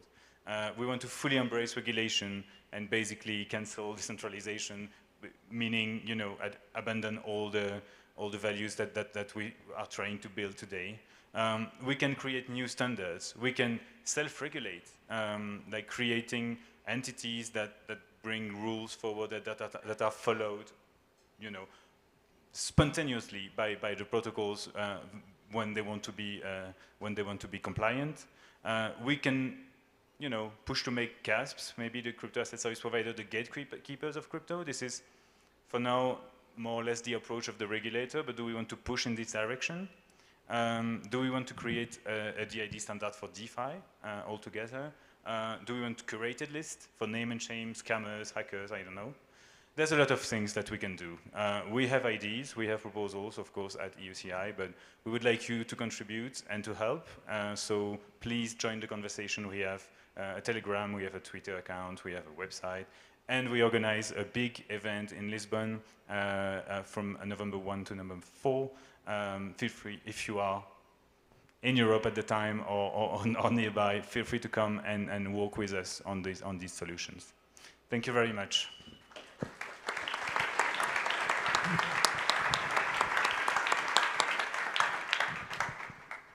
I think we have time for a few questions. So,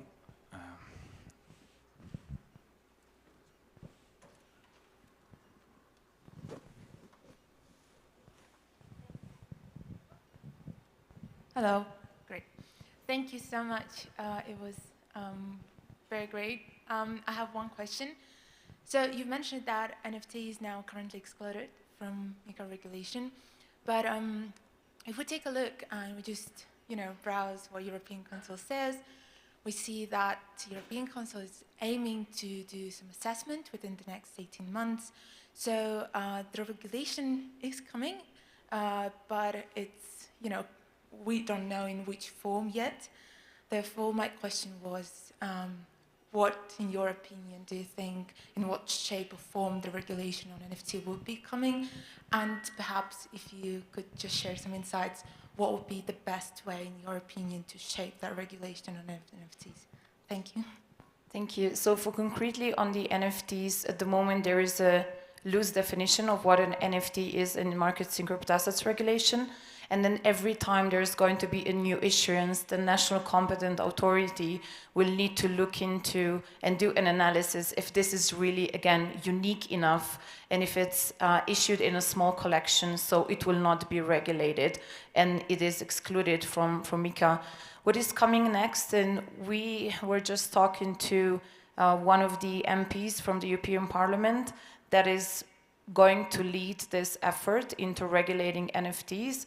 And we're also writing some positions on this topic, but it has started already, and there are a lot of thoughts and activities, especially in the Parliament at the beginning, to just start with a general proposal and opinion on this, and then I think in the next few years we'll see more activities.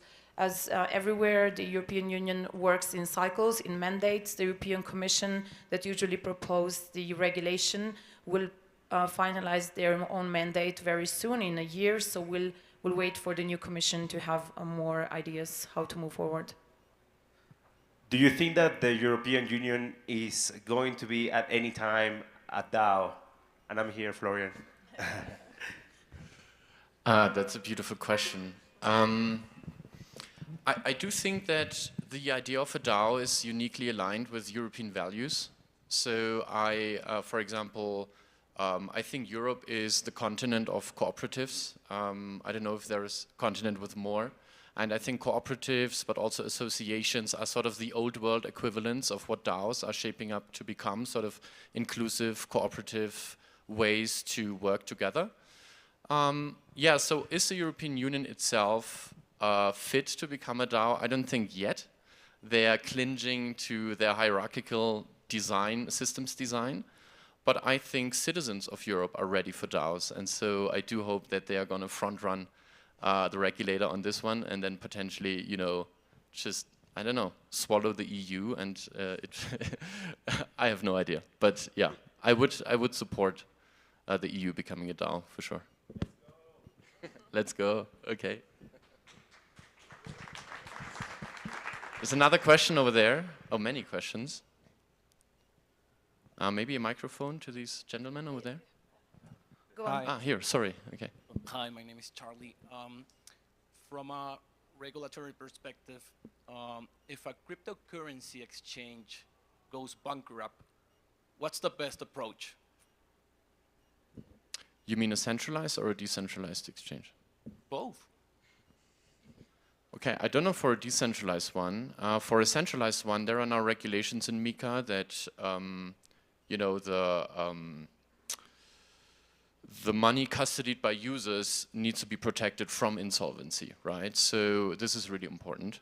So I think MiCA as a regulation protects consumer interest quite well vis-a-vis centralized business models and crypto asset service providers. So in this case, MiCA really does help, right? The problem really is where MiCA touches upon more decentralized applications and where the rules don't fit the use case anymore. So yeah, I think solvency of a centralized exchange in Europe is regulated now with the MiCA regulation. I'm not an expert on insolvency law, so this is where I will stop giving advice. I don't know if Simon has anything more to say on that. No, but I see that the time is out. So okay. I think for the next questions, feel free to reach out to us, and we'll be happy to help you. Thank you, everyone. Thank you very much. Okay. Well, thank you to all the speakers. If you had any question, please, you can find the speakers out of the room, and you can talk with them. Thank you.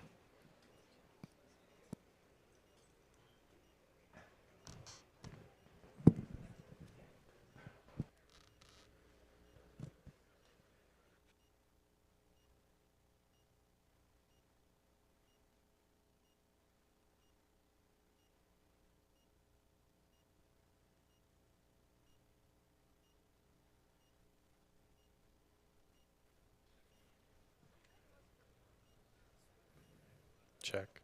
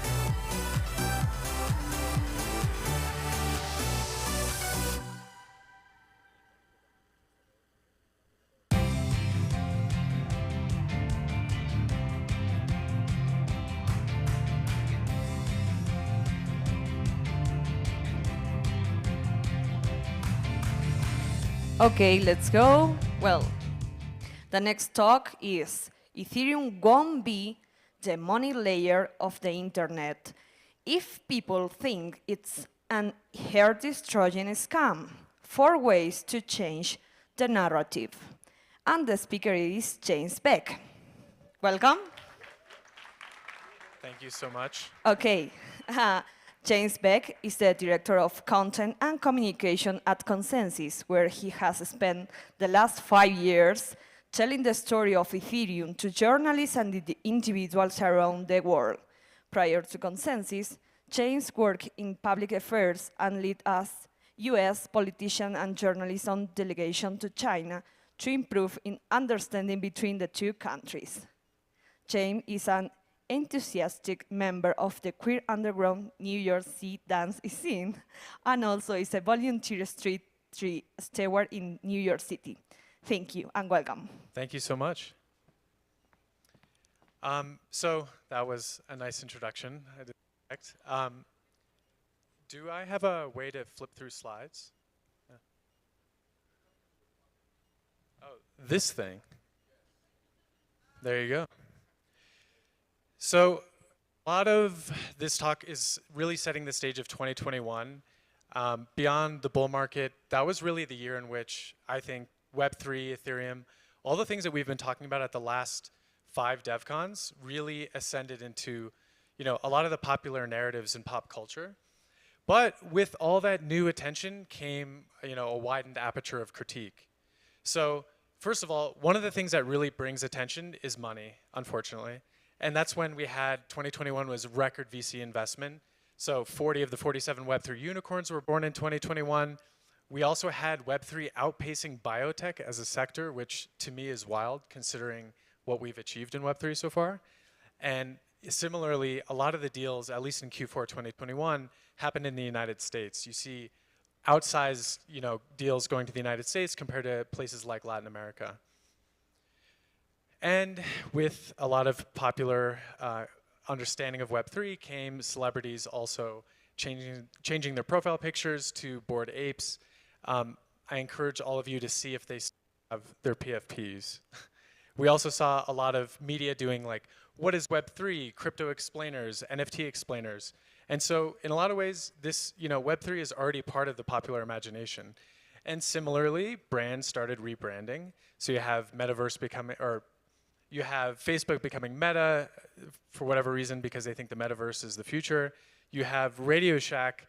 I don't even know what Radio Shack is doing, but if you check out their homepage, they seem to be a crypto company that is doing swaps. And yeah, also Square became Block, a nod to blockchain. But with any frenzy, sentiment turns. So, there's a couple people I have shown here. This is Molly White. She had a whole little feature on her in the Washington Post. She's a very prolific Wikipedia editor and now has devoted a lot of her time to maintaining this website called Web3 is Going Great, which catalogs all the stuff that we'd rather not have reflected on our industry. Ben McKenzie, he's a pretty washed up actor from the Orange County. He has also created an entire online persona around critiquing Web3 and really pointing out scams and critiquing shills of crypto. Finally, Stephen Deal, I think a lot of people, if you spend any time on crypto Twitter, have seen him get dragged by the crypto community, but he has submitted an entire paper to the US Congress, urging them to resist crypto's increasing lobbying efforts in Washington, D.C. If you want to see, there was a crypto policy symposium last month. These are the sort of who's who of people who've really made their entire online persona being a crypto critic. You have Jemima Kelly.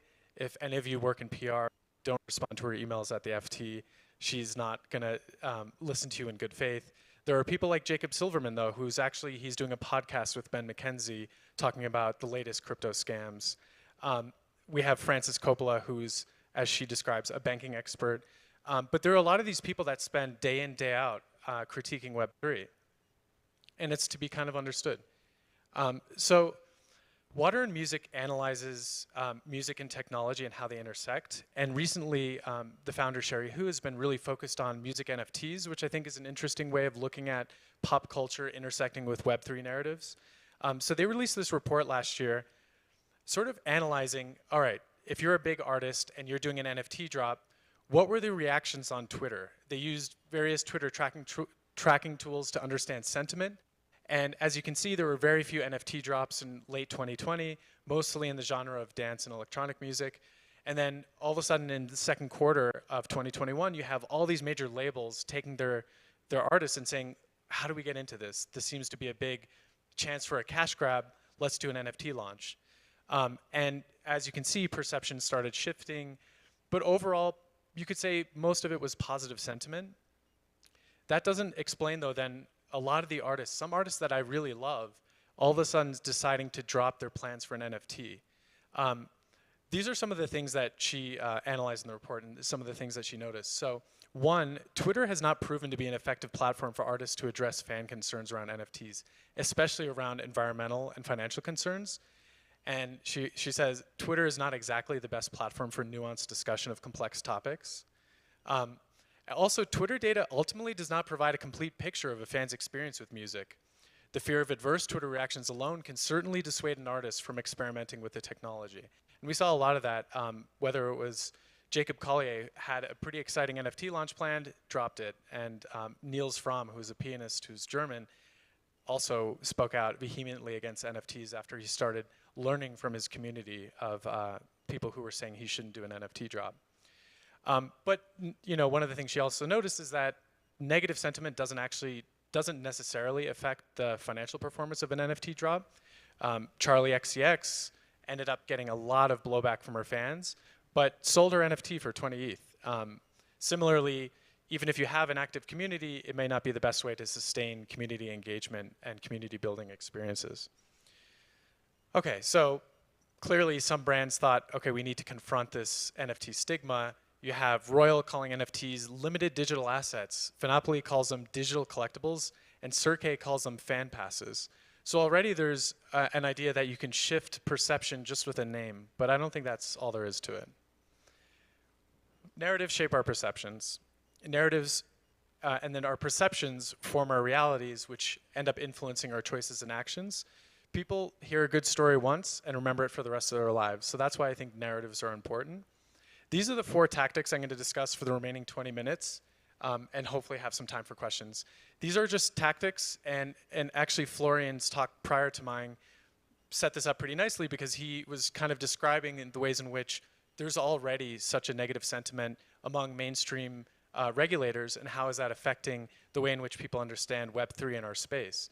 So I'm going to go through each of these, but first one is we need to better understand global sentiment around Web3, and that happens through polling and brand analysis. We also need to celebrate the inspiring stories of Web3. Every day there's going to be a hack. Every day there's going to be a scam. There are going to be grifters, but there are many stories that are inspiring, and I've been going to a ton of talks here, and I'm hearing them every day. We also need to win over environmentally conscious consumers and companies, and finally, we need to inspire with knowledge that sparks action. So how do we better understand global sentiment around Web3? I have to say, crypto polling has gotten better, but it's really limited. There are a number of mainstream polling companies like Morning Consult that have regular crypto polls. Gemini actually did a really good one called the Global State of Report, and it surveyed 30,000 people in 20 countries. But one of the things that is important is that they were only asking questions around crypto as a digital asset. It makes sense. Gemini is an exchange. People buy and sell ETH, Bitcoin, and other assets. They weren't thinking of Web3 beyond buying and selling and speculating on these as assets. This is another one that actually came out not too long ago from Morning Consult. They had a lot of coverage, but I'm just focusing on this one. 7 of the top 10 adopter countries have some form of capital control. And that's only something they realized through doing this survey. And so Nigeria actually leads in cryptocurrency activity, with 55% of adults responding to the survey saying they buy or sell crypto at least once a month. Contrast that with the US. Only 16% say they buy or sell, and then most of Western Europe fall below the median cryptocurrency usage range. And then you also have, quote, some countries such as Turkey and Argentina have expressed or have experienced extremely high inflation in recent months, which may be encouraging the retail use of buying and selling cryptocurrency.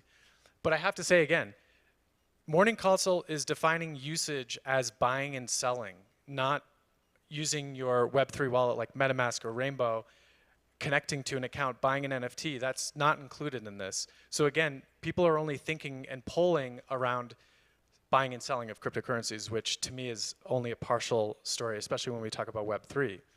So for that reason, we at Consensus have actually, earlier in Q2 of this year, we did a survey of 22,500 adults in 15 countries. I just noticed a typo. But what we wanted to do is actually contrast this with some of the other surveys we've seen out there, which are just about buying and selling assets, and think about actual Web3 usage. The report is going to come out later this year, but I've actually highlighted some interesting data. So for one, we asked a question, do you own a non-fungible token? It was a pretty simple question. And some of the responses you could say, yes, I own one or several. No, I don't know what an NFT is. Look at Vietnam. It's pretty remarkable in that of the respondents, although this was a survey conducted online, so there's a bit of bias in terms of people who have internet access, 50% said they own an NFT. Contrast that with Western Europe. Very few people have an NFT or even know what an NFT is. I think that's pretty telling, given that this is a global community, and there's a lot more adoption in places that aren't necessarily represented by those early statistics I showed of VC investment. We saw similar things with DAO awareness and participation. Vietnam, India, Indonesia, all are higher than any of the other countries in terms of awareness of what a DAO is. And yet, at the same time, in Vietnam, there's so much awareness of what DAOs are, potentially through reading and just general interest in cryptocurrencies, but a lot of people aren't involved in any. And I think that's a huge gap for us to approach as a community. This, I don't know if any of you have been following the discourse ahead of DevCon, but it was pretty discouraging to see some bigger names in crypto critique the Ethereum Foundation for hosting DevCon in Bogotá. I think this is actually a perfect place to host future DevCons, including, maybe in the future, Vietnam. Maybe we could have something in India or Nigeria. And so I saw Cami write this article, which is really timely. It came out a few days before we all left. And she's like, the dead end of Eurocentric crypto. And you should read the whole thing. It's on Mirror. Hopefully you can see in the top left. But some choice quotes. I believe emerging regions are where the next trailblazing use cases for crypto and blockchain will originate. Why? Necessity breeds innovation. The financial, political, and social issues that so-called developing countries experience, paired with the maturing blockchain ecosystem, will result in an environment ripe for the development of some of the most high-impact applications of our time. So I think when we go to our next segment, how to celebrate the inspiring stories of Web3, I think a lot of the inspiring stories we haven't yet seen yet, because I think a lot of the applications and use cases are currently being developed in places that need them most. And we can talk about remittance payments, we can talk about all the novel applications of DAOs. So when I was talking about Molly White earlier, this is her website. Web3 is going great. It's a running log that I have to check once a week just because I need to know, I need to feel the pain. But this is just this week alone. The US SEC is investigating Yuga Labs. We have Mango, that hack happened, I believe, yesterday. And then, Celsius, they're masquerading as DeFi, as CeFi, and they doxed all their customers. It's really messed up. So there's just a litany of all these stories that come out often. And so when you think about Web3, and we want to encourage everyone in our industry to really share the stories of like utility and action and positive benefits, it becomes hard when it's drowned out by all these negative stories. And I don't want us to just be these sort of people like Carl Menger who say Bitcoin fixes this. I don't think that's where we're going. I don't think we should just say a DAO would fix this. A multi-sig would fix this. Ethereum fixes this. Instead, it's got to be real use cases. I got his name wrong, but Max yesterday gave a really exciting talk on the ways in which Ukraine has been supported by Ethereum donations and cryptocurrency donations in general. But if you think about it, it came out of necessity. The National Bank of Ukraine made it difficult to transfer funds from Ukraine to the EU. What is an always-on network, 24/7 financial access? It's cryptocurrency. But then already we've seen impact from crypto donations. I thought it was fascinating that more than half of all the donations have actually been spent in cryptocurrency. So it's not people immediately switching them to fiat, they're staying within crypto and spending and using it and using crypto. And there's been many different estimates, but Elliptic said around 77 million in crypto donations were given to the Ukraine war effort since the war began, 45% being ETH. And you know, we talk about refi a lot, especially in the Gitcoin community. But one thing that I liked after ETH Barcelona was this: there was an op-ed in CoinDesk from a professor who said, Ethereum is to act as a laboratory for broader political project, or for a broader political project and a site of economic experimentation. Although pro-markets, the aim of Web3 isn't exploitation, but regeneration. And a lot of what you saw at Shelling Point were projects around regeneration. You could even see in Gitcoin Grants 15 all the different environmental projects, and I donated to a lot of them. But it'll be interesting to keep following up with all these groups. And it wasn't just groups in the US, it wasn't just groups in Western Europe. These are groups all over the world that are using an open funding platform to source funds and hopefully solve environmental issues, either on very local levels or on broader levels, like, you know, turning carbon credits on chain.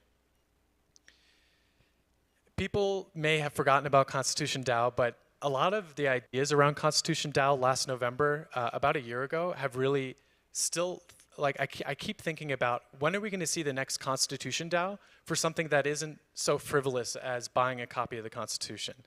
There was a really good write-up in FWB from Drew Miller and Kevin Munger, and these are people who study social movements and write.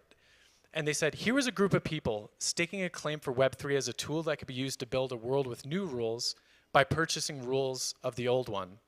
Constitution DAO represented a supersized version of something that the world they created would be extremely good at. So what is Web3 extremely good at? Mass memified mobilization. And you could see in how much money was raised just for this really fun activity of buying a copy of the DAO, not even knowing what they would do with it after, and not even knowing that they could be outbid because all the funding was transparent. But think about what we can do when we have that ability to quickly fund across borders, not needing to require ACH transfers, and actually moving money and coordination at the speed of the internet. I don't have time to talk about this slide, but I've been on the Susu Tanda Hui, however you call it, train for a long time. So if anyone has ideas for a rotating savings account, please talk to me. I think there is an easy way to make a pool together that actually is sort of the same financial tool that people have been using all over the world for hundreds and hundreds of years prior to banks and lending. Yeah, it's an awesome idea, and I think it needs to be made at some hackathon sometime. So step 3 is to win over environmentally conscious consumers. We merged proof of stake. That was a big deal. It was. I had been writing about it for a long time. I'd been off by the date, and I said, coming soon, coming soon. But when we did this survey earlier this year, we actually hadn't even gotten to the point of proof of stake. And now we have a network that's using 99.995% less energy. And I say 995 because we actually did a survey or a report with the Cryptocarbons Rating Institute to actually understand not just in theoretical back-of-the-envelope math, but by running validators and comparing it with the proof of work Ethereum network. And what they actually found was that beyond the energy reduction, CO2 emissions are down 99.992%.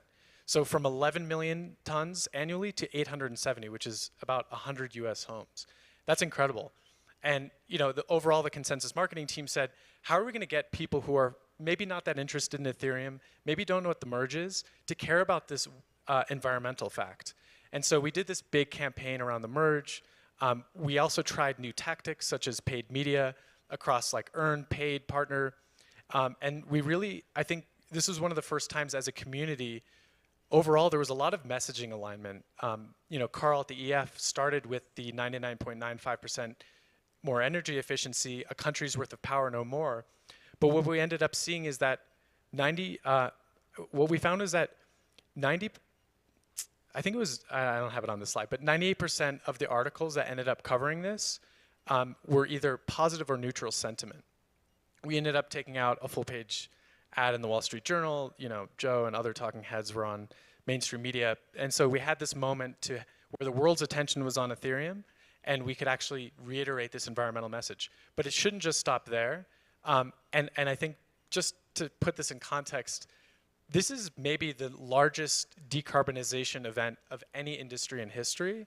And it really aligns well with what's happening at COP27. There's a lot of industries trying to figure out how to decarbonize. And the Ethereum community did it in a decentralized way across hundreds of different companies, thousands of actors. And so it also shows us that really, really complex global problems like, you know, the Earth's warming climate can actually be solved outside of necessarily using governments or industries.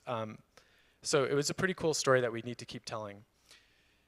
Fourth step, we need to inspire knowledge that actually sparks action. And this is about not just using, you know, cryptocurrency to buy and sell as an investment, but thinking about the actual novel use cases that Web3 enables. Everyone, and I've heard a lot of talks, everyone is talking about how education is a challenge. And we have some amazing groups, SheFi, for example, 101.xyz, Rabbit Hole. There's a lot of people focused on educating people about the Web3 app ecosystem. And from all the polling, we also see that, you know, globally, people are more likely to, you know, try and use a wallet if they understand what you can do with the wallet. So more than half the respondents in Latin America, 51%, said educational resources would make them more comfortable purchasing cryptocurrency. So what we're doing is we're building a Learn website for MetaMask. I'm going to give you a little sneak preview, but we're really excited about this because in a lot of ways, and what we're going to hear, Taylor Monahan is giving a talk later, sort of about the original sin of needing seed phrase and how challenging that makes it for mainstream adoption. But given that, we still need to teach people about where Web3 is now, and we're going to do so in a way that prioritizes, you know, simple messaging, but isn't talking down to our readers. We're going to have it available in multiple languages. We're hoping actually 10 different languages based on where we're seeing the most MetaMask usage, and that's not places necessarily that you think. It does represent some of the places we saw on the map earlier, such as Turkey, such as Vietnam, such as Indonesia, and we need to meet learners where they are in their own language. And finally, we want it based on experiential design. So the idea that you're not just reading pages and pages about the theory of Web3, you're actually able to test it out without having to download a wallet, without having to load it up with ETH, and actually risk financially what, you know, maybe you clicking accept for something, but it's actually going to give you permissions to drain your wallet, or give someone else permissions to drain your wallet. So this is an early look at it. Don't focus too much on the 3D, because these are all changing, but the idea is that we're going to start out very simple. This is V1 of the site. It's going to be a Web3 101 course, teaching you what a digital identity is, how to keep your secret recovery phrase safe, what a crypto wallet is, and then introducing people to DAOs, DeFi, NFTs. And every single lesson is going to have some experiential component where the user actually gets to click through and experience what, for example, doing a swap on MetaMask or another site. Or we're going to have it try to be fun and engaging where, you know, for example, on the NFT side, you're going to get to use a very simple Illustrator and make your own NFT and go through that process.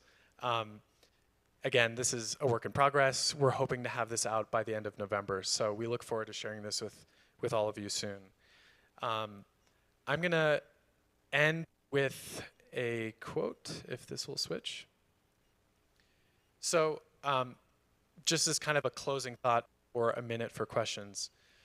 There's a tendency to treat technology, Ethereum, as agency that has some essential property rather than as a site for struggle where people are fighting both internally and externally to it. So I don't think that there is any inherent indelible principles to Ethereum. I think that technology is technology, it's neutral. Inevitably, it's this community, it's all of us here at Devcon, it's the people that use and respect our technology that are going to be applying and ascribing values to it. It's a site of struggle. Crypto can be used to scam people of their money, but it can also be used to fund recovery efforts in Ukraine. Crypto can totally be used to sell monkey pictures online, but it can also be used as a novel way of transferring digital ownership across different metaverse worlds. And so it's not, there's no fixed state. It's always changing, and it happens with narratives. And so I'd love to talk to any of you if you have ideas. And thank you so much for having me, Devcon.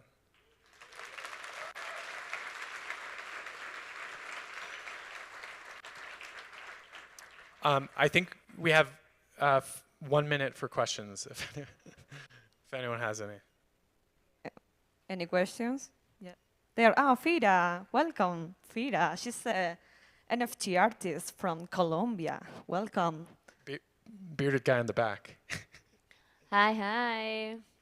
Hello, I'm the first NFT artist from Colombia.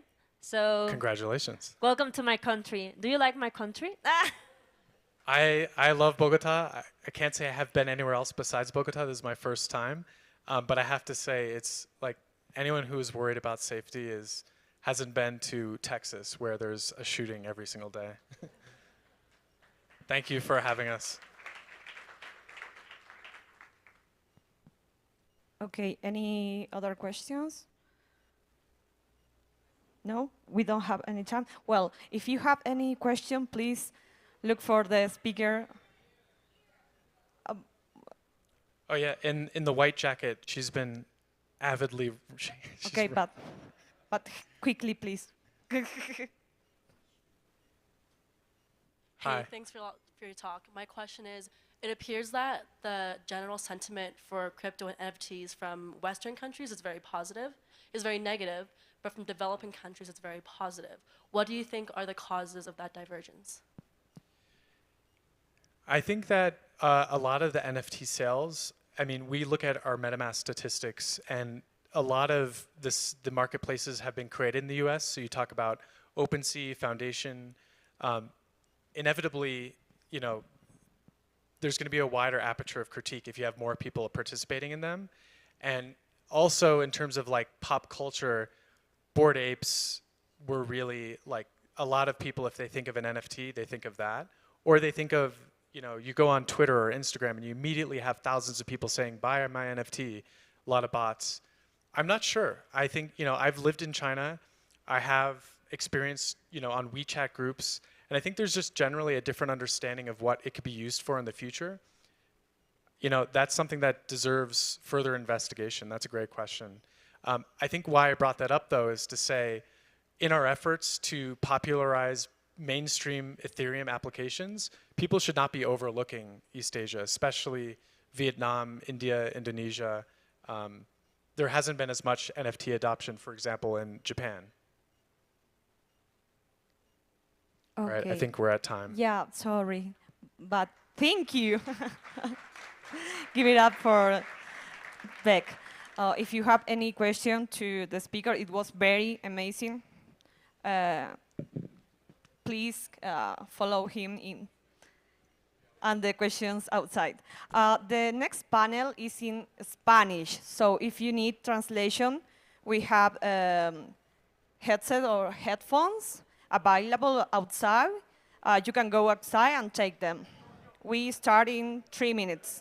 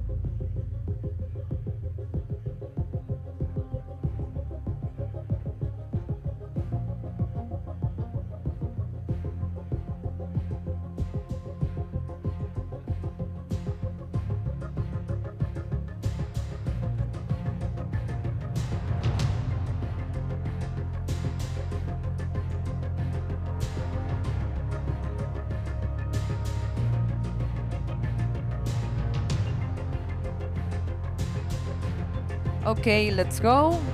I will introduce the next panel in English, but the rest of the panel is in Spanish. So the next panel, the title is How to Build Bigger and Stronger ETH Communities in LATAM. And I will start introduce all the speakers. So where is Ana?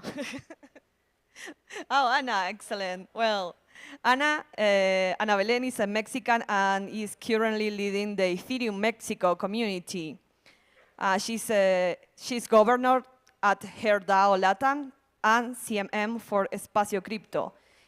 And she's contributor at Bangladesh DAO. So welcome, Ana, and thank you for coming. Then Juan David is the leader of ETH Colombia and community supporter at Devcon. So welcome, Juan David. Yes. Well, the next one, Chris Gardner. He's a smart contract at welcome, Ana, and give it up. Well, the next speaker is Chris Gardner. He's a smart contract developer. Now he's working in Cryptex Finance. He's a Devcon V scholar, and he's the founder of Ethereum Honduras and collector of illiquid JPGs.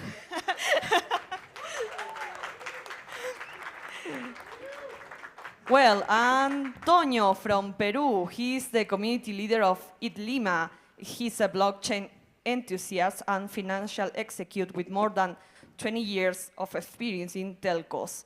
He is system engineer and finance studies. So welcome, Tonio, to the panel. And Solange Gueiros, she's from Brazil. She's a blockchain developer focused on Ethereum and smart contracts. MCC in digital currencies. She has been working with technology for over 20 years.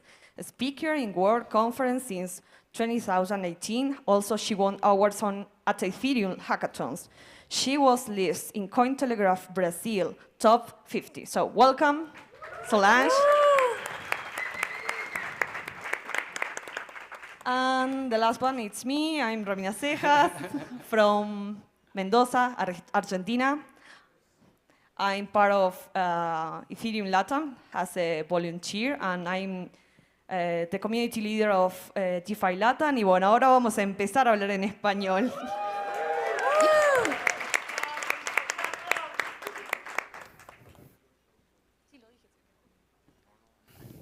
If you need a translation outside, you could take these headphones and you could be... tenemos esta extra, bueno. Yeah, you have available the translations. Bueno, ya pasemos en español. Además, qué bueno tener un panel estando en Colombia, en nuestra lengua. Y ya muchos de ustedes, con la introducción que hizo Romy, pues tienen una idea, pero vamos a hacer un breve paso, cada uno describa qué está haciendo actualmente. Entonces, voy a empezar aquí por mi derecha. Súper, pues estoy súper emocionada por estar por acá. Muchas gracias, Romy, por la introducción, también por la invitación a este panel. Y pues bueno, yo soy Ana o Anatech. Estoy en varias comunidades liderando la comunidad de Ethereum México, también llevo HERDAO LATAM y también formo parte de la comunidad de Espacio Cripto, que pues bueno, también es en México y muy contenta de estar por acá. Gracias. Hola, hola, yo soy Cristian Espinosa, mejor conocido como Chris Gardner. Trabajo bastante como desarrollador, soy Smart Contract Developer Y pues una de mis pasiones o una forma de aprender es organizando eventos y compartiendo con otra gente. Entonces así empecé armando eventos en Honduras y pues me quedé con el equipo organizando lo que es ahora Ethereum Honduras. Olá, eu sou Solange Gueiros, as pessoas me chamam de Sol.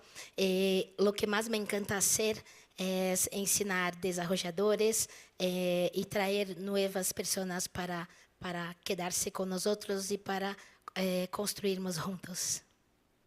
Hola, yo soy Toño Romero de Lima, Perú. Vengo del mundo corporativo, estuve trabajando ahí por muchos años. Actualmente impulsando la comunidad de Ethereum en Lima, habiendo realizado hace poco uno de los eventos más importantes de la comunidad. Y bueno, eso. Ya me presenté, pero bueno, sí hace falta agregar un poco más. Estoy en cripto desde el 2018. Creo que empecé a hacer charlas desde el 2019, tratando de transmitir lo poco que iba entendiendo y lo importante que me parecía que todos empezáramos a explorar cripto. Tuve un paso por un exchange de Argentina que se llamó Buenbit, que en su momento fue súper importante enseñar acerca de DAI, cómo enviarlo, cómo recibirlo, y después, terminé virando a DeFi LATAM, que básicamente somos una comunidad que se comporta como un public good, porque si bien generamos contenido educativo, generamos espacios, meetups, no monetizamos, sino que la idea es tener una comunidad abierta, cooperativa, para que todos podamos aprender. Vale, Dan. Quiero decir que hay un montón de gente acá, nosotros simplemente somos una selección, pero hay un montón de trabajadores por la educación y por las comunidades acá y me llena el alma. Así que gracias por haber venido también. Me voy a volver en la misma dirección y te voy a preguntar, Romy, para los que no conocen, ¿qué significa el logo que tienes en tu hoodie? Ese. ¿O este? Ah. A la izquierda, en el corazón. Este logo es el logo de LATAM, que un poco fue naciendo mientras se iba gestando lo que era LATAM Buenos Aires, la primera edición de LATAM. Y era difícil elegir un logo, como siempre. Cualquiera que haya estado en un proceso de branding se debe dar cuenta de lo difícil que es crear un logo de cero, aunque se usen, no sé, assets prediseñados. Y me acordé que en su momento, cuando fue Vitalik a la reunión de The Graph en español en diciembre en Buenos Aires, alguien le regaló un poncho con una guardapampa. Y casualmente es un rombo que se repite en la cultura andina, específicamente en la cultura mapuche, pero no es solamente de la cultura mapuche. Y le escribí a Fiorella y le dije, mira, Ethereums originarios. Y empezó así como un juego y terminó siendo una marca súper fuerte, una identidad súper fuerte, porque de hecho ese hombre que viene caminando por ahí lo tiene tatuado en el brazo. Que lo muestre, Edwin. Así que sí, este logo es el logo de LATAM, que se gestó para Ethereum Buenos Aires, pero es de todos los latinoamericanos. Y ahí es donde vamos a terminar la conversación, entonces tenemos unas preguntas preparadas, pero queremos también cerrar un poco con el futuro y con este ejercicio de región que estamos haciendo. Entonces, la idea es que cada uno responda entre 1 y 2 minutos estas preguntas, así que nos devolvemos por Toño. ¿Cómo surgió la comunidad en Lima y en qué momento se dio todo? Sí, la comunidad nació en septiembre del 2020, recientemente en realidad, comparado con lo que vamos a ver en otras comunidades. Fue fundada por Adolfo Morán, que está por aquí, y otras personas, otros entusiastas, que justamente empezando la pandemia, vieron esta necesidad de incorporar a los peruanos a esta gran máquina mundial y empezaron a desarrollar cursos por las condiciones en las que estábamos, cursos virtuales, para difundir los conocimientos básicos y las aplicaciones. Recientemente hicimos un evento el 3 de septiembre, el primer evento presencial, buscando convencer a aquellos que aún no conocen esta tecnología a que se incorporen a desarrollar sobre Web3. Así que estamos, podría decir, recién naciendo como comunidad, pero con muchas ganas de seguir creciendo y difundiendo esta red que tanto queremos. Muy bien. Primero, me gustaría decir muchas gracias para las personas que me ayudaron dando pastillas para mi voz que desapareció. Y Estar acá. sí, es muy importante para mí estar acá. Y entonces, yo soy como que una referente de Ethereum en Brasil desde 2018, pero nunca creé una comunidad. Soy como que una líder y tento ayudar a todas las personas, pero no como una comunidad. Al final del año pasado, Connor, que no es brasileño y que no es tan conocido en la comunidad, tuve la idea de crear un evento de Ethereum en Río de Janeiro. Y la mayor parte de las personas no escuchaba quién es este loco que está acá. Y yo, por otro lado, por tener mi cara, por las personas me conocerem, a partir del momento que comecei a apoiar el evento y tengo experiencia con organización también, entonces hicimos juntos Ethereum Brasil, que fue el marco de Ethereum Brasil. Entonces, después disto também iniciamos a Ethereum São Paulo, e estes dois eventos tenho muito orgulho, porque são os eventos que trouxeram para o Brasil o nível de eventos mundiais. E eu sei que há pessoas que estão aqui hoje por causa deste evento, e isto me orgulha muito. Y además, no solo eso, Ethereum Río fue el espacio donde Toño se inspiró. Sí, ¿Cómo fue eso? Justamente el hecho de participar en Ethereum Río y ver que no habíamos muchos peruanos en esa reunión, pues nos motivó a armar Ethereum Lima como evento de un día en principio, pero sí, es la forma en que nos vamos conectando entre comunidades y cómo los eventos que algunas comunidades realizan pueden inspirar a otras a crearse o a crecer. Así que gracias. Sí, ese evento estuvo hermoso, o sea, 10 de 10. Yo tuve la oportunidad de ir y felicidades, estuvo increíble. Todo un mix de, pues, de mucho conocimiento y también de la cultura de Brasil, me encantó. Muy, muy bueno. ¿Cuándo va a ser para ponerlo ya en la agenda, Sol? No tenemos fecha definida. Todavía no. Pero es a final de marzo, si no estoy mal. No lo sé. Ok, bueno. Después nos dan el alfa. Ahora, Chris, uno de los OG, diría yo, de LATAM y de los que más hemos aprendido de toda la región. Es bien divertido porque siempre dicen que han aprendido de Honduras y nosotros en realidad de Honduras aprendimos de todos ustedes. Yo me quedé con un FOMO de no haber ido a LATAM, a Lima, a México, o sea, fue varios miembros de la comunidad. Pero bueno, para no hacerles larga la historia, en el 2018 yo venía de un background de estar tratando de hacer contratos en Bitcoin. Me puse a probar con Stellar y un amigo que creo que ya no sigue en Ethereum, pero él vino y me dijo, mira, esta cosa de Ethereum está bien otro rollo, ponete a probar, hagamos un meetup. Y yo veniendo de un background de Startup Weekend, que es una comunidad donde enseñas a emprendedores cómo emprender, le dije que sí, que le empezáramos a recurrir, y en eso pues quería buscar una sombría para apoyarme. Le escribí a la gente de Global y me dijeron, mira, tenés que probar ir a un Global Event. Eso fue, como les digo, en el 2018. Entonces el siguiente año fui a Denver, me conecté con la comunidad internacional. De ahí pues, no recuerdo cómo, pero con la comunidad de Consensus, ellos estaban queriendo crear lo que se llama The Beetle Network, que era como una comunidad de organizadores y bueno, nos empezaron a acoger, y pues de ahí fue que nació Beetle Honduras, que el objetivo no era solo Ethereum, sino que fuera abierto. Pero resulta que la comunidad más activa obviamente era la de Ethereum, porque era la que estábamos varios poniéndole esfuerzo. Luego, pues yo fui Devcon Scholar en el 2019, ellos me dieron una beca para venir acá, ya me conecté más todavía, o sea, ya estaba conectado con la comunidad de Ethereum, pero esta vez fue más con el Ethereum Foundation, y fue tanto el apoyo que nos dieron por ser hondureños, porque fuimos varios hondureños, que dijimos como, no, esto de Beetle, no, o sea, enfoquémonos en Ethereum, que es lo que nos está apoyando y que nos gusta y que la comunidad nos ha abierto los brazos.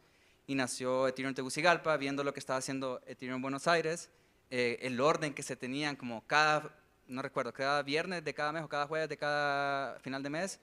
Sí, lo estaban las haciendo. fundadoras, Entonces, Sí, nos inspiró y dijimos, no, hay que organizarnos y cada miércoles de acá, para que no chocara con Ethereum Buenos Aires, hay que hacer el meetup de nosotros. Y así fuimos organizándonos y de ahí pues Ethereum Honduras es lo que nació de Ethereum Tegucigalpa para apoyar más ciudades dentro de Honduras. Y ahora Ana. Súper. Pues de parte de Ethereum México fue muy curioso porque en México hay diferentes comunidades de cripto y Web3. Pero justo este año me di cuenta que no había una comunidad que se llamaba Ethereum México. Y ya se venía Devcon, se venía el hackathon organizado por ETH Global en septiembre. Entonces yo me acerqué a la fundación de Ethereum, específicamente con Skylar, y le pregunté, oye, no hay comunidad de Ethereum México, ¿puedo pedir permiso para hacerla? ¿La puedo hacer? Y me dijo, sí, adelante, pero no necesitas permiso de la fundación, o sea, esto es descentralizado, tú si la quieres empezar, genial, ¿cómo te apoyamos? Pero no necesitas permiso. Y esto pues se los digo a todos aquí, si ustedes quieren comenzar su propia comunidad en su ciudad, no necesitan permiso y nosotros con mucho gusto les vamos a apoyar si necesitan una guía o algo así, también la fundación seguro les apoya, pero si no necesitan permiso, entonces pues yo comencé a crear los Twitters, también con más personas se unieron al equipo, que gracias a ellos también seguimos la comunidad, que pues está, por aquí está Ariel, también Bricia, Eric, Neida, Paquito, Lau, y ahora se nos sumó también Diego, y entonces estamos creando esta comunidad en donde cada semana estuvimos empezando con temas desde cero de cripto y Web3, desde qué es el dinero y que las personas entiendan de dónde viene el dinero. Empezamos cada semana a hacer sesiones virtuales, un meetup al mes o un workshop presencial al mes en este Road to Devcon, y la verdad una respuesta increíble porque todas las personas pues se empezaron a sumar a nuestras sesiones, iban a nuestros meetups, la verdad súper lindo, y pues empezó en junio de este año y luego llegó en septiembre el hackathon de ETH México organizado por ETH Global. Nosotros les estuvimos apoyando mucho al equipo de ETH Global a la difusión de este evento, y la verdad súper contenta porque muchísimos ganadores en el evento de Latinoamérica y de México, y también muchos ya fundadores de empresas gracias a este hackathon. Ya varias personas van a continuar su proyecto, entonces no solamente nosotros como Ethereum México nos estamos enfocando a onboardear personas a Web3, sino también que se conviertan en founders y también builders en el ecosistema, es decir, que trabajen y creen proyectos para el ecosistema general en Web3. Y pues bueno, aquí creo que ha sido súper lindo porque entre todas las comunidades de LATAM, con LATAM, nos hemos estado apoyando, replicando contenido. Igual acá, si ven la chiva que está en nuestro Community Hub, ha sido un esfuerzo increíble de todas las comunidades de Ethereum en LATAM, entonces... Y pues bueno, también muchísimas gracias a todos por apoyarnos, porque también varias personas de por acá han estado llevando detallitos para la chiva y eso pues nos motiva un montón y nos une muchísimo como comunidad en general. Así que si no han visitado, en el primer piso, en el Chiva Chill Out, ahí tenemos esa chiva que es algo tan colombiano y es el lugar de encuentro. La siguiente pregunta la voy a hacer un poco en el orden como cronológico que apareció cada comunidad. ¿Qué se ha logrado hasta el momento en términos de comunidad? Un poco números, qué comunidades existen, entonces tal vez donde más se ha trabajado y donde más se ha iniciado también por la condición del país desde el 2001 ha sido Argentina.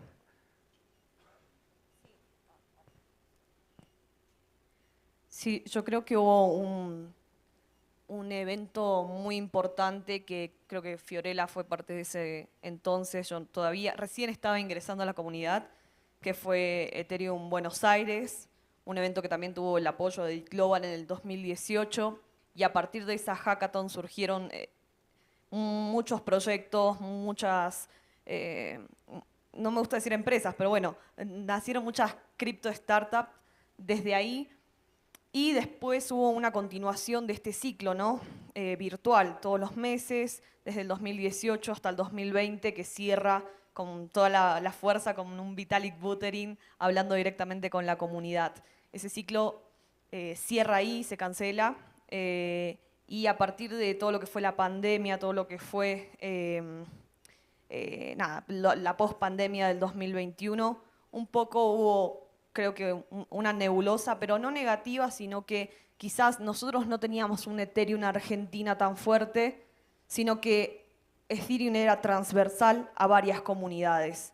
No hubo una cosa forzada, sino que era bastante orgánica. Y creo que nuestro mayor logro como comunidad argentina fue organizar el Ethereum LATAM Buenos Aires.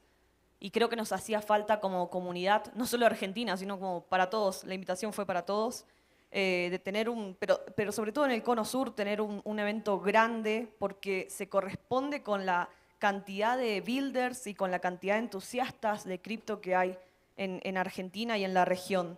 Entonces, creo que ese ha sido el gran logro. Después supongo que me vas a preguntar por las cosas que todavía no logramos, pero creo que podemos jactarnos o enorgullecernos, mejor dicho, de que hicimos un gran evento, que terminamos todos conectados y también fue como un motorcito para seguir el Road to Devcon. Sin duda, y como verán, Buenos Aires inspiró a Honduras, yo creo que Honduras también inspiró mucho a Colombia, y después Río, a Lima, y llegó México. Entonces voy a seguir con Chris, ¿cómo son los resultados y qué se ha logrado desde la comunidad en Honduras? Pues con Honduras es bien fácil porque Honduras venía de un estado de cero, no había nada. Entonces es bien fácil medir como el impacto que ha habido debido a que no había nada. Entonces les puedo hablar de qué es lo que hay ahora en Honduras. Por ejemplo, les conté que fui Devcon Scholar. Solo habían 3 hondureños en Devcon en Japón. 2 fueron becados por el Ethereum Foundation y uno pues es Raúl Jordán, que trabaja en Prismatic Labs. Solo eso. Y ahorita, bueno, hoy descubrimos un nuevo hondureño. Hay como más de 36. Entonces es un logro del que estamos orgullosos. ¿Cuántos son de Honduras? Que levanten la mano. ¡Wash! Sí, bastante. Para mí esto es una meta bien importante. Luego, pues a nivel de comunidad, hemos ido creciendo. Antes solo estaban haciendo eventos en Tegucigalpa. Hace poco se organizó el primer meetup en San Pedro Sula. Y se ha generado pues un trabajo bien fuerte por parte de Web3 Beach, que es un trabajo que se está haciendo en Utila. Bueno, no les puedo dar muchos detalles, pero por aquí está Carlos Melgar, que ha estado haciendo bastante trabajo y realmente le felicitamos por todo lo que ha hecho en Utila. Una pequeña isla en Roatán donde los recursos básicos son bien difíciles, pero bueno, él está onboarding bastante gente. Y otra métrica que hemos traqueado, que es la de los usuarios. Chainalysis tiene un reporte. No tengo la data de este año, pero en el pasado pasamos de ser el país como posición 150 por ahí a ser ya como la 50 y en uso de DeFi como 30. Bastante alto para venir de cero, pues. Y pues se empezaron a generar ATMs en Honduras, no hay ningún tipo de regulación, no hay posición neutra del gobierno y empezaron varios hondureños ya a trabajar en proyectos, en protocolos, en DAOs, que creo que es lo más importante. Perfecto, después seguiré con Sol, que ha estado haciendo conferencias inspirando a otros. Me gustaría de decir que yo fui hacker en Ethereum Buenos Aires, mi primer hackathon, y fue muy especial para mí. Y bien, una cosa de Ethereum Rio, que fue el primer evento, es que empezó como siendo una tarde de conferencias y que crecemos para hacer 2 días de conferencias en inglés, un día en portugués, y porque me gusta de ensinar, entonces vamos a hacer un bootcamp 3 días antes con apoyo de Chaining y después no tenemos que tener un hackathon también, no es posible, no, vamos a hacer. Entonces lo que empezó como siendo medio día de conferencia se quedó en 10 y me quedé loca, pero no perdí mi voz. Pero en términos de números tuvimos más de 1000 personas allá, no tengo los números exactos. E depois, agora, em setembro, quando iniciamos Ethereum São Paulo, era um outro momento de cripto e, para mim, era um momento mais de construção. Então, um momento de apoiar as empresas, as startups que começaram e também um momento de criar novos. E assim, hicimos alguma coisa solamente com fim de semana, También con el primer día con mucho ensino, con bootcamp, con workshops y un hackathon. ¿Y quién aquí está acá por causa de uno de los eventos? ¿Hay personas acá? Carol, ahí. Muy bien. Y eso, como dije antes, hay personas que están acá por cuenta de estos eventos, especialmente, incluso que Ethereum Foundation dio bolsas para grupos de hackers estarem acá. Entonces, yo soy muy agradecida. Ahora sigamos con Toño. Bueno, como comentaba, nosotros somos una comunidad relativamente reciente, entonces lo que tenemos es más por lograr que haber logrado, si bien ya decía algunas actividades de formación y en particular el evento que hicimos en septiembre, que originalmente lo pensamos para 100 personas, muy orientado hacia devs, terminamos haciendo un evento de 300 personas y creo que cumplimos el objetivo de captar la atención de aquellos que quieren ingresar a esa tecnología y el compromiso que hicimos con ellos es seguir creciendo en cuanto a educación. Ahora, si comparamos lo que pasó en Río, donde habíamos máximo 2 peruanos, y ahora en la Devcon tenemos como 30, muchos de los que han ¿Cuántos venido peruanos aquí. en la sala por acá? Entonces, creo que vamos avanzando bien y sobre todo que tenemos el respaldo, como ocurrió en aquel momento de septiembre, el respaldo de comunidades que ya existen de Web3 en Perú.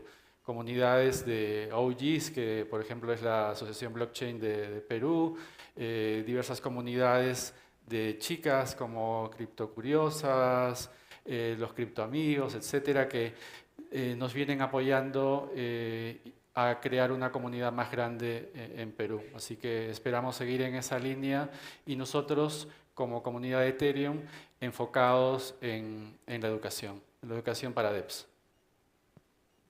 Y ahora, Ana, cuéntanos cómo ha sido ese llegar hasta en agosto, estaba revisando, el 19 de agosto fue ETH México. Sí, fue en agosto. Pues la comunidad la empezamos apenas en junio. Que bueno, la comunidad de Ethereum México también se ha ido nutriendo de otras comunidades de México, o sea, otras comunidades ya tienen más tiempo como Espacio Criptos, Cypherpunk, Citadel, por acá. Vamos, Rom. También HerdDAO, MetaGals, BlueDAO, hay muchísimas comunidades en México, pero pues sí faltaba esto de Ethereum México, entonces creo que ha sido una nutrición de todas estas comunidades también. Y pues también como venía ETH México, Devcon, también el merch, vimos esta necesidad de crear contenido y también especializado solamente en Ethereum y también como compartir las actualizaciones de lo que estaba pasando de estos eventos súper importantes en el ecosistema. Y lo que hemos logrado es que, pues bueno, empezamos en junio, cada semana tuvimos estas sesiones virtuales para platicar sobre cripto y Web3, hasta la fecha ya tenemos 10 sesiones virtuales que tenemos en YouTube, ahí invitamos a diferentes referentes de México y también de LATAM para que nos explicaran sobre estos temas de Web3, también hemos tenido 4 workshops presenciales, el primero fue de 15 personas, después los otros de 70 personas, y luego ya tuvimos 2 eventos presenciales de 100 personas cada uno. Entonces, la verdad estamos muy contentos con la comunidad, la respuesta. Creo que en México somos una comunidad en general muy unida y que nos apoyamos entre todos, pero también creo que eso es en común, o sea, creo que las comunidades de Ethereum aquí en Latinoamérica, entre todos nos estamos apoyando muchísimo y se replica en cada sede, digamos.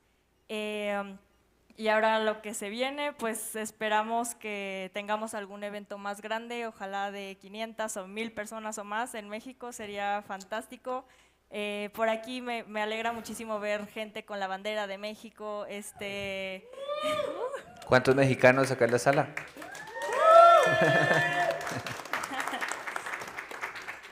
Sí, pues la verdad súper contenta con toda la comunidad y todo lo que estamos logrando, todos juntos. Bueno, voy a hacer un pequeño cambio acá y voy a saltar a los retos. ¿Por qué? Porque creo que ya nos dimos muchas palmaditas en la espalda. Pará, pero yo quiero preguntar cuántos argentinos hay, porque no pregunté. Ah, ¿Cuántos bueno. argentinos hay?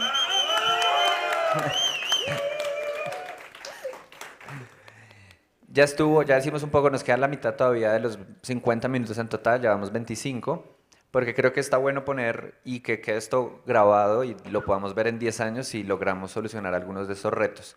Entonces voy a dejar un poco libre si alguien quiere proponer un reto que vea la comunidad y cómo lo podemos discutir entre todos.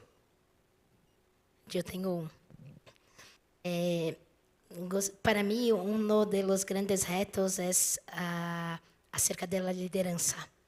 Y principalmente cuando las personas que se quedan como líderes tienen valores diferentes. Entonces, me gustaría de la opinión de ustedes de cómo esto se pasa en sus comunidades. Liderazgo. Yo me quiero lanzar ahí porque lo estaba pensando como algo parecido. Yo creo que la sostenibilidad de las comunidades es importante, porque puede haber una persona que lleve la comunidad, pero si esa persona consigue un trabajo, se cansa, pues la comunidad un poco languidece. Entonces creo que es importante rescatar, y a mí me ha gustado mucho esta idea que ha tenido Aya del principio de subtracción, es decir, que no necesitemos de personas ni de instituciones para que esto siga andando, y para eso se necesita hacer el doble de trabajo. Uno creería que la subtracción es simplemente me salgo de la escena, pero todo tiene que estar tan bien coordinado que si falta esa parte que no debe ser central, pero que si lo era se está fallando y se cae ese pilar, pues entonces se derrumba toda la comunidad. Siendo un poco autocrítico con ETH Colombia, siento que hemos fallado, aunque ha pasado un poco más. Nos hemos podido descentralizar un poco, pero como país creo que nos ha faltado tener, y acá veo gente de Medellín que me alegra mucho que esté por acá. Después de la hackathon se sumaron nuevas caras, ahí está al lado de Johnny, Sebastián, Alejo, veo a Tomás y mucha gente en Medellín. Entonces creo que ha faltado eso, y ese es el problema, que si hay una persona que lo jala mucho y cambia su condición de trabajo o cualquier otra circunstancia, se pierde ese impulso. Entonces tenemos que saber delegar, saber descentralizar y ser coherentes también con eso. Sí, yo creo que es súper importante, porque si bien para un momento inicial la centralización puede funcionar, no es sostenible. Entonces, efectivamente, yo creo que uno de los retos más importantes es poder identificar personas con potencial para hacer que la comunidad crezca y sea sostenible en el tiempo. Y yo creo que nos ayuda en eso el tema de los valores en los que se sostiene Ethereum, ¿no? Encontrar esas personas que comparten esos valores creo que es importante. Aquellas personas que creen en la descentralización, en la resistencia a la censura, en la privacidad. Creo que encontrar esas personas y hacer que se involucren creo que es un reto importante, y efectivamente es algo en lo que nos hemos dado cuenta que tenemos que trabajar con mucho empeño. Sí. Startup Weekend tiene una metodología bien interesante, imagino que es de tantos años de estar con este movimiento de grassroots. Es que primero para organizar un evento tienen que participar en un evento. Entonces, como quiero organizar un Startup Weekend en mi ciudad, primero vayan a un Startup Weekend. En este caso sería como vayan a un ETH Global, a un Devcon, a una conferencia, un ETH LATAM, para saber los valores y verlos de primera cara. Segundo es aprender o ser voluntario en estos eventos. Y una vez siendo voluntario, igual ven cuál es el trabajo que requiere de fondo, no solo como ir a sentarse. Y así va un crecimiento a, bueno, ya soy coorganizador o soy ayudante constante de los meetups que se hacen recurrentemente. Ya, entonces, en teoría, el equipo organizador ya es el que empieza a delegar más trabajo, y como decís, eso de sustraer, a mí también me tocó eso de Aya, porque realmente hay demasiadas cosas que hacer, y si uno los quiere hacer todos no da. Entonces hay que subtraer y darle ese poder a los nuevos miembros. Entonces, estos nuevos miembros que casi que se entrenan siendo parte de la comunidad son los que van a ir recibiendo este poder, se podría decir. Startup Week en la recomendación es muy diferente, pero ellos dicen que como 2 años debería ser lo que se mantienen las posiciones de poder para ir rotando. Pero yo sé que 2 años, al menos en cripto, es bastante, pero a la vez es poco, porque son casi que solo 2 años, 2 eventos al año. Entonces, sí, lo primero es buscar esas personas que están dispuestas que tal vez no saben nada, pero quieren aprender, involucrarlos y, bueno, ayudarme aunque sea a dar POAPs o a dar pizza o cosas así, y pues así los vamos enseñando. Mira, así creas tu wallet y irles enseñando poco a poco. ¿Quién se anima a complementar liderazgo, sostenibilidad de comunidades? creo que ahora vamos a vivir como una nueva forma de liderazgo. O sea, todas las personas que están acá, tipo, ya nos empezamos a conocer, ya empezamos, a partir de todo este Road to Devcon, o desde que supimos que iba a venir Devcon y empezamos a hacer estos eventos en cada uno de los países, incluso en las comunidades más chicas, o no sé, como el pibe este de Guatemala, que todavía no hay una comunidad, pero él ya está plantando la semilla. Creo que ya no estamos como empujando el carro solos, ¿no? De repente, si Toño necesita apoyo en Perú, ya sabemos quién es Toño, lo estuvimos viendo, vimos lo que logró, entonces lo vamos a apoyar. Y el mismo ejemplo sirve para Brasil, para Honduras, lo que sea. Tipo, acá, por ejemplo, somos estos 6 países, pero también hay gente de Bolivia que está también empujando un montón, no sé, gente de Venezuela.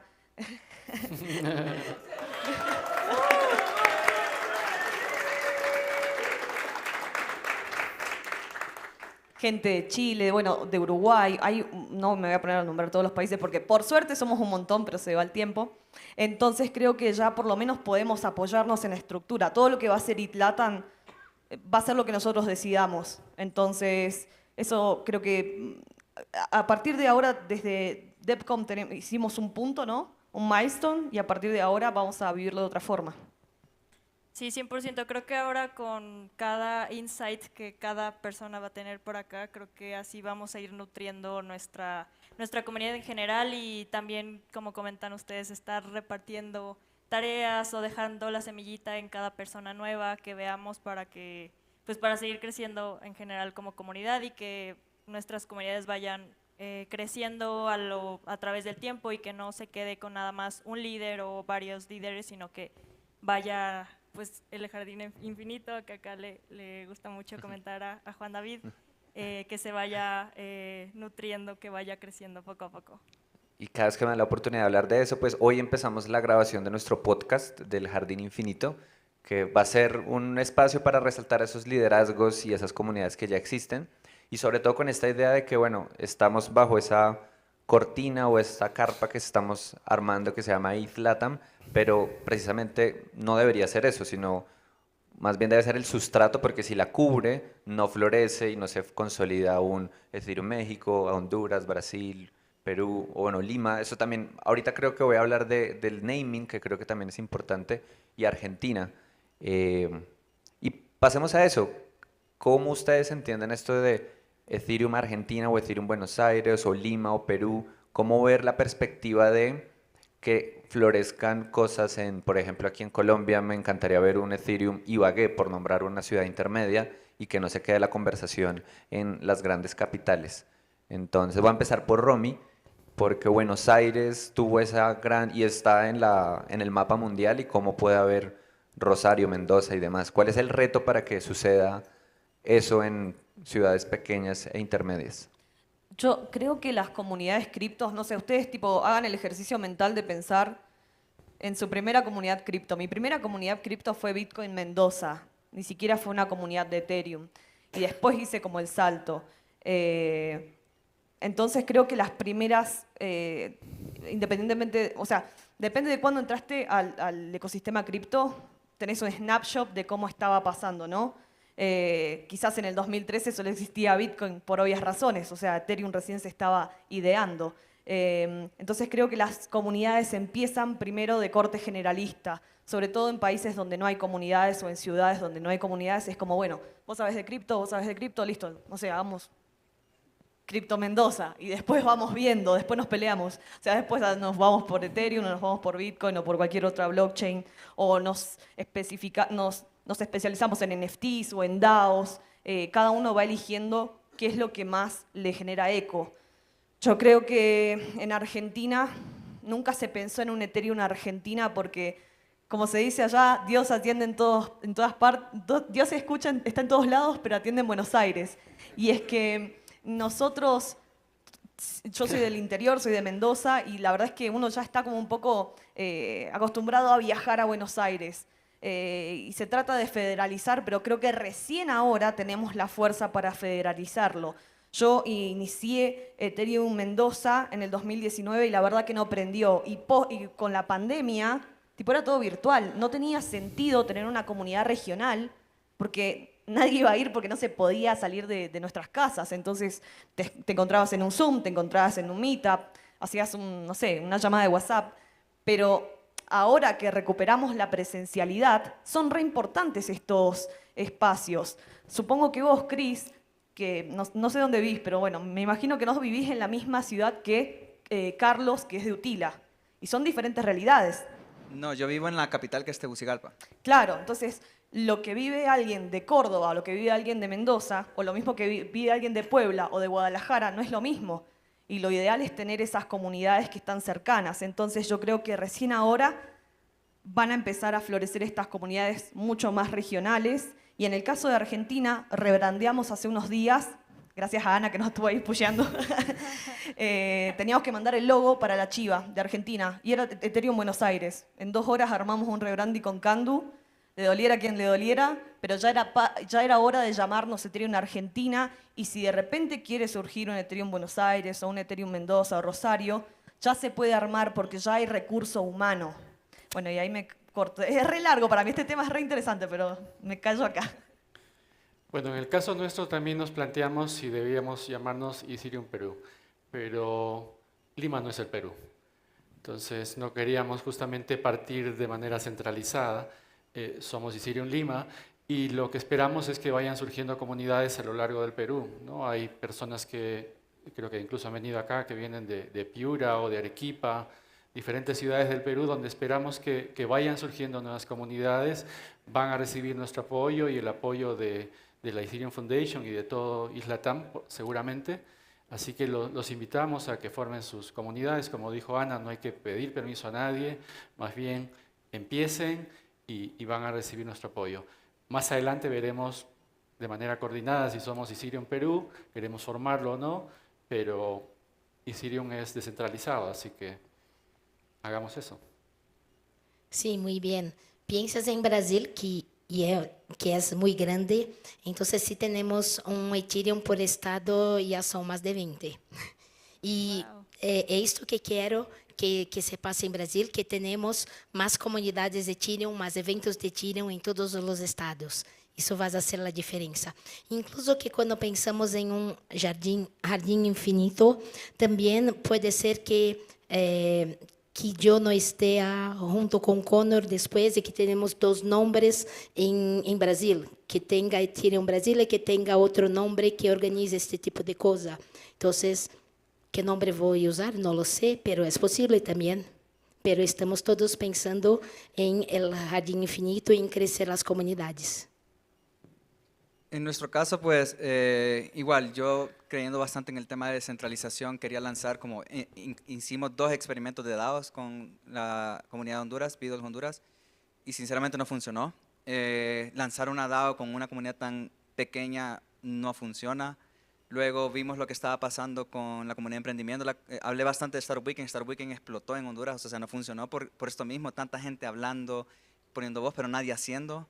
Entonces fue cuando, bueno, nosotros empezamos a decir, no, Ethereum Tegucigalpa, y vamos a hacer eventos y eventos y eventos, y solo Ethereum Tegucigalpa. Y fui de abajo para arriba, más bien, como, ok, vamos, ya que tenemos la experiencia, creemos Ethereum Honduras y empoderemos a las personas que están en otras ciudades para que ellos puedan crear sus comunidades, generamos estos recursos que ellos pueden utilizar, y de ahí empezamos a construir Ethereum Honduras. Si bien es cierto, ahorita como base, como quien dice, la capital, Tegucigalpa, pero nuestro objetivo es que se empiece a expandir y que varias comunidades existan, y la razón, o el esfuerzo que hicimos para eso es becar gente para que pudiera venir aquí a Devcon y viera cómo se manejan las comunidades acá. Entonces nosotros checamos que la gente que estaba aplicando era gente más de ciudades lejanas a la capital. Obviamente vinieron bastante de la capital, pero el objetivo era como gente de Utila, gente de Ceiba, gente de San Pedro, gente del Progreso, que tuvimos lamentablemente un problema con alguien de Ceiba, entonces no pudo venir, pero la idea es como que se empapen de esto, se plante la semilla, y cuando regresen digan, no, yo quiero organizar Ethereum San Pedro, yo quiero organizar Ethereum Ceiba. Entonces ese es como el objetivo, y de ahí nosotros empezar a apoyarlos con los recursos que tenemos y la experiencia que tenemos de estar trabajando.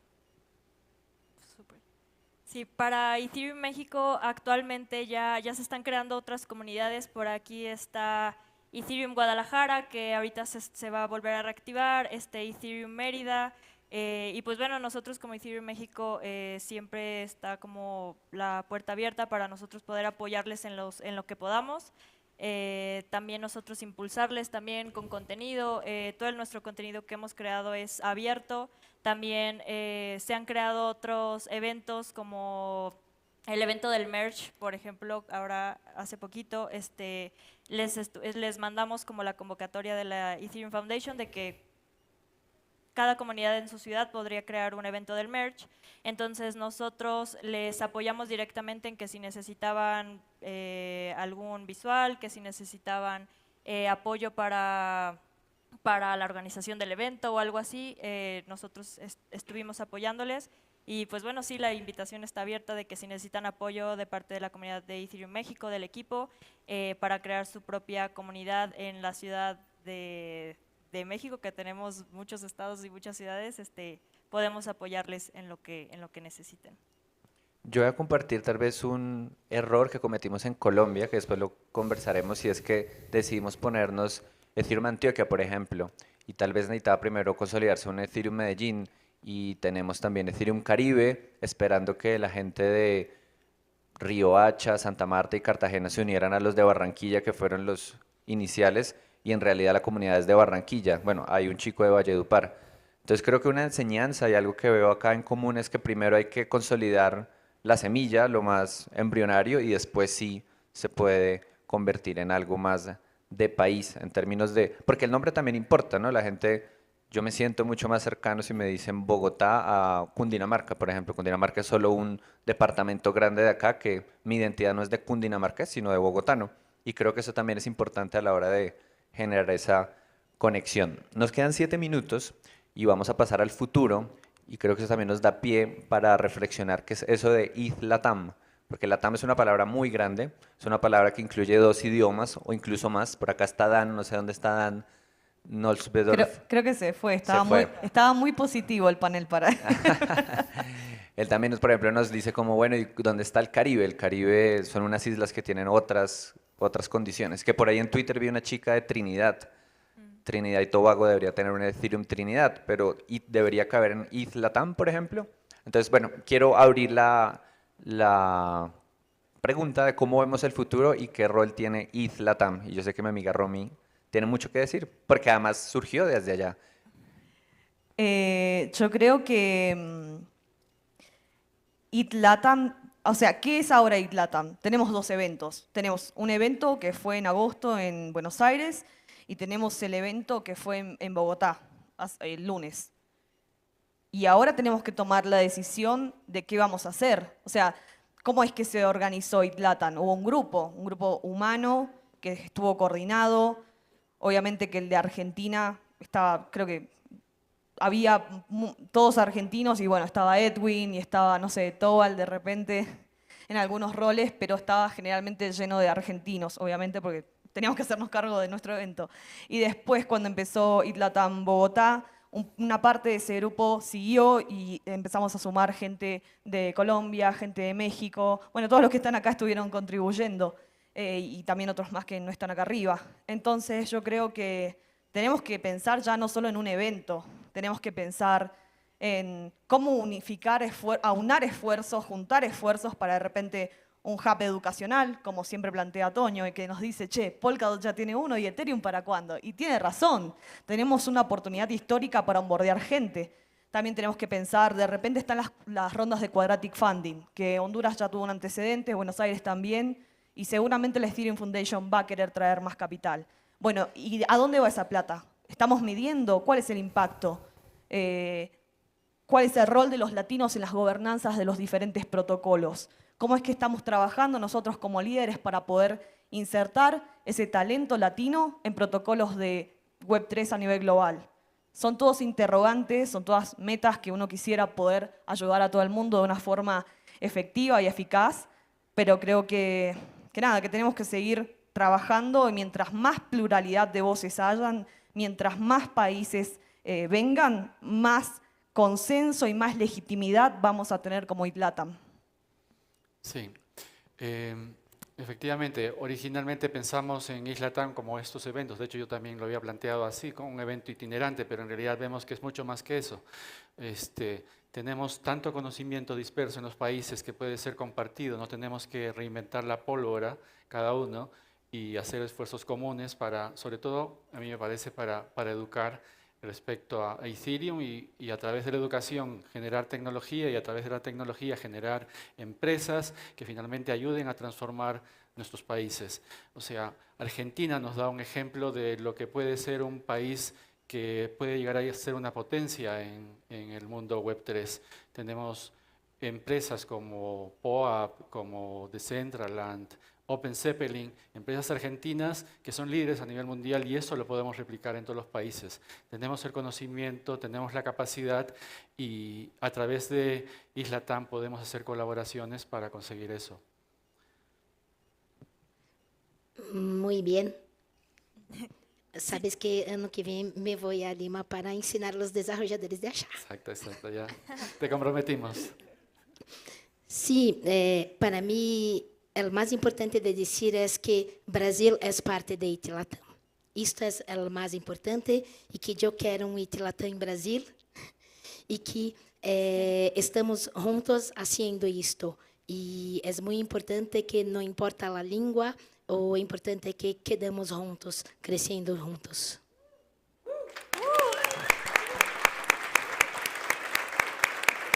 Lo que dice Sol es muy importante en términos del idioma, que en LATAM de hecho tuvimos esa conversación que a veces uno se le olvida, no, somos 600 millones, hablamos una lengua, pero no, hay 200 que hablan otra lengua, entonces ese es un reto también, en 10 años cómo podemos integrarnos mejor con Brasil y acá también. Creo que muchos empezamos a hablar de, bueno, ya pasó Bogotá, ya pasó Buenos Aires, y creo que no debe convertirse en una competencia de quién va a ser la nueva sede del Mundial, más o menos, sino cómo tenemos más colombianos en LATAM, cómo tenemos más ecuatorianos en LATAM, y no al revés. Y creo que acá, FIO, hemos tenido unas conversaciones muy buenas al respecto de que no es que llegue y que queramos levantar la mano, vengan acá, sino no, es voltear la idea y cómo tenemos más voces, más acentos en LATAM. Entonces nos quedan 2 minutos. ¿Alguien más quisiera ver el futuro de LATAM? Yo realmente, bueno, me gusta cómo hemos estado compartiendo recursos en la comunidad, como Ana hace algo, entonces nosotros lo publicamos, y nosotros hacemos algo, ustedes lo publican, pero quería cerrar con un mensaje para ustedes. Si ustedes quieren apoyar las comunidades de LATAM, descarguen Bright ID y vayan a validarse abajo ahí al boot de ESP y voten por las comunidades de LATAM, porque hay una ronda de CLR Grants con bastante capital y que hay bastantes proyectos. Incluso si ustedes tienen un proyecto de bienes públicos que quieren aplicar, todavía están a tiempo, pero voten porque lo más importante es definir y cómo se van a distribuir estos fondos y no queremos que se pierda esta oportunidad, así que ustedes, espero que todos los que estén acá lo hagan y si no, se las van a ver con nosotros. Aparte hay 100 proyectos, así que, por favor. Y un contexto muy rápido, son $250.000 destinados a esa ronda de financiación cuadrática. El deadline para aplicar como proyecto es el 14. Las votaciones las extendimos, yo estoy un poco desconectado de ese tema. De hecho, simplemente fue un tema que nos unimos las personas que teníamos cierta experiencia y está eso ahí. Son fondos que están esperando que, uno, sean ustedes los que se postulen y dos, también que entre nosotros nos apoyemos a votar por los proyectos que están postulados. Súper. Pues yo quiero cerrar nada más que yo veo a LATAM como una incubadora de talento ahorita con lo que comentan de que pues vamos a enseñarle a todas las personas de Latinoamérica sobre cripto y Web3, sobre tecnología blockchain, que se conviertan en programadores, programadoras, que builders del ecosistema. Entonces eso es lo que veo, incubadora de talento, incubadora de comunidades, y pues vamos todos juntos, aprovechemos este momento que está pasando Devcon acá y vamos para arriba siempre, todos. Estamos aquí para ayudarlos. Sí. Bueno, estamos a tiempo. ¿Qué dice nuestra maestra de ceremonia? No estamos a tiempo. Ahorita vuelves ahorita a tu rol de MC. Sí, pero encontrémonos en la chiva, para eso la hicimos, para estar relajados ahí, pero para charlar entre nosotros. Podemos tener una reunión mañana, pasado. Aprovechemos que estamos todos físicamente acá para conectar. Muchísimas gracias y un aplauso para el panel.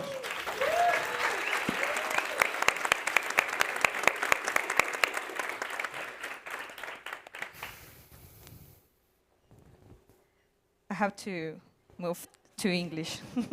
It's weird for me. ¿No quieres tu botellita de agua? Well, Tenemos 5 minutos, ¿no?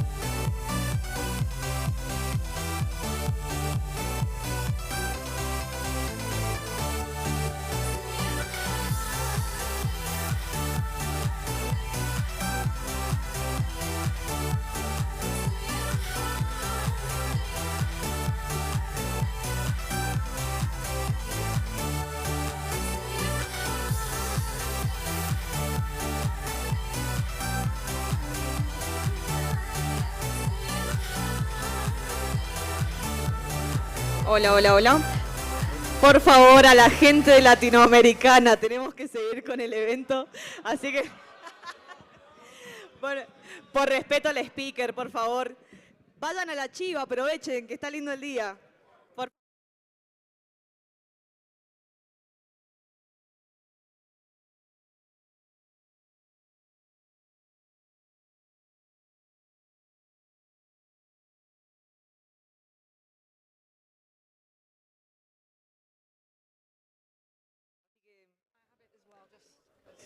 ¿En cuánto arrancamos?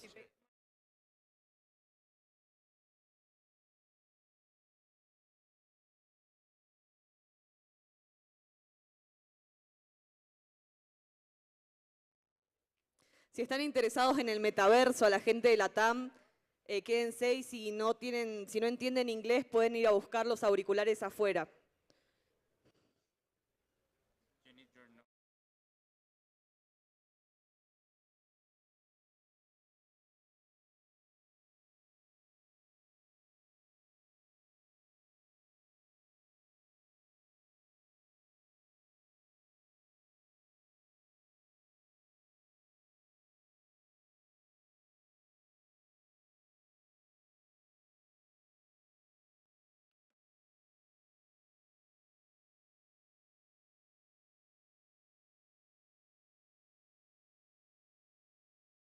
Okay, let's go with the next talk, the name is Going on Safari, Researching Users in the Metaverse. And the speaker is Georgia Racus. Is it correct? Rakusen. So difficult for me because I'm Latina. Georgia is a seasoned user research and has specialized in the Web3 and crypto space for the last 5 years. She works for tooling, wallets, DeFi, NFTs, DAOs, and gaming clients to help them understand their users and build better products and establish the User Research DAO, a collective of UX research experts dedicated to elevating the quality and quantity of user research being conducted in the Web3 space. So welcome, and please give it up to the speaker.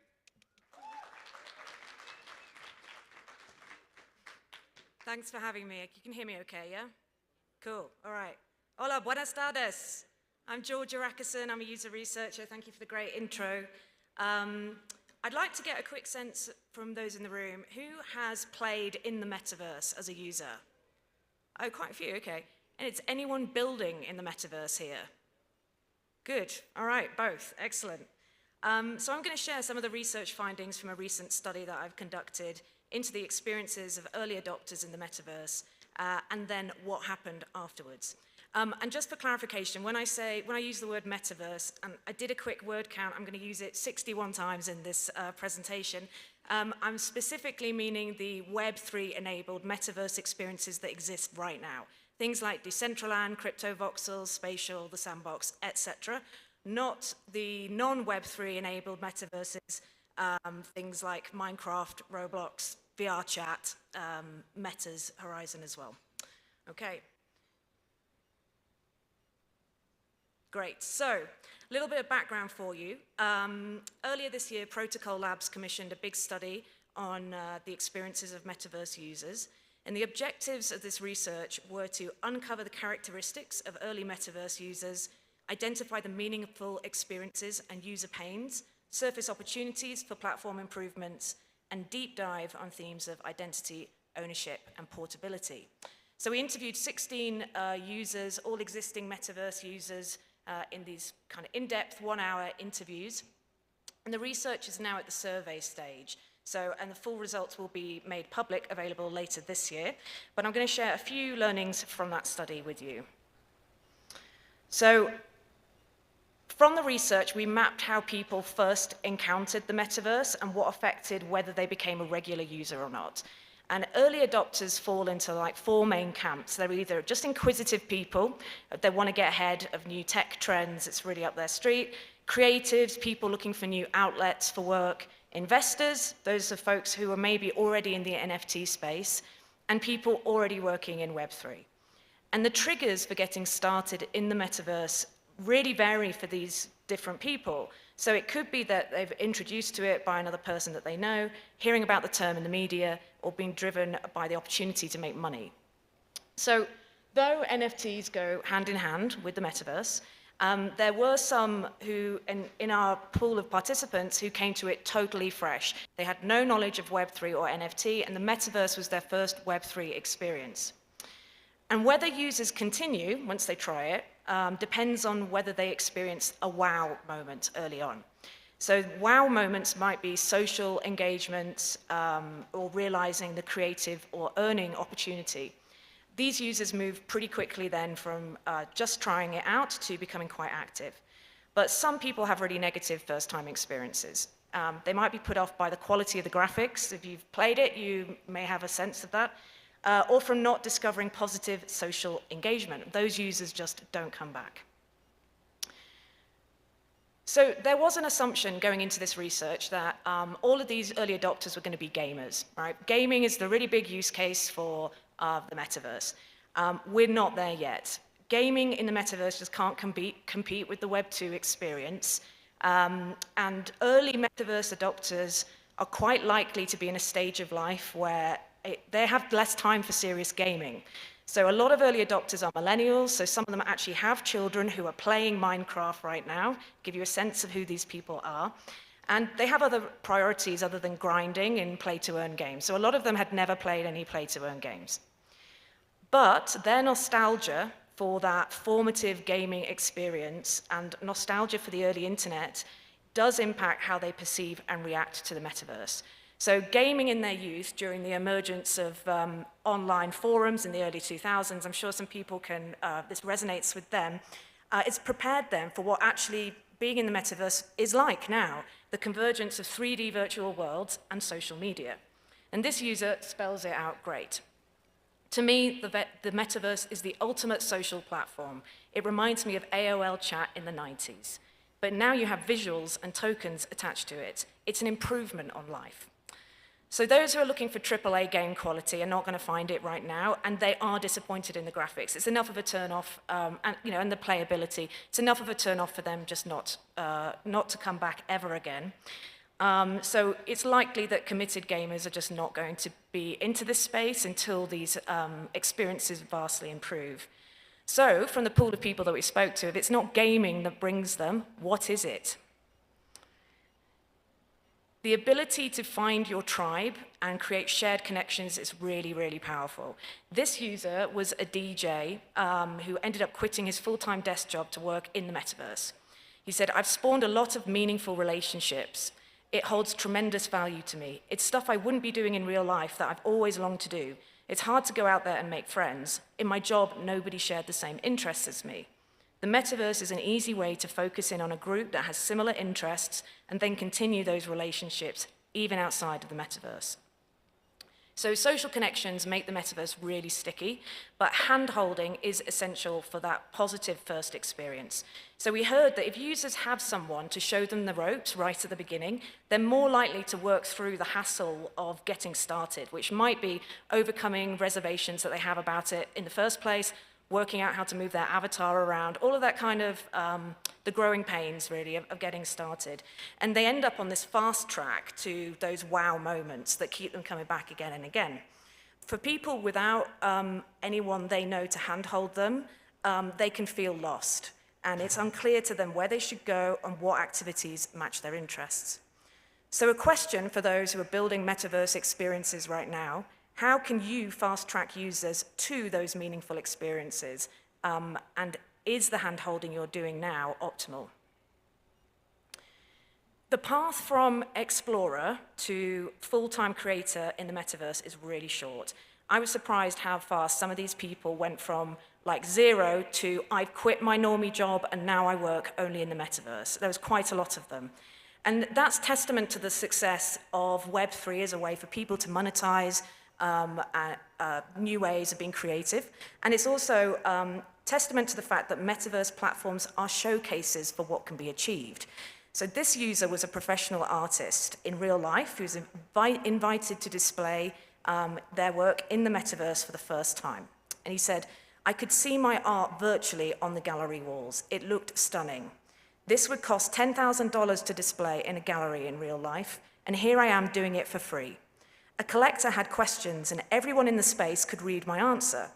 I only had to answer one question once. At gallery shows, I have to answer the same question 70 times and still make it seem like it was the first time the question was asked.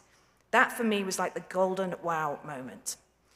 But there is a challenge, of course. So many of these people have no prior Web3 knowledge. So they had this really steep learning curve in order to onboard, learning about wallets, NFTs, a whole bunch of new concepts.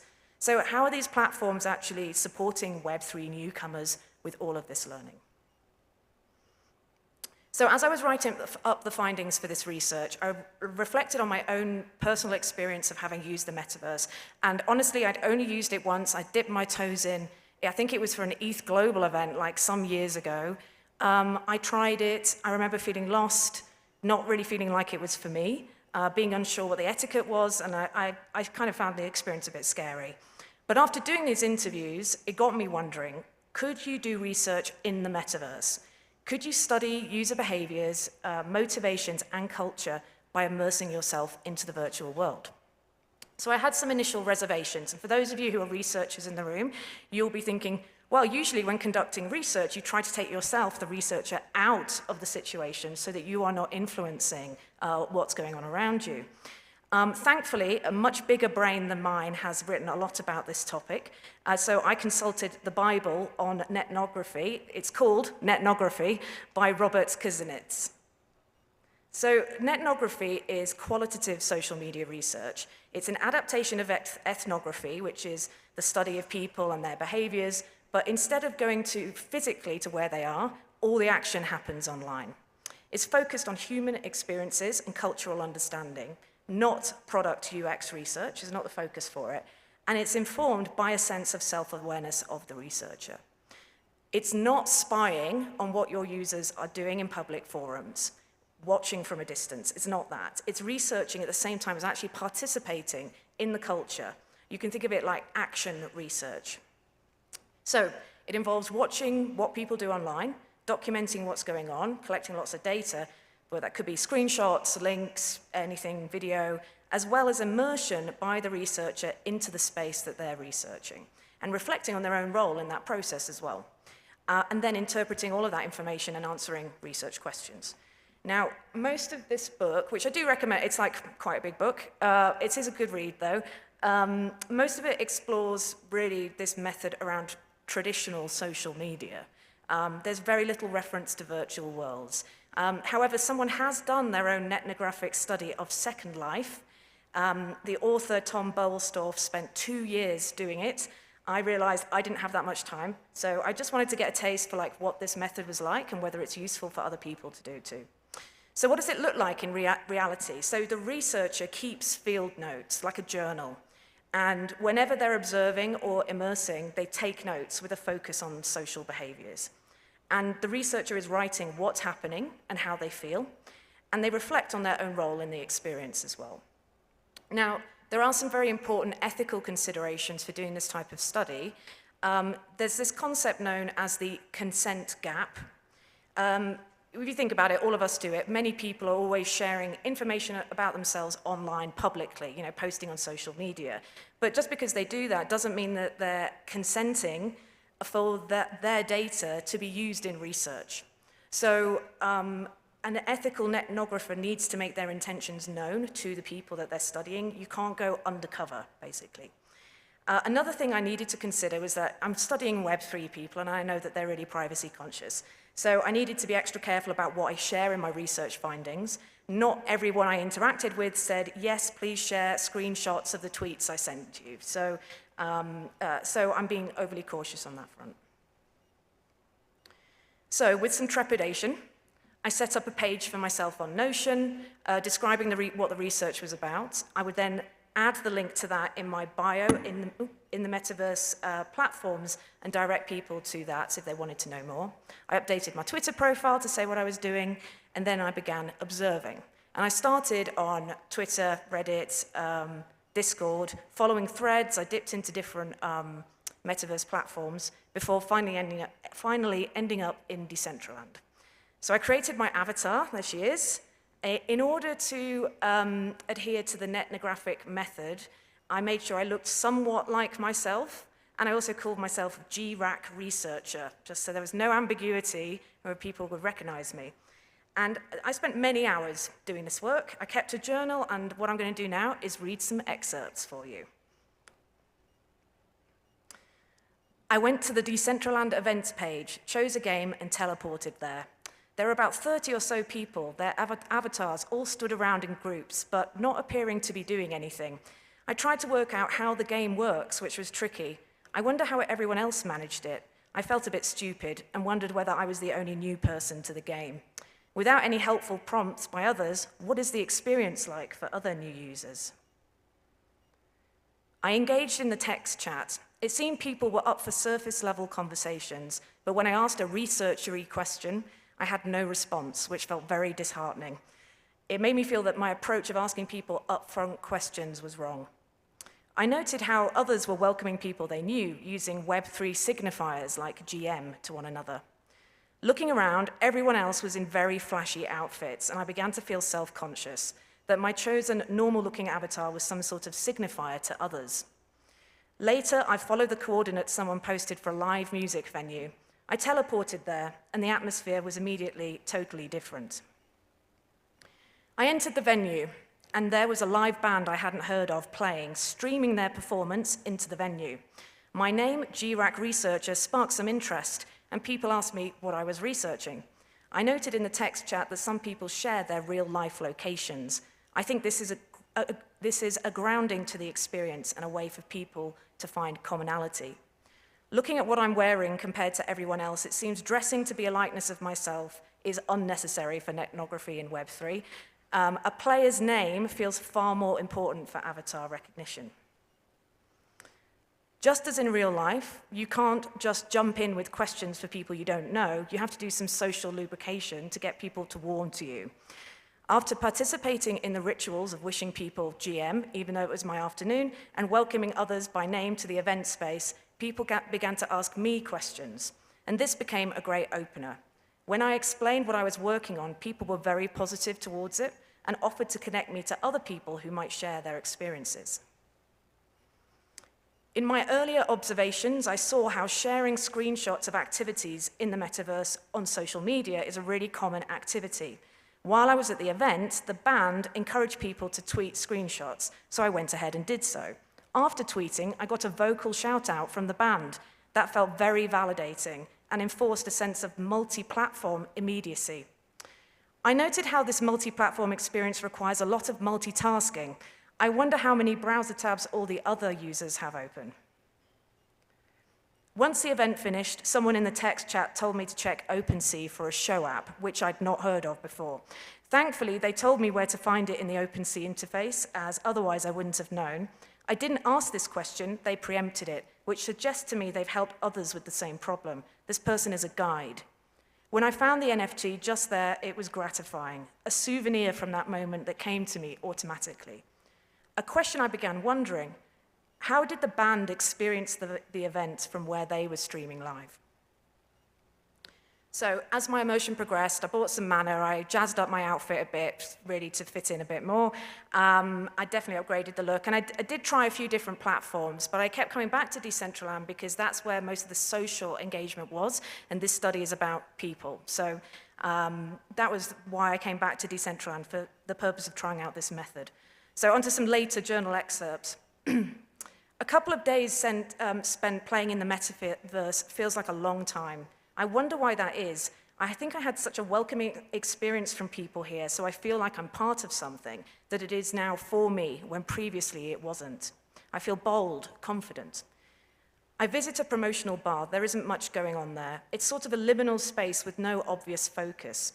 There was a squid-like bartender, which I interacted with, but it was a chatbot, and that was really disappointing to me. Interacting with it didn't really support my goals as a user. But then, I stumbled across another player whose first time it was, and they were lost. They wanted some help understanding what to do.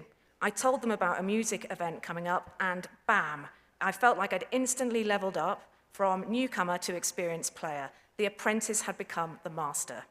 Except I wished I could take them around to venues with me. The best I could do was post coordinates in the chat for the music venue. Wouldn't it be cool for us to tether together in order to travel as a group between locations? I accidentally clicked on my own coordinates in the chat, teleported off, and then couldn't make my way back to them. Hopefully, they found their own way around. Did I feel a tiny bit of responsibility for their experience? I wonder how I'd feel if I were in their shoes and the person giving me advice just disappeared and never came back. I went to the venue with the dance floor. There was a DJ live streaming. I saw some friends, and they called me out in the text chat. It was nice to feel so welcomed. I'm thinking back to other online music experiences I've had. Could this be better than watching a boiler room set at home? You could just set up your avatar dancing with all these funky-looking people and get live shout-outs from the DJ and sit back and enjoy it. I can imagine putting this on the television on a Friday night with some friends in the house and serve a Spotify playlist. I wonder what everyone else is doing behind their screens at home, whether much in-person social engagement happens simultaneously, as in the metaverse. The next morning, I received a direct message on Twitter thanking me for my participation in the event and asking for a wallet address. Working in the space, I get a lot of random DMs related to crypto and NFTs, but I checked out the profile picture of the person who messaged me and recognized them from their avatar, made sure I checked their profile. I replied with my wallet address, and I was excited to find what might be dropped to me. It turned out to be a wearable. It feels to me that participating in the metaverse is like a massive multi-platform treasure hunt. So, another time, I decided to begin my journey on a Twitter space. The hosts were talking about Spatial, a platform I'd visited before, but decided not to spend my research time in it because there wasn't a lot of social engagement going on. So on Twitter, 2 links were posted to a parcel of land in Spatial, on the left, that one of the speakers on the Twitter Spaces had been working on, and a venue in Decentraland streaming the space in Spatial. So I entered both spaces and was able to have my avatar in Decentraland watch my avatar in Spatial whilst I was invited to speak on the Twitter Space. I was in 3 worlds at once, and it really got me thinking about interoperability of avatars and what use cases there might be for wanting to have multiple versions of yourself across different platforms. It also really reinforced to me how early adoption is, that so much of participation in these platforms appears to be about demonstrating what is possible. So I conducted my explorations over about 10 days. I spent about 15 hours trawling social media, about 15 hours in the metaverse itself, and really only to test this method out, to test the value of doing it. I didn't expect to find out anything very certain in this period of time, but I did come away with some reflections. So you can learn stuff about people this way, and I think it's really interesting that the engagement level on social media definitely feels more prominent, it's busier than actual platform engagement. And I know there's a lot of discussion about active daily users on these platforms being really low. I did find lots of people. I also found lots of the same people on these platforms. If anyone who works at Decentraland can give us some insights on their daily users, that would be interesting. But I think we have to see social media as an extension of the metaverse because it's part of the experience for it. So Twitter, Twitch, Discord, OpenSea, Telegram, all of these form part of the metaverse experience. And that poses a question, is there value in folding in these social networks into metaverse platforms, or should they exist outside of the 3D world? So as a place where culture can be observed, tribes, rituals, and symbols are everywhere in the metaverse. The sharing of screenshots seems to be its own art form. There are people who are photographers who do this, and that's what they get group photos of people together. There are so many rituals and symbols celebrating and welcoming one another, the use of Web3 language, the symbols in wearables, and even avatar movements, gifting items, supporting new people with technical challenges, all of this good stuff. So if you're new to Web3 culture, immersion like this is a fast-track way to get to know Web3 users. But for the already initiated, if you've been in the space for a long time like I have, it may not be as fruitful. It certainly reinforces what we know about Web3 users. But I suspect that the culture in the metaverse will change. I'm interested in the questions around how Web3 culture now affects people who are outside of it. What do they think when they join this space? And what new cultures will move into the space or emerge as adoption grows? I thought I was being really clever and put loads of questions together that I was going to grill people about in the metaverse, and that was totally the wrong approach to go for. They were all the wrong questions, and it wasn't the right format. Good questions really only emerged after spending time in the metaverse.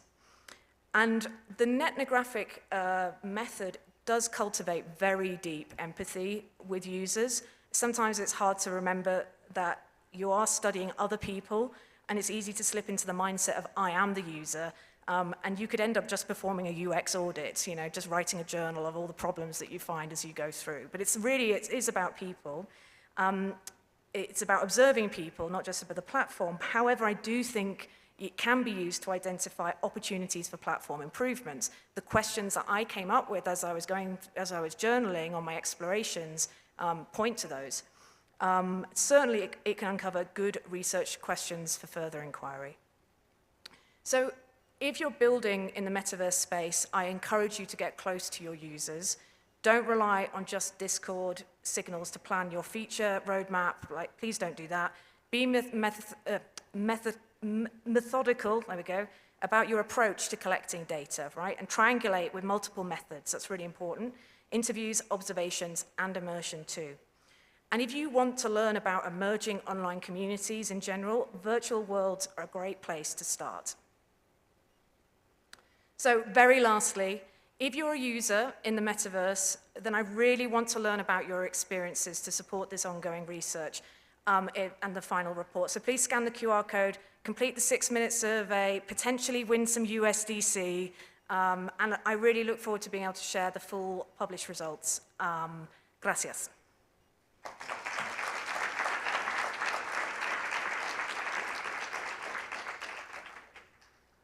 I think we have time for one question. Oh, excellent. So proactive.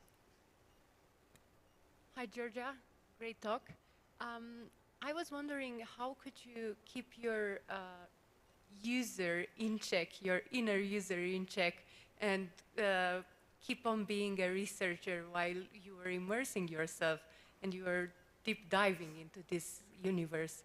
I think it's the journaling. I was doing the journaling live. I wrote thousands and thousands of words as I went, collecting like every data point. I've got like hundreds of screenshots as well. That keeps you on your toes to remember that you are observing the experience as a researcher and not just as a user. Otherwise, you just go about, you know, you uncover a problem, or maybe a question might enter your brain and then leave again because you're not documenting it. So the important bit is the field notes. It's the documentation of the process.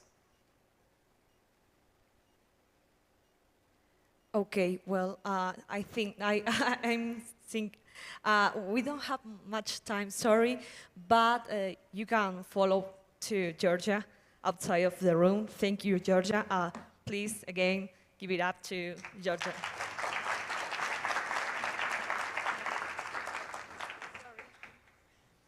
Okay, the next talk is Social Composability Design, how DAOs can leverage it for the future of work. And the speaker is Dominic Emmanuel Horn, is the lead product designer, UX UI of Common Ground, a Web3 native communication platform. He is freelancing as a UX and product designer for clients such as Siemens, Mercedes, and more, and he cares deeply about designing products with emotion that look and feel great and push to boundaries the user experience forward. So please, a clown of applause for the speaker.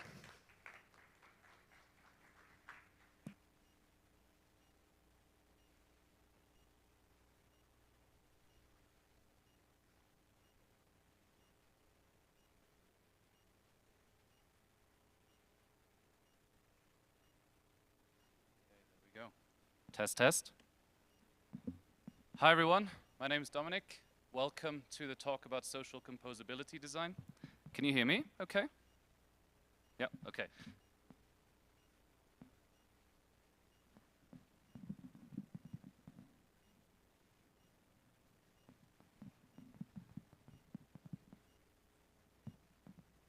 Test, test.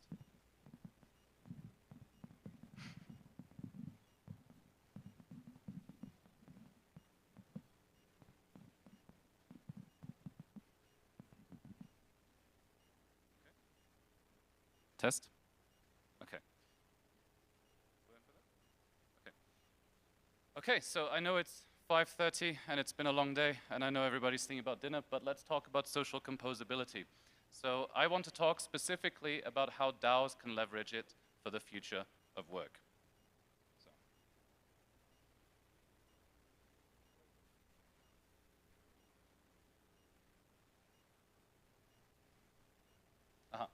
Okay, so I want to start with actually who am I, right?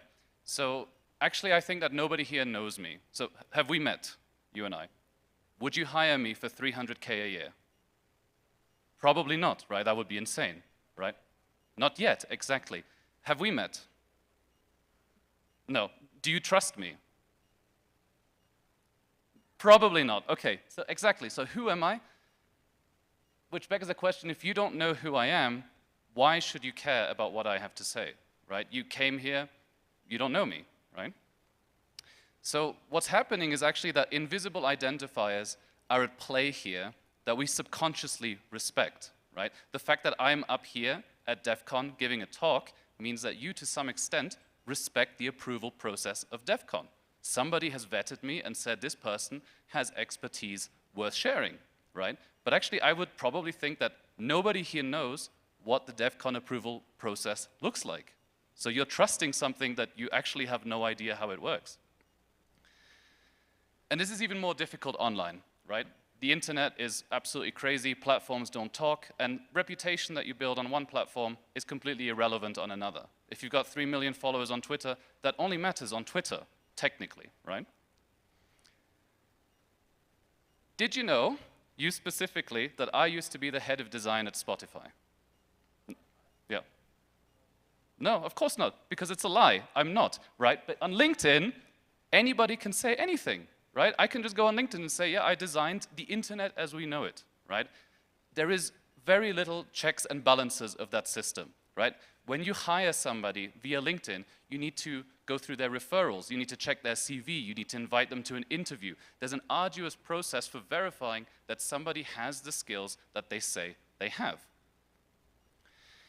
Which brings me to social composability, right? This is something unlocked, hopefully, by Web3 that I think is going to change a lot of things going forward. So composability is, for anybody who doesn't know, it's basically Lego, right? Web3 loves it. It's how can I make a basic building block that anybody else can start reusing. And social composability specifically, it's about social identifiers as Lego. So information that says something about you, that represents you as an individual and about the skills that you have. But what do we actually want to know about each other? What information makes us who we are? In the age of DAOs, we actually need to change the kind of information that we need to know about each other because the type of work has changed. So we kind of need to, as gamers would say, min-max it, right? We need to maximize the useful information about each other while minimizing information that we don't necessarily want to know about other people. We need to respect each other's privacy as well. So right now, money talks in Web3. If I've got loads of money, I can buy a Bored Ape, become part of the Bored Ape Yacht Club, and suddenly I've bought my way to influence. So that's not kind of the Web3 that I want to live in. So what if more could talk than just money? So at Common Ground, I'll get to that in a moment, we're building based on Bourdieu's theory of capital, and he was a French sociologist that basically came up with a theory of capital. There are lots of theories of capital, but his is the one that we are using to build because it was concrete enough for us to build good software with it. So Bourdieu says that you have multiple types of capital at your disposal. One is economic capital, which is basically cash, right? Your assets, the NFTs that you have, the properties you have, and all of this money, your Colombian pesos. You also have social capital, though, and social capital is your connections. It's the people you know, it's your parents, it's what clubs you're part of, the influence that you can exert via your social capital. And then there's also cultural capital, and cultural capital is your knowledge, it's your education, it's your mannerisms, it's maybe even having a British accent, right? It unlocks certain doors because of having access to this kind of cultural capital. And finally, there's symbolic capital. And symbolic capital, it's prestige. If you have two rich people, but one person spends it all on culture and being a patron of the arts, and another rich person spends it all on gambling and cocaine, they have different symbolic capital. They are perceived differently by society. If I write books to extend my respect in the world, I'm growing my prestige and therefore my symbolic capital. And all of these things are deeply interconnected. So you can trade these things for each other. So for example, I could spend economic capital to become part of the Bored Ape Yacht Club to grow my social connections. I can, through those connections, earn knowledge or insider alpha or whatever the hell.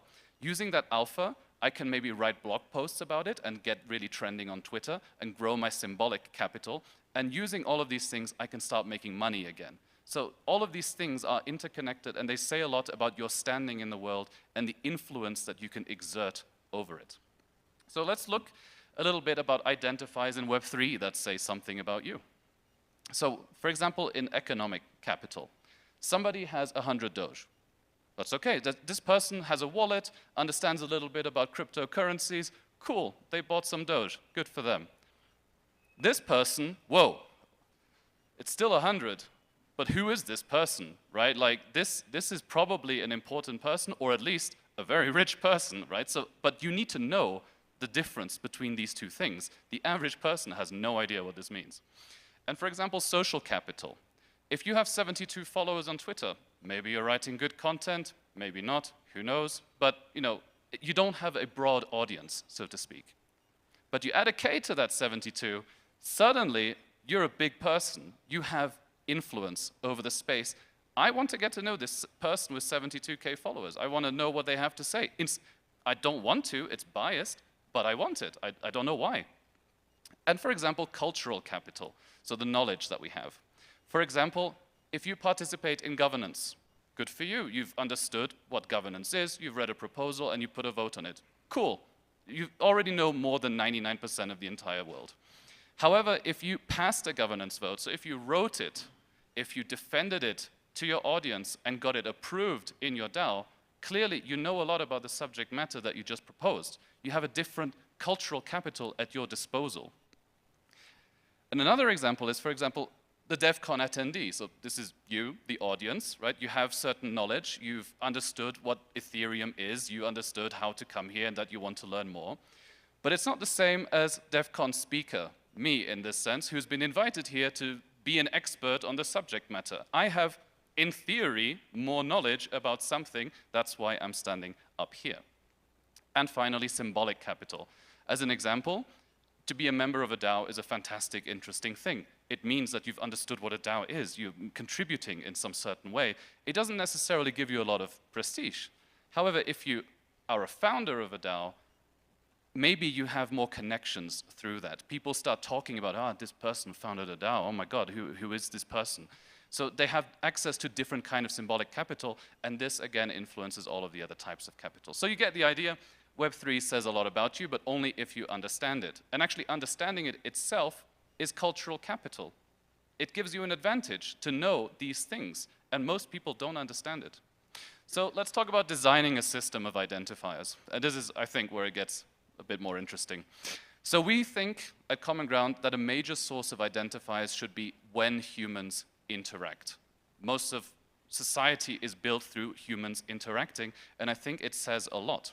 So for example, if we build a chat app where one person asks for help and another person provides that help, this is very qualitative as an act, and it's difficult to quantify. It's difficult to say, this person has provided a helpful service. But what if, in Web3, we could say, actually, if this other person says, yeah, thanks for helping me, this person could grow helpfulness in a kind of gamified way. You build this identifier that, in a way, you are helpful in the space.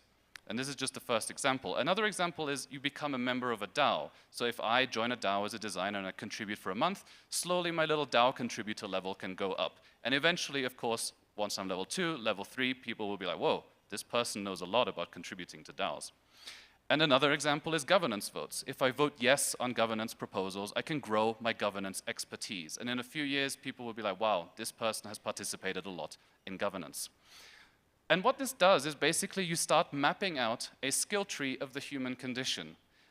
You basically collect and map out your accomplishments. And in a certain way, Web2 companies already do this, except it's a quarterly review. You sit down with your supervisor and they say what you're good at, where you're performing, and where you're underperforming. But it's a very subjective thing. It depends on your boss, it depends on your supervisor, and ultimately, if I quit a job and go to another company, I have to start again from scratch. I have to convince them that what I did at the last company was really good. Totally believe me, guys, regardless of what I'm actually being reviewed as. So it's a very subjective thing. And I think once we start mapping out the human condition in this way, you can start becoming more objective.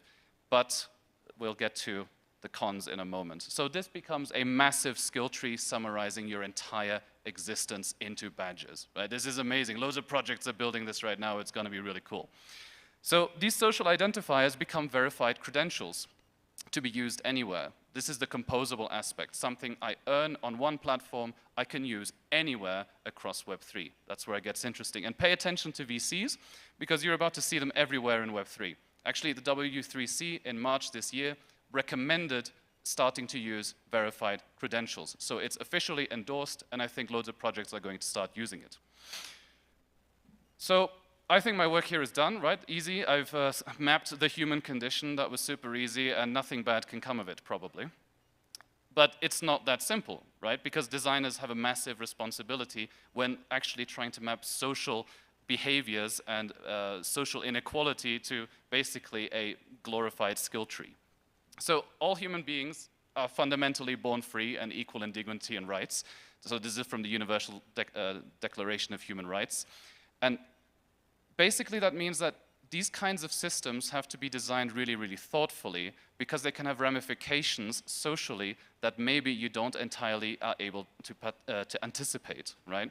So what's to stop my entire reputation that's on-chain ruining my life in 3 years through some reason? It can dox me and suddenly people find me at my home and that's it because of some reputation thing I did 3 years ago. So we need to start actually talking about preventing reputation trails. So we need to start with something called self-sovereignty, which is basically I get to be the master of what I share and what I don't share. So when I start building these skill trees, I need to be able to say who can see what. So you need to have control over these systems. What you also need to be able to do is to revoke certain things. So Binance actually, you know, they do a KYC, and this year they started issuing a token for this KYC that you can claim and then prove on other platforms that you've done the Binance KYC. But this is revocable. So you can actually go back to Binance and this token that you have in your wallet, you can revoke and say, actually, I don't want to have it there anymore, right? So in case Binance is, I don't know, suddenly turns out to be super evil or whatever, and you don't want to be associated with it, you can revoke it. And then there's also consent. So I don't want to be airdropped soul-bound stuff that's on my wallet forever. Please ask me first, right? I need to be able to claim these things. There needs to be a mechanism of consent, especially, you know, when you start talking about things that might be on-chain forever. And finally, rehabilitation. Just like in real society, if I break the rules, I go to prison, and in theory, that's to be rehabilitated so that I can become a normal member of society again. I don't want reputation that I collect in these skill trees and in this social composable system to basically track me, and I can never do anything about it again. Another thing that we have to talk about is Sybil resistance. So Sybil resistance is basically the act of being resistant to Sybil attacks, which is when people use pseudonyms to subvert a system.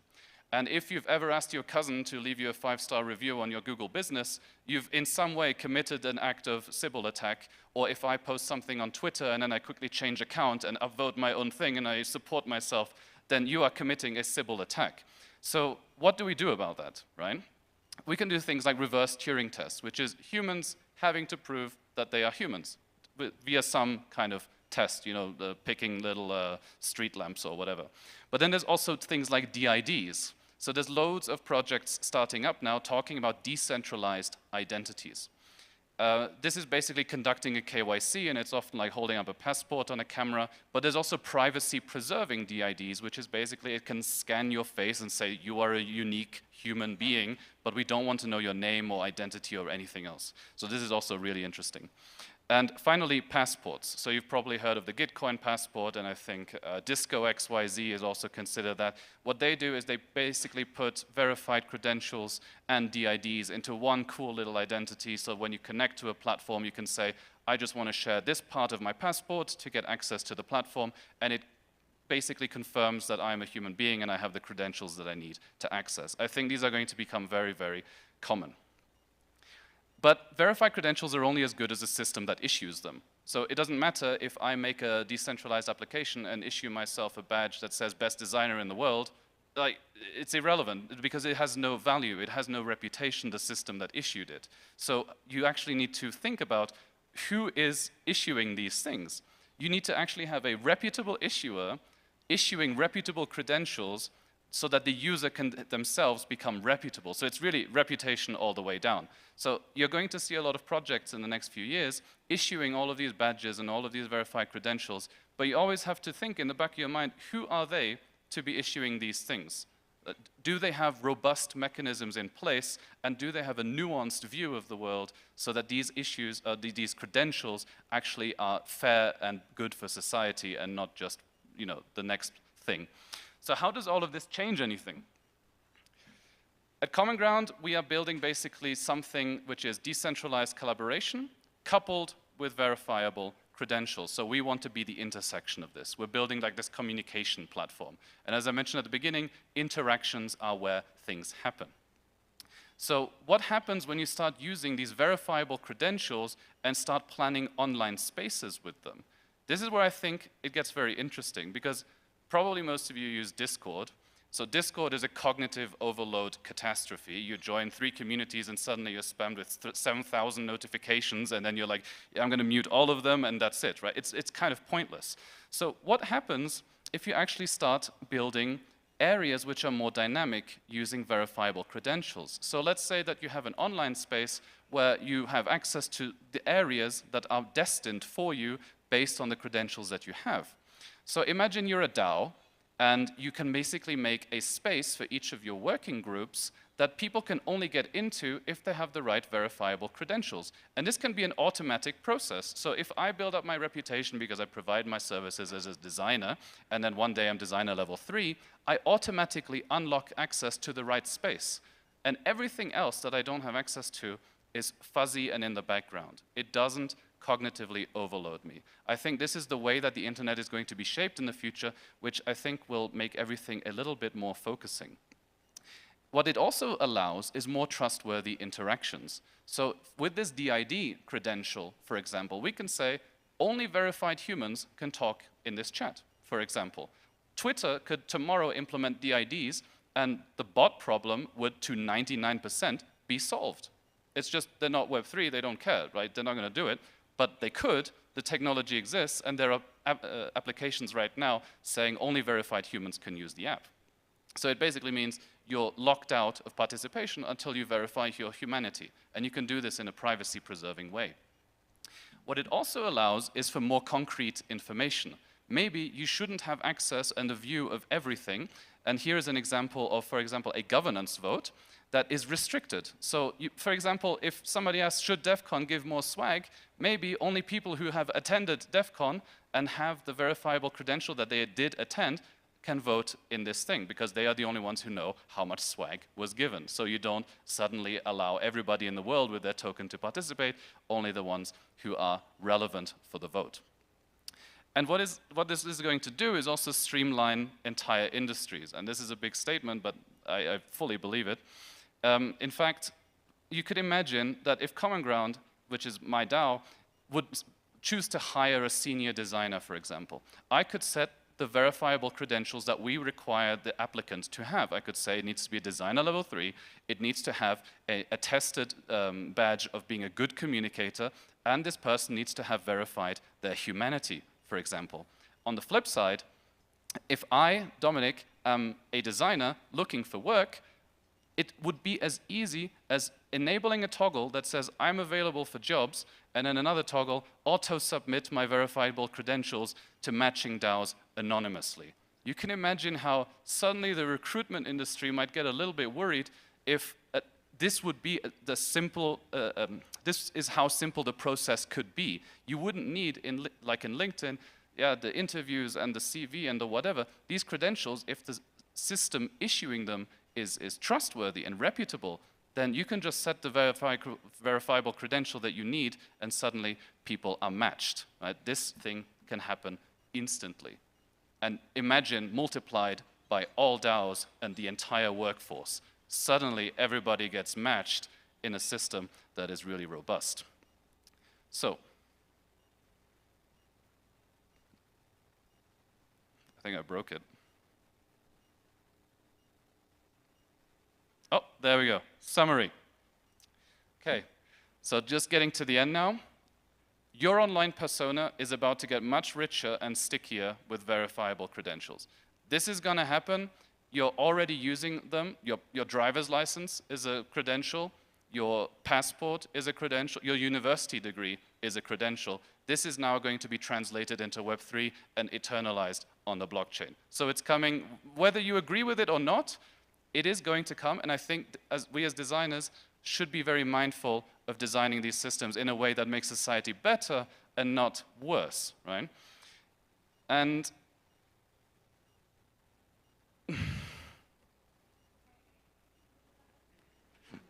Oh God, I'm pressing so hard. Okay, so you also need the quality and social responsibility behind credentials. They really, really matter, right? So it really is all about reputable systems issuing reputable credentials that are well researched. So it actually causes public good and not more trouble. And finally, we're looking at fundamental changes in collective agency. So if we pull this off in a meaningful way, and this is going to be the challenge, then Web 2 organizations will not be able to compete with the synergy and the DAO-to-DAO collaboration that will be afforded by this change, right? Because they will have to transition quickly because of the fundamental changes that is going to be enabled by this in terms of collective agency. So I think that we are really talking about changes to the fabric of our society. And this maybe, it sounds like hyperbole, but if you look at the world how it is right now, I think we have to do better, and I think this could be one thing that takes us there. So thank you very, very much for listening. Follow me on Twitter to grow my social capital. Questions? Whoa. I'm sorry? Wait. In terms of skills, I would say no. There is no issuer of skills that is yet at the degree of nuance and sophistication that there needs to be. If you start talking about issuer of like decentralized identities as credentials, yeah, there's already loads. I mean, there's like Bright ID, there's Fractal, there's lots of these projects that are trying to issue these credentials in the most privacy-preserving way. Whether or not those systems are perfect, I don't know. I don't think so. I think there's somebody from WorldCoin or whatever said he had 2 identities, so probably in some way it's gameable, but I think the systems of reputation that grow on top of those basic decentralized identities then will eventually build a better web of trust. So I would say, to answer your question, no, there is no reputable systems yet. This is super early. Yeah. Hello. Hello. I love the concept, but I was wondering what happens with sensitive information. With sensitive information? Yes, because let's say we have a DAO and we say that only people with verified credentials can access some information, but it doesn't prevent that I take a snapshot, a screenshot, and share it with people who don't have the credentials. So how do we prevent that attack? Yeah, I mean, there's lots of security mechanisms to be able to prevent this. I mean, what we're talking about here, it's this kind of skill system that gets you the entry, right? But this is built together with an overall reputation system.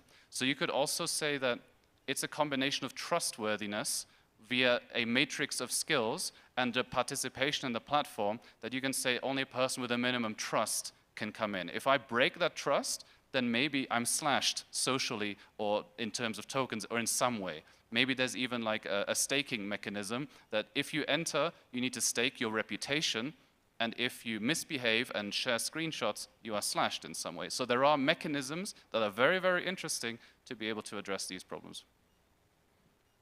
So native DAO workforce is a tiny, tiny fraction of the entire workforce industry, right? Tiny, yeah. So how would you see like the initial data dump, right? Like the bridge between the old ways of doing reputation, I don't know, degrees or work experience into these kind of things? So I think there's lots of ways to build a skill system like the one that, that I was talking about here. For example, you could even start with self-assessment. So when you join the platform, you give an estimation of your skills and abilities. You rate yourself in this kind of nuanced contextual system, and then maybe others who know you or have worked with you can verify you over time. So you don't necessarily have to start a skill system at 0. You can self-assess and then stake certain things, and if you then live up to that self-assessment, then you can participate effectively in the system.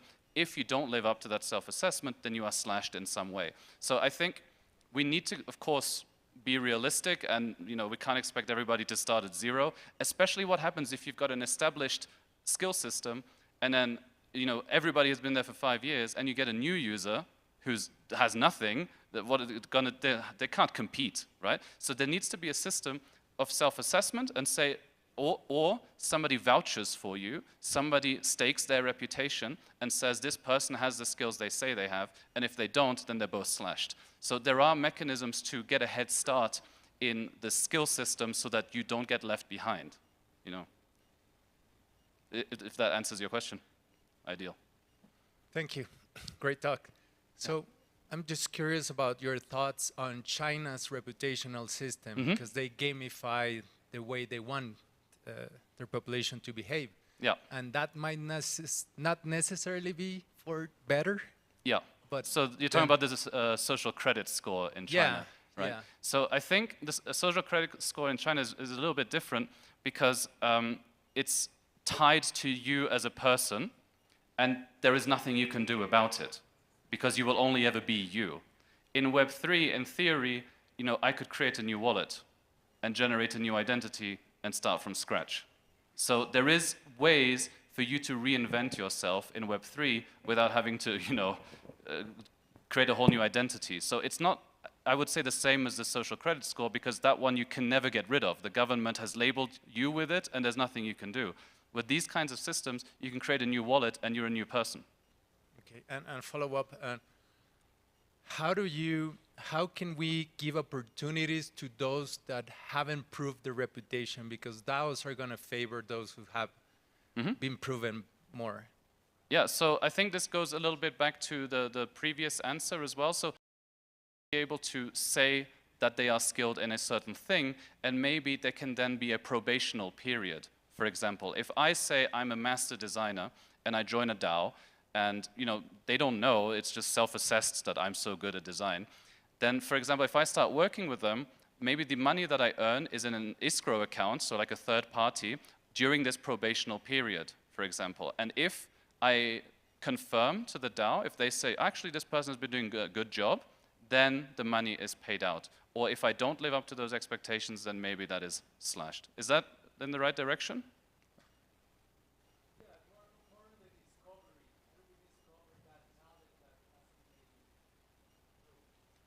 How do we discover the skill? Or I'm not sure I understand.